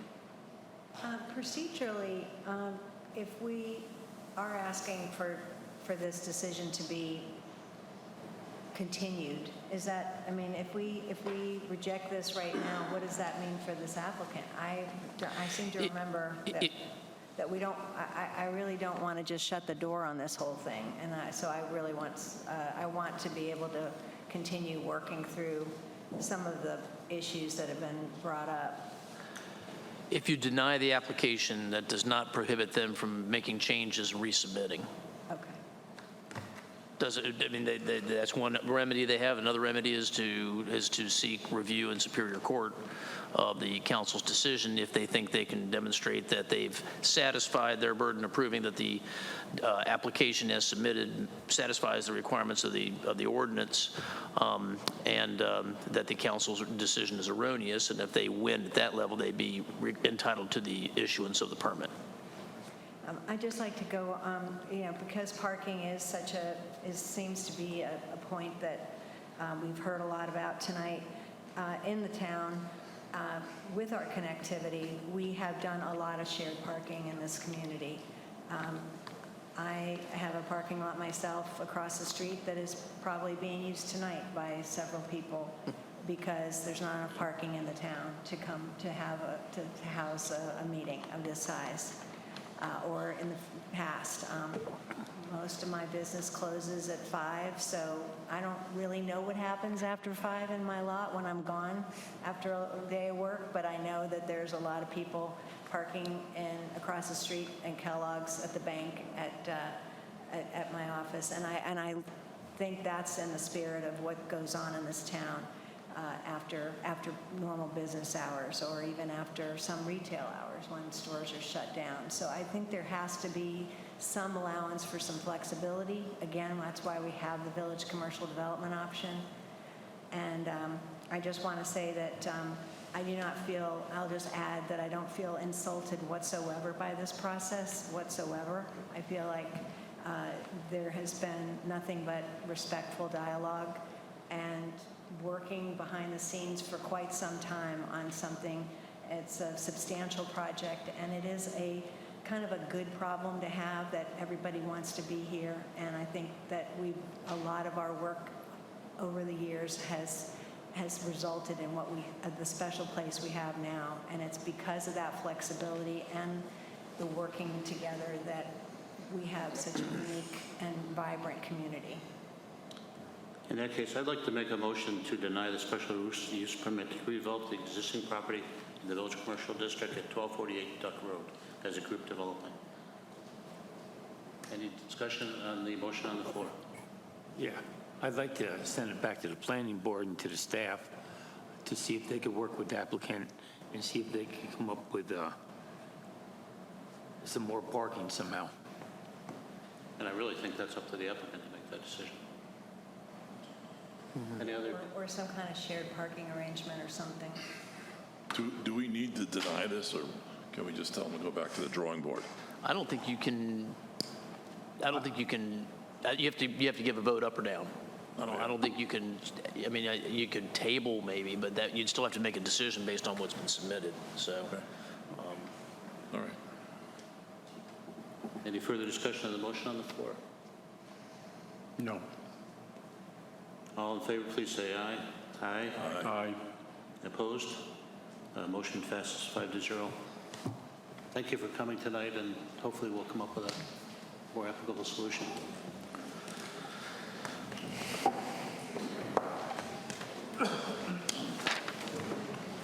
John, are you ready for the second public hearing? I am. Which is not quasi-judicial, by the way. Thank God. So at this time, do we want to go ahead and start this now? Or do you want me to let people clear out? Let them clear out.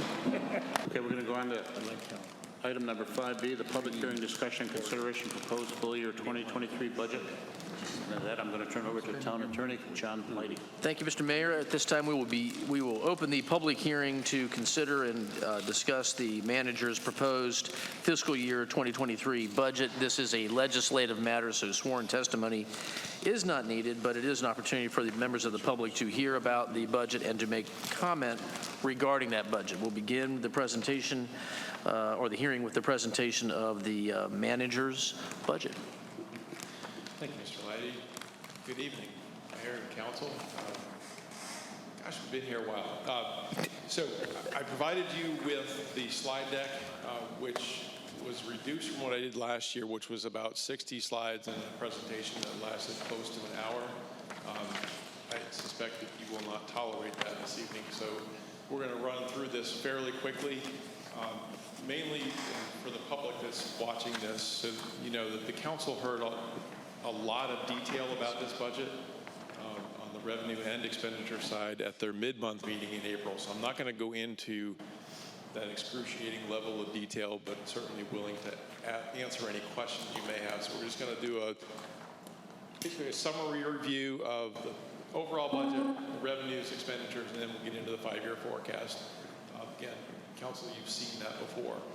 So where we started, when we went to the mid-month meeting, as we've done in the past, we bring you what's called a gross needs budget. So we estimate revenue as best we can, and then we come in with the whole list of projects that we want to try to accomplish. That always results in a budget that's not balanced. So what we brought you in that first draft was one that was out of balance by $476,000 in round numbers. So we worked with you during that mid-month meeting to get it balanced. So and obviously there's only two ways to do that. One is you can reduce expenditures, and the other is you can increase revenue. And I'll talk a little bit about both. I will let everybody that's listening know this budget is now balanced without any increases in rates or fees. So no tax rate increase and no fees are increased to balance this budget. So what we did is we increased revenue by $144,500 and decreased expenditures by $331,500. So the budget is balanced with a total of $12,997,125 is a balanced budget. So in order to get it balanced, we did increase revenue. So there were two things. One is we have a North Carolina Governor's Crime Commission grant that we're anticipating. It's $24,500. If we do not receive that grant, we will not do the project that's contemplated by that grant. So that's a traffic camera system. So we will not do that if we don't get the revenue. We also agreed to appropriate $120,000 fund balance. So using your savings account to specifically be sure that we kept in the repaving of Duck Trail in this budget. So the total revenue adjustments as shown there is at $144,000. And I'll just make the comment about the use of fund balance. This is one of the things that you have fund balance for, is to be able to use for one-time expenditures. We will not ever propose a budget that uses fund balance or what we call non-recurring revenue for recurring expenditures. That would make the budget structurally unbalanced, and we would not do that. We reduced expenditures, and we went through these items with you during your mid-month meeting. So as we adjusted some of the expenditures, we restored some of the cuts that we had made prior to that mid-month meeting based on feedback we got from you. We moved some expense to subsequent years, $235,000. We moved some expenditures to this year, so fiscal 2020, 21, 22, which revenue is exceeding all expectations. So about $154,000 there. There was an error in the draft budget that I presented to you in the public facilities budget that was corrected, and that was a $25,000. Included in this expenditure adjustment, the 4th of July parade rental equipment that you heard about at your last meeting at $7,300. The two reductions in streets and highways and administration, those is where I picked up the leftovers. I mean, that's a bad way to put it when you're talking about a $12 million budget, but we needed to get it down to zero, and that's where I took some of the additional expenditure reduction. We did make a correction to the transfer to beach nourishment to get that precise. That was a $1,400 correction. And then the contingency budget, that just adjusts itself. So your contingency policy says you're going to budget 1% of your expenditures after you subtract out capital and debt service. So the budget's balanced. This is the worksheet that you all worked with at that mid-month meeting. We provided this to you in a memorandum, so you have all this information. I won't read it to the public. I'm certainly happy to provide anyone copies of this, but it just shows where we restored cuts, what we moved to subsequent years, and what we would move into the current year as funds allow.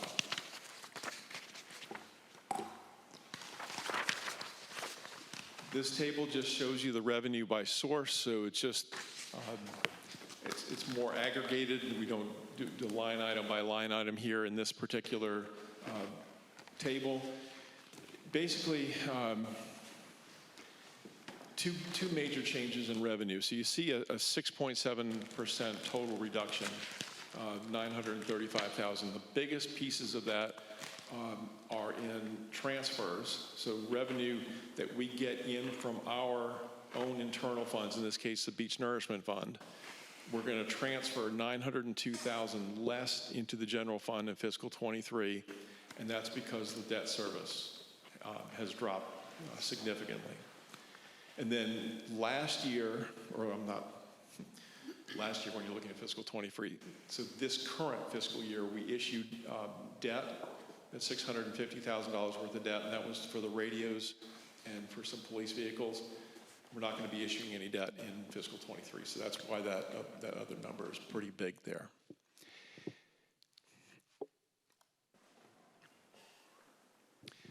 And as we discussed at the mid-month meeting, ad valorem taxes, about 31%. The MSD taxes represent about 7.7%. The biggest other piece of the pie there is in grants, 18.2%. That's not something that will recur year over year. So that still contemplates about $1.6 million in grant funding for the BRIC project, for the Highway 12 project. So next year, this pie will look a little bit different because that 18% won't be there. And this is expenditures by department. This is after we made all the changes. Again, the biggest changes here are the largest one, 52%, almost 53% difference, environmental protection. That's where the debt service for Beach Nourishment is. That's why that's $931,000 different. But overall, again, bottom line, 6.7% versus the current year budget, 6.7% decrease. Hit some highlights really. So this is important to say kind of how we spend money. The expenditure side, about 30% is in personnel, 30% in operating, 20% roughly in capital, and then 8.9 and 11% debt service and transfers and contingencies, respectively. We are not contemplating adding any new personnel in fiscal 23. So we talked to you last year. We added some additional police and fire and a community planner. We told you that we were, unless service demands change, we were where we need to be as far as the staffing level. The only change we're really making is in public safety. They have a shared position. It's called the administrative assistant now. This budget contemplates changing that to a public safety office administrator, and that will increase that position from a grade 7 to a grade 8. That just reflects really the additional complexity of that position beyond what was originally studied when we did our classification study. Just wanted to, again, show council just kind of how the personnel expenditures, which are about $3.8 million total for personnel expenditures. 73% of that is made up in salaries and wages, and then you can see the other pieces of that pie.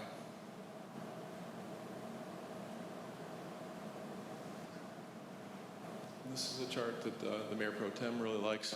This shows year over year how our staffing has changed, and the top line that runs along the top of that is on the axis on the right, and that is total expenditure for personnel.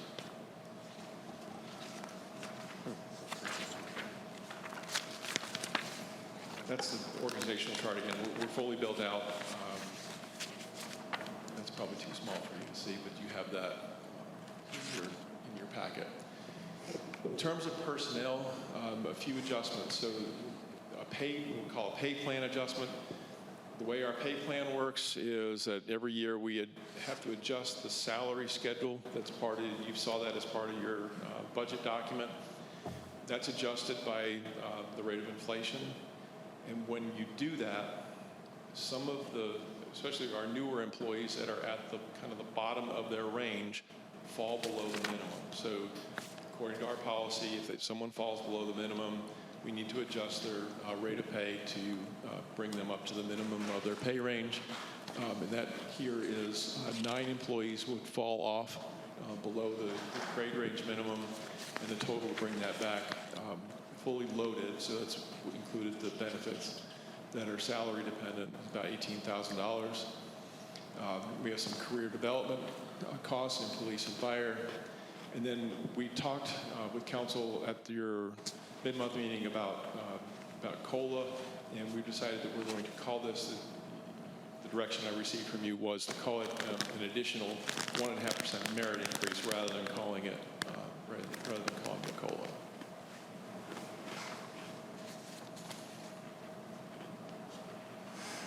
I'm not going to read this, so we look at personnel, operations, and capital.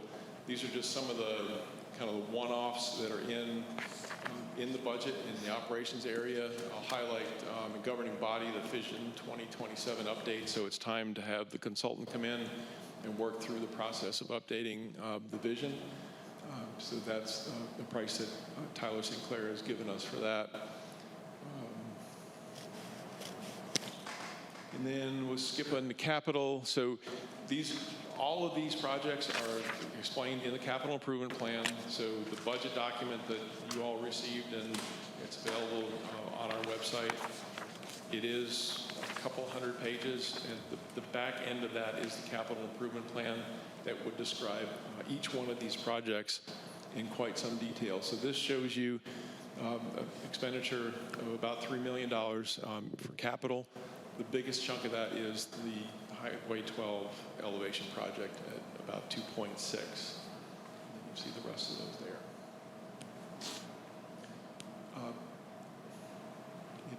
Debt service is obviously something that is non-optional. This is something we have to budget for. So this table just shows you what the debt requirements are.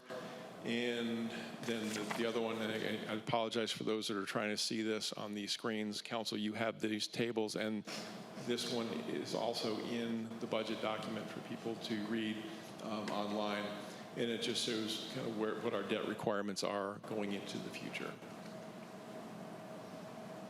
And we do not plan on issuing any new debt in fiscal 23. The only exception to that would be in the FEMA portion of the beach nourishment project. That's a 1-year renewable bond.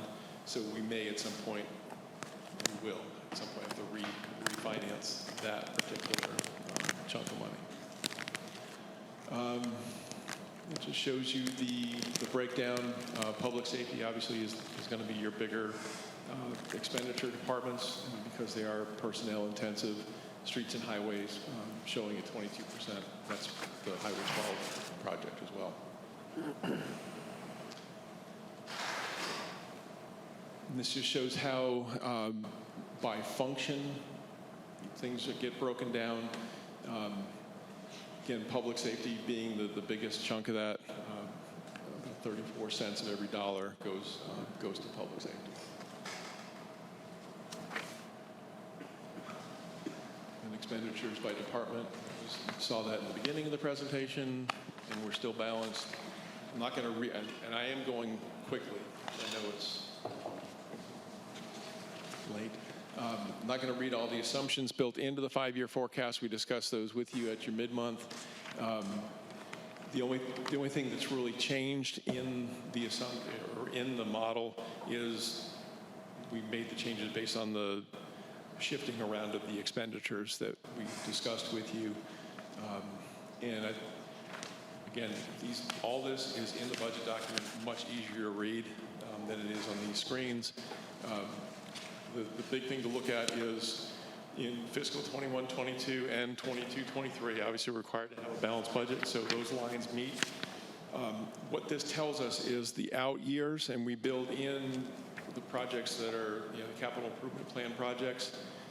The public safety building is not in this model because that's still an unknown as to when that's going to be and what the scale of that would be.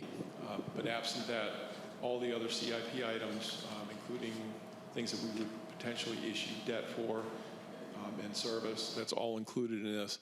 What this says is that as we look at fiscal 24 and fiscal 25, we're going to have to be real conscious about what projects we take on in order to close this. I will tell you that as we looked last year at the 5-year forecast at this budget year, there was a gap there. We managed to close it. So it's just something we work on year to year.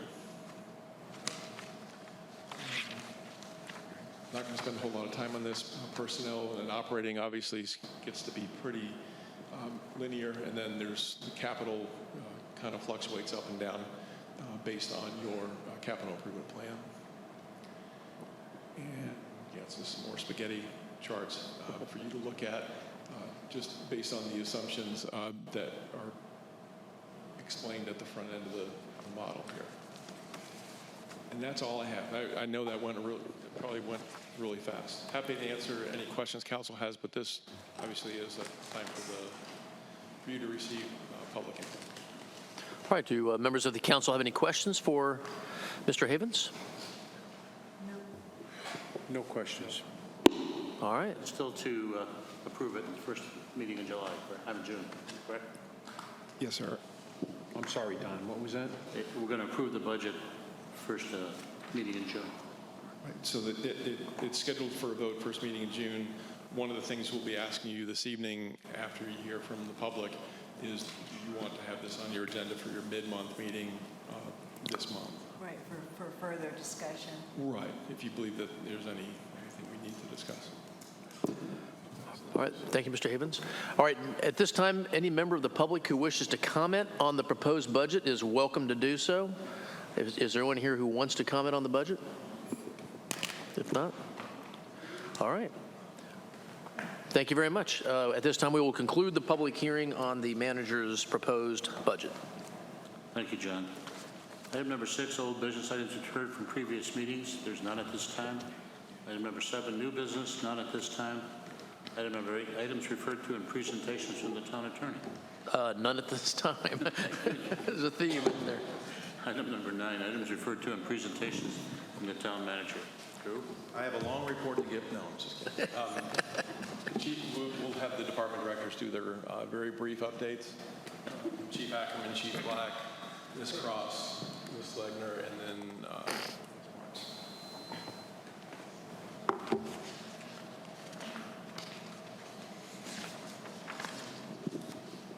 I usually go to bed at 9, so. You can work the I will midnight keep it shift. very brief this month. So April stats, traffic enforcement continues to be up, starting to see traffic crashes, which we tend to start to see this time of year. And then unfortunately that'll be increasing as we go into summer. Business checks still a heavy part of what we're doing out there, especially in the evenings in our business community. And then our requests from homeowners for property checks has gone down, which is something we also see this time of year. Call volume over a 5-year period, this April is highest, both year to date and April year over year. So it's consistent with the trends we're seeing of more and more folks coming in. LPR data showing the same things. And then respectfully, the next portion was going to be about training, and I'm going to bring that back to you next month. So I don't think anybody's going to complain about that. So if you don't have any questions, you're done. You're out. I'll move on. Thank you. Thank you, Chief. it's pretty impressive.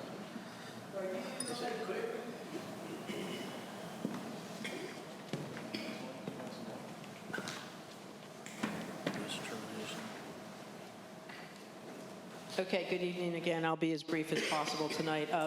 For 58 more minutes, it's International Firefighters Day. It is an international recognition, a way to say thank you to all the world's firefighters, so I do put that out there just to show you. Calls for service, again, I'll do the monthly.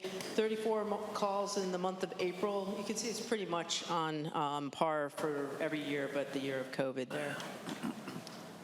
Even when you look at totals year-to-date, again, this is about our normal. Again, we had a little spike last year, but then it really dipped in 2020 during the COVID piece.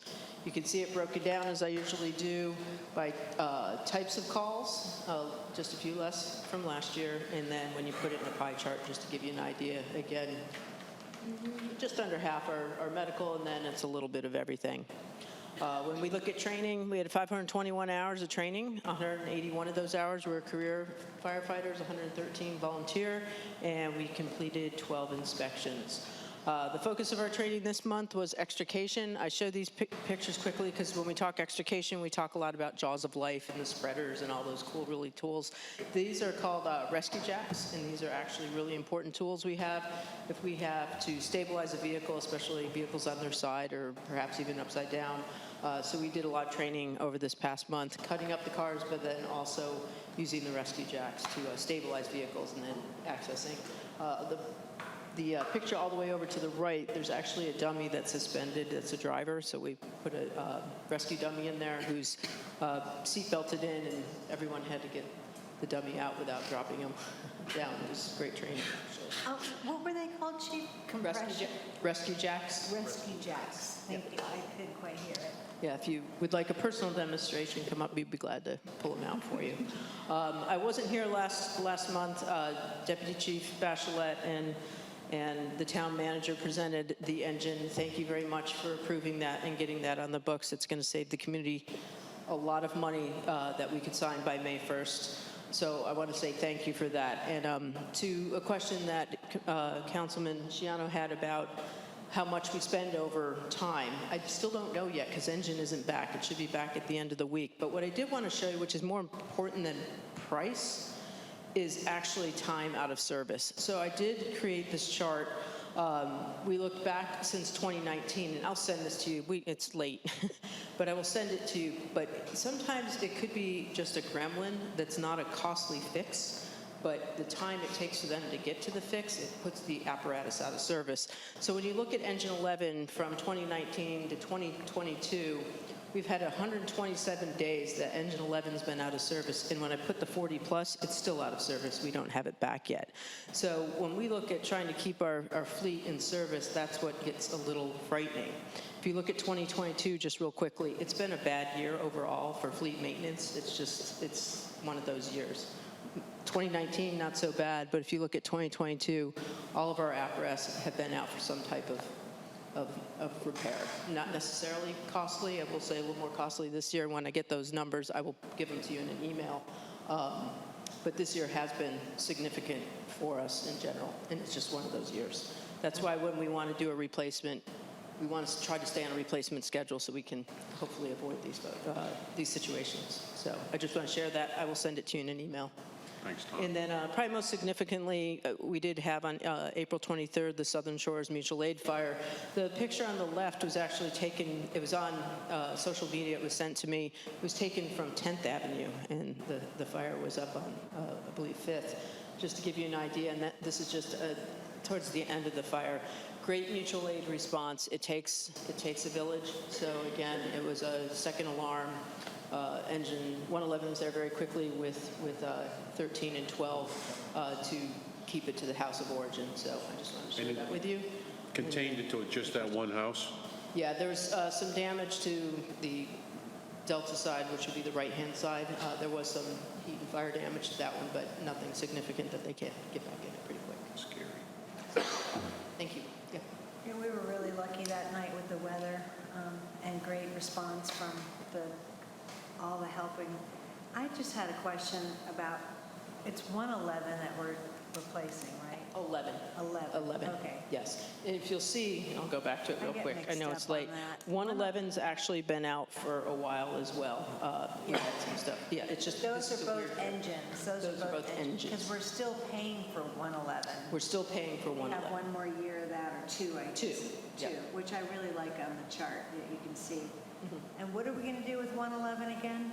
We're going to keep it after we get it, while We're keeping engine 11 until we get the new one, Well, and then we will 111. sell it.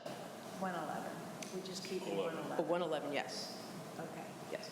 We need two engines in a truck to function. Right, and I know I'm dense as can be, but that's not the ladder. No, that's truck 11. Truck 11. Yeah. Right, so we have 2 engines and the ladder. Yes. And we just keep, and engine 111 is our better model. It's our newer one, yes. Our newer model, okay, thank you. Yeah. I know I'm thick on that one, I just need to keep being reminded. I know, well, they're all ones, it's confusing. Yeah, it really does get me sometimes, but thank you for the reminder. You're welcome.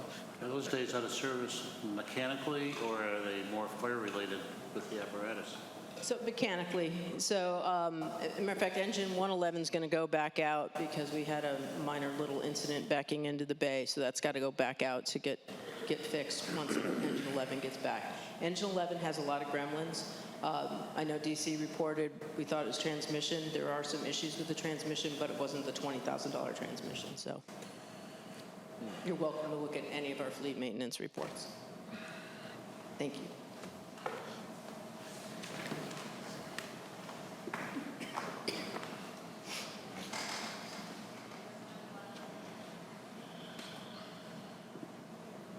Good evening, council, again. I'm going to make this really quick. This is the first time I've seen this, so looks like building permits are staying pretty consistent, and that's about the important part here. They are spread out throughout. It's like a lot of, yeah, pretty much everywhere. There's no, I would say there's kind of pockets, but not really. The important things here are new construction. We do have 3 new houses that have been issued in the month of April. One in Ocean Way, which is Ocean Dunes, Soundsea Village, and then down in Jaycrest. April building permits, bright type, renovations, remodels. Still staying, we're staying consistent, but we're not, I wouldn't say that we're overwhelmed like we were about 2 months ago. Pools and hot tubs are down, which is good. And others like remodels, renovations, not remodels, renovations, decks, dune decks, stuff like that, seem to be up a little bit. And the next part is the fun part. Jim Gould is at NC Byways for us today. That's why he's not here. He's so creative. This is the pollen coming off of a red oak, and I was very impressed with that. Wow, that's pretty impressive. As I mentioned, there's some new homes. We mentioned the new homes, 164 Ocean Way, 110 Soundsea, 123 Jaycrest. We also have 2 other substantial improvements at 113 Royal Turn Lane and 120 Bunting Lane. And there might actually be another one that we're still trying to figure out whether it's substantial or not. But beyond that, the important, I think, and exciting news is we've had 10 new businesses open up or that are preparing to open for this season. Scarborough Lane and Jim Braithwaite, I'm sorry he's already left, has done an amazing job of getting those vacant units filled. We've got October J Boutique, Zoom Around, golf carts, OBX Love Shack. I love what they did at the front entrance of their store. Empress Intimate Apparel and Wake Up OBX. Scarborough Fair has a new commercial kitchen. It won't be doing retail, but that's taking the place of where part of Suey's used to be. Vine and Board, which you all had a taste of at the celebration. And then the Old Heart Restaurant is now a Bangkok Thai sushi restaurant that I'm so excited about. Waterfront Shops, I am expecting Coastal Kayak to move their operation to a little gazebo that's just been constructed. And then Carolina Charm, which is a nursery across the bridge, is supposed to have a shop there. Haven't heard back from her, so I'm not 100% certain right now.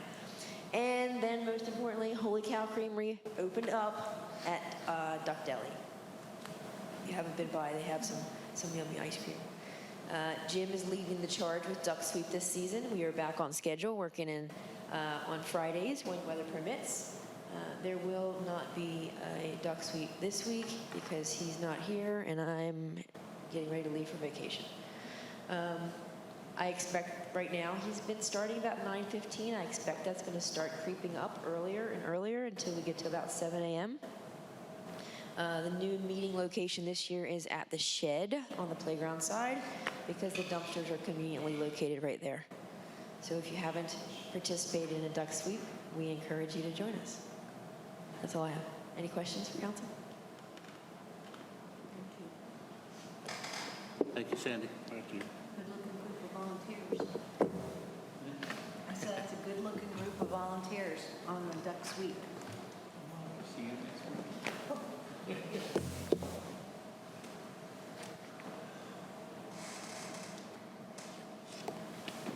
All right, good evening, not morning yet, council. I'll go through a few things, and anything that's better off in an email, I will send to you that way. I did want to mention the new phase of the business recovery grant that's out from the North Carolina Department of Revenue. I have sent this out via e-news and social media and the website. It just opened on Tuesday. Based on some of the criteria, I don't know that many of our businesses will qualify for it, but I probably will send it to all the business owners as well. Last month I forgot to update about our QR code and the direct hits to that page. So we have less than we did in January and February. What's interesting though is it's still the fourth ranked highest page that anybody goes to on our website. Not necessarily from the QR code, but overall. And these are the numbers from the QR code. So we saw a market increase in the third week of March, probably maybe college spring break, and peaks the second and fourth week of April, which seems to coincide with when a lot of our visitors were here. If you're interested, the top 3 pages on our website are the home page, boardwalk information, and our events calendar.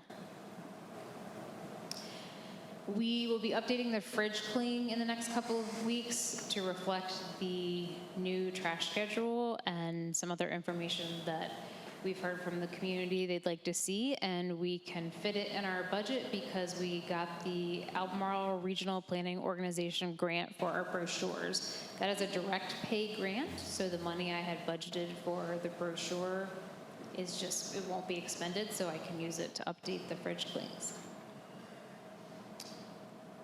Very quickly, we've had a couple of really great months with our e-news with both new subscribers, 32 just in the month of April, and 63% of our total subscribers are really highly engaged, which means they almost always open the e-news and then they interact with it in some way by clicking a link or something like that. So I'm pretty excited about that. I do have just a couple of photos that are going to come up here, and so these are from the past few weeks of e-news. And we're the green color, so we get pretty close to 60% of our emails being opened, which is better than our average campaign performance over the past few years. And our, they call it competitors, but other governments on the right there, which are around 35. This is from yesterday's, so it's only at 52.8%, but we'll get some more opens after that. So I'm happy, and I feel like that people are getting a lot of good information this way.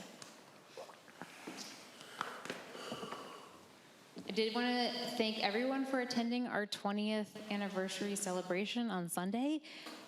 Luckily, Sandy Cross came, which meant we had really fantastic weather. We had, I thought it was going to be cloudy, but then she showed up and the sun came out.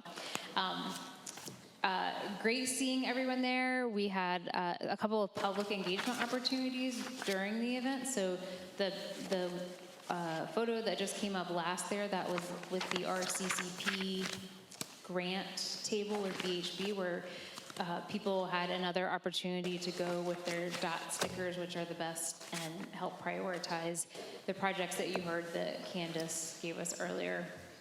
We also had our really great art exhibit that was designed. We had the Duck Community and Business Alliance there, and a really great band.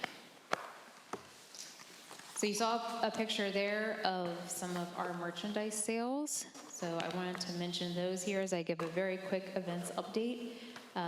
Earlier than normal this year, on May 22nd at 5 p.m., Shakespeare's Comedy of Errors will be playing in the amphitheater. by a traveling nonprofit group that's bringing that here. So that's in the amphitheater, May 22nd, 5 p.m. Fitness on the Green still starts May 31st with yoga, and our full summer schedule is completely live online with all the descriptions and ready to go. Our merchandise sales for fiscal year 2022, these are very rough numbers, but our gross revenue is almost $3,300. Now, that sounds low because usually we factor in Jazz Festival revenue there, and we did not have the Jazz Festival. So when I budgeted for revenue, thinking we would have jazz, I've only budgeted $2,000 of gross revenue for summer merchandise, and we still have May and June to go, and Betsy's already blown that out of the water. So she's doing a great job. Rough estimate on net revenue there, minus cost of purchasing the items and associated credit card fees and things like that. But we'll have those full numbers after the fiscal year has ended. And yeah, that's all I have. Any questions? Yes. I do. On the cling that you're talking about putting up, which is great for the bridges, I just wanted to have you develop that yet, because I'd really love it to have an emphasis on trash and what recycling we can take, if it can fit in on like what we can put in a recycling can. Okay, yes. So it has not been designed yet. I'll probably keep the main basic design from before because it's a good size. But we did take up a lot more room last year talking about the different trash schedules, so I should have some room there. So for sure, there will be explicit instructions about when cans can go out and come in. Let me see what I can do with. Yeah, I was just thinking of something, and we can, obviously tonight's not the night to brainstorm, but, something that's just simple, like number 1 and number 2 plastic only. So we do stuff. have flyers for that. They're 8.5 by 11 that we could turn into clings if you would like, but I don't know if that's getting too much. Yeah, I mean, we can talk about it. Okay. I've heard some comments about, trash effectiveness and from the public, and then in my mind, if we're going to have a cling on the fridge, that people might read that number 1 and number 2, because the worst thing is just contaminating the recycling bins. Because people just they just think everything's recycling. And it's true, because no matter where you go, it's different. So, for instance, my parents cannot recycle glass anymore, but we can still recycle glass. It's just... People see that little triangle and think, oh, this is recyclable. Yeah, unfortunately, that's not what it means. 5 or a 6 is out. Yes. Yeah, right. Yes, let me see what I can fit on there, and maybe we can brainstorm a little. Thank you. Okay, great. Thanks, guys. Thank you for everything.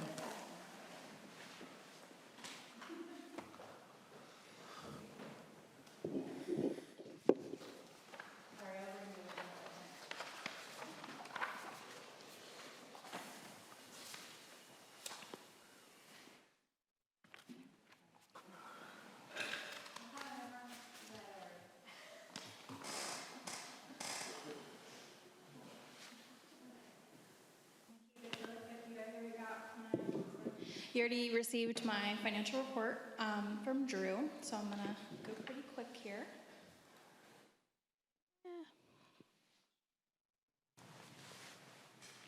Is it freezing on me?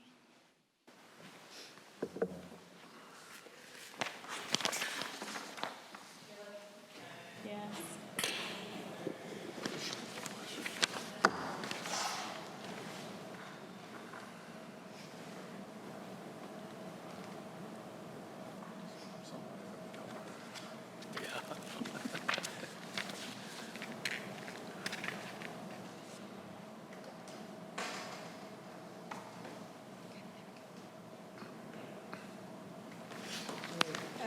So total cash on hand ending April was $17,551,713, comparing to April of 2021's cash balance, and excluding those beach nourishment account funds, it was a 38% increase for the cash balance. The town ended April with approximately $1,145,758 held in the general checking account. That's just under 10% of what we usually like to keep in that account. And then the remaining funds were in the investment accounts and the beach nourishment bond accounts. Revenue collections for this year compared to the budget and last fiscal year. In April 2021, we received the sales and use tax January collections in the amount of $108,000, just over $108,000. This was pretty in range with last year. It was a 1% increase. Property tax collections received in April were $54,067 for March collections. This brings the town to 99.8% collected. I've also already received May's reports, so we're only going to be about 2,000 outstanding going into June. Real estate transfer tax was received for the third quarter of this fiscal year, $212,000. This was about a 4% increase compared to the same quarter last year, which was around $204,000. We also received occupancy tax for the February 2022 collections in the amount of $46,195. And then we also started to receive funds for the sale of assets on GovDeals in the amount of $28,603. We did receive the LPDI grant for the Government Education Access Channel Committee in the amount of $5,000. And then also the fourth beach nourishment payment from the North Carolina Department of Environmental Quality. That was in the amount of $362,730. Investment earnings are continuing to rise. Last month I reported the yield increased from 0.01% to 0.08. We ended in April with 0.21.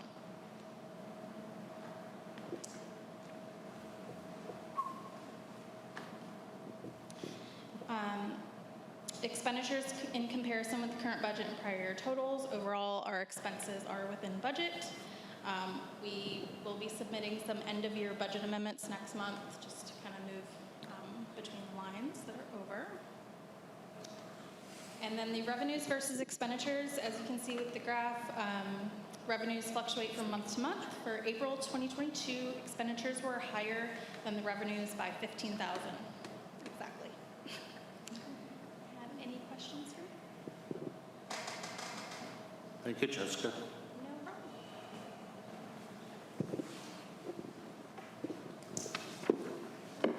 Drew, is that it? Yes, sir. Okay. Going on to item number 10, the mayor's agenda. Just a couple of things. I've got my mayor's chairman meeting on May 17th, hosted by Kitty Hawk.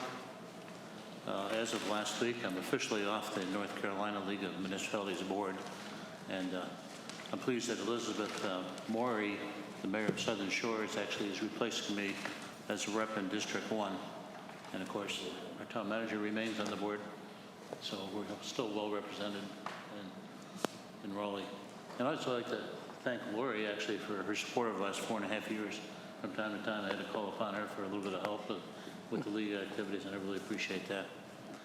The Local Leadership Foundation, we had our annual meeting on the 26th of April, and I was reelected the president of that board, and we had a good, very successful year, and we're actually going to move the board from 7 voting members now to 11. We've already added the deputy director of the North Carolina Retail Merchants Association and one of the former league presidents who was director at SAS. And we have 2 other people that will probably be joining us at the board here in the next 30 days.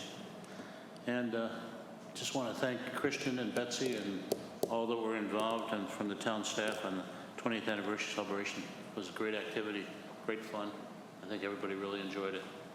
And with that, we'll go on to item number 11, council members' agenda, starting with Mayor Pro Tem Monica Thibodeau. Thank you, Mayor. I just wanted to report on my Tourism Bureau meeting that we had Southern Shores do a presentation on traffic that I will share with the town manager and anybody else who would be like to see the slide deck on that. It doesn't have a narrative with it. It's pretty obvious that they were talking about where the clogs are, what they're going to do. They're going to shut down a couple of roads on the weekends and such. So I'll share that with everybody. They really wanted to shed a light on traffic issues in Southern Shores, and did not ask Duck for any action or anything other than thanking the tourism board for their support in the past of the extra patrol money for the light at 158 and 12. And I also want to echo the mayor's comments and thank everyone for a wonderful 20th celebration. Thank you. Thank you, Monica. Councilmember Mooney? I heard the party was good, and I'm sorry that I missed it. So glad everybody had a good time. Thanks, Rob. Councilmember Sandy Whitman? I'd just like to thank the staff also for their great 20th anniversary party. And just to let the board know that the planning board meeting on June 8th that I will not be attending, I'll be out of town. That's it. Thanks, Sandy. Councilmember Tony Shiano? I only have about 80 or 90 items to go over tonight. No.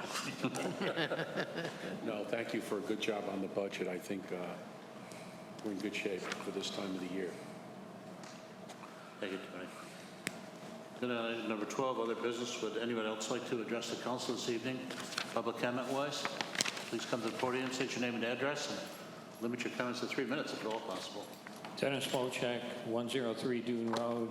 I just want to thank the council for their consideration of the public comments tonight, and I agree with the decision you made, so I'd like to thank you for that.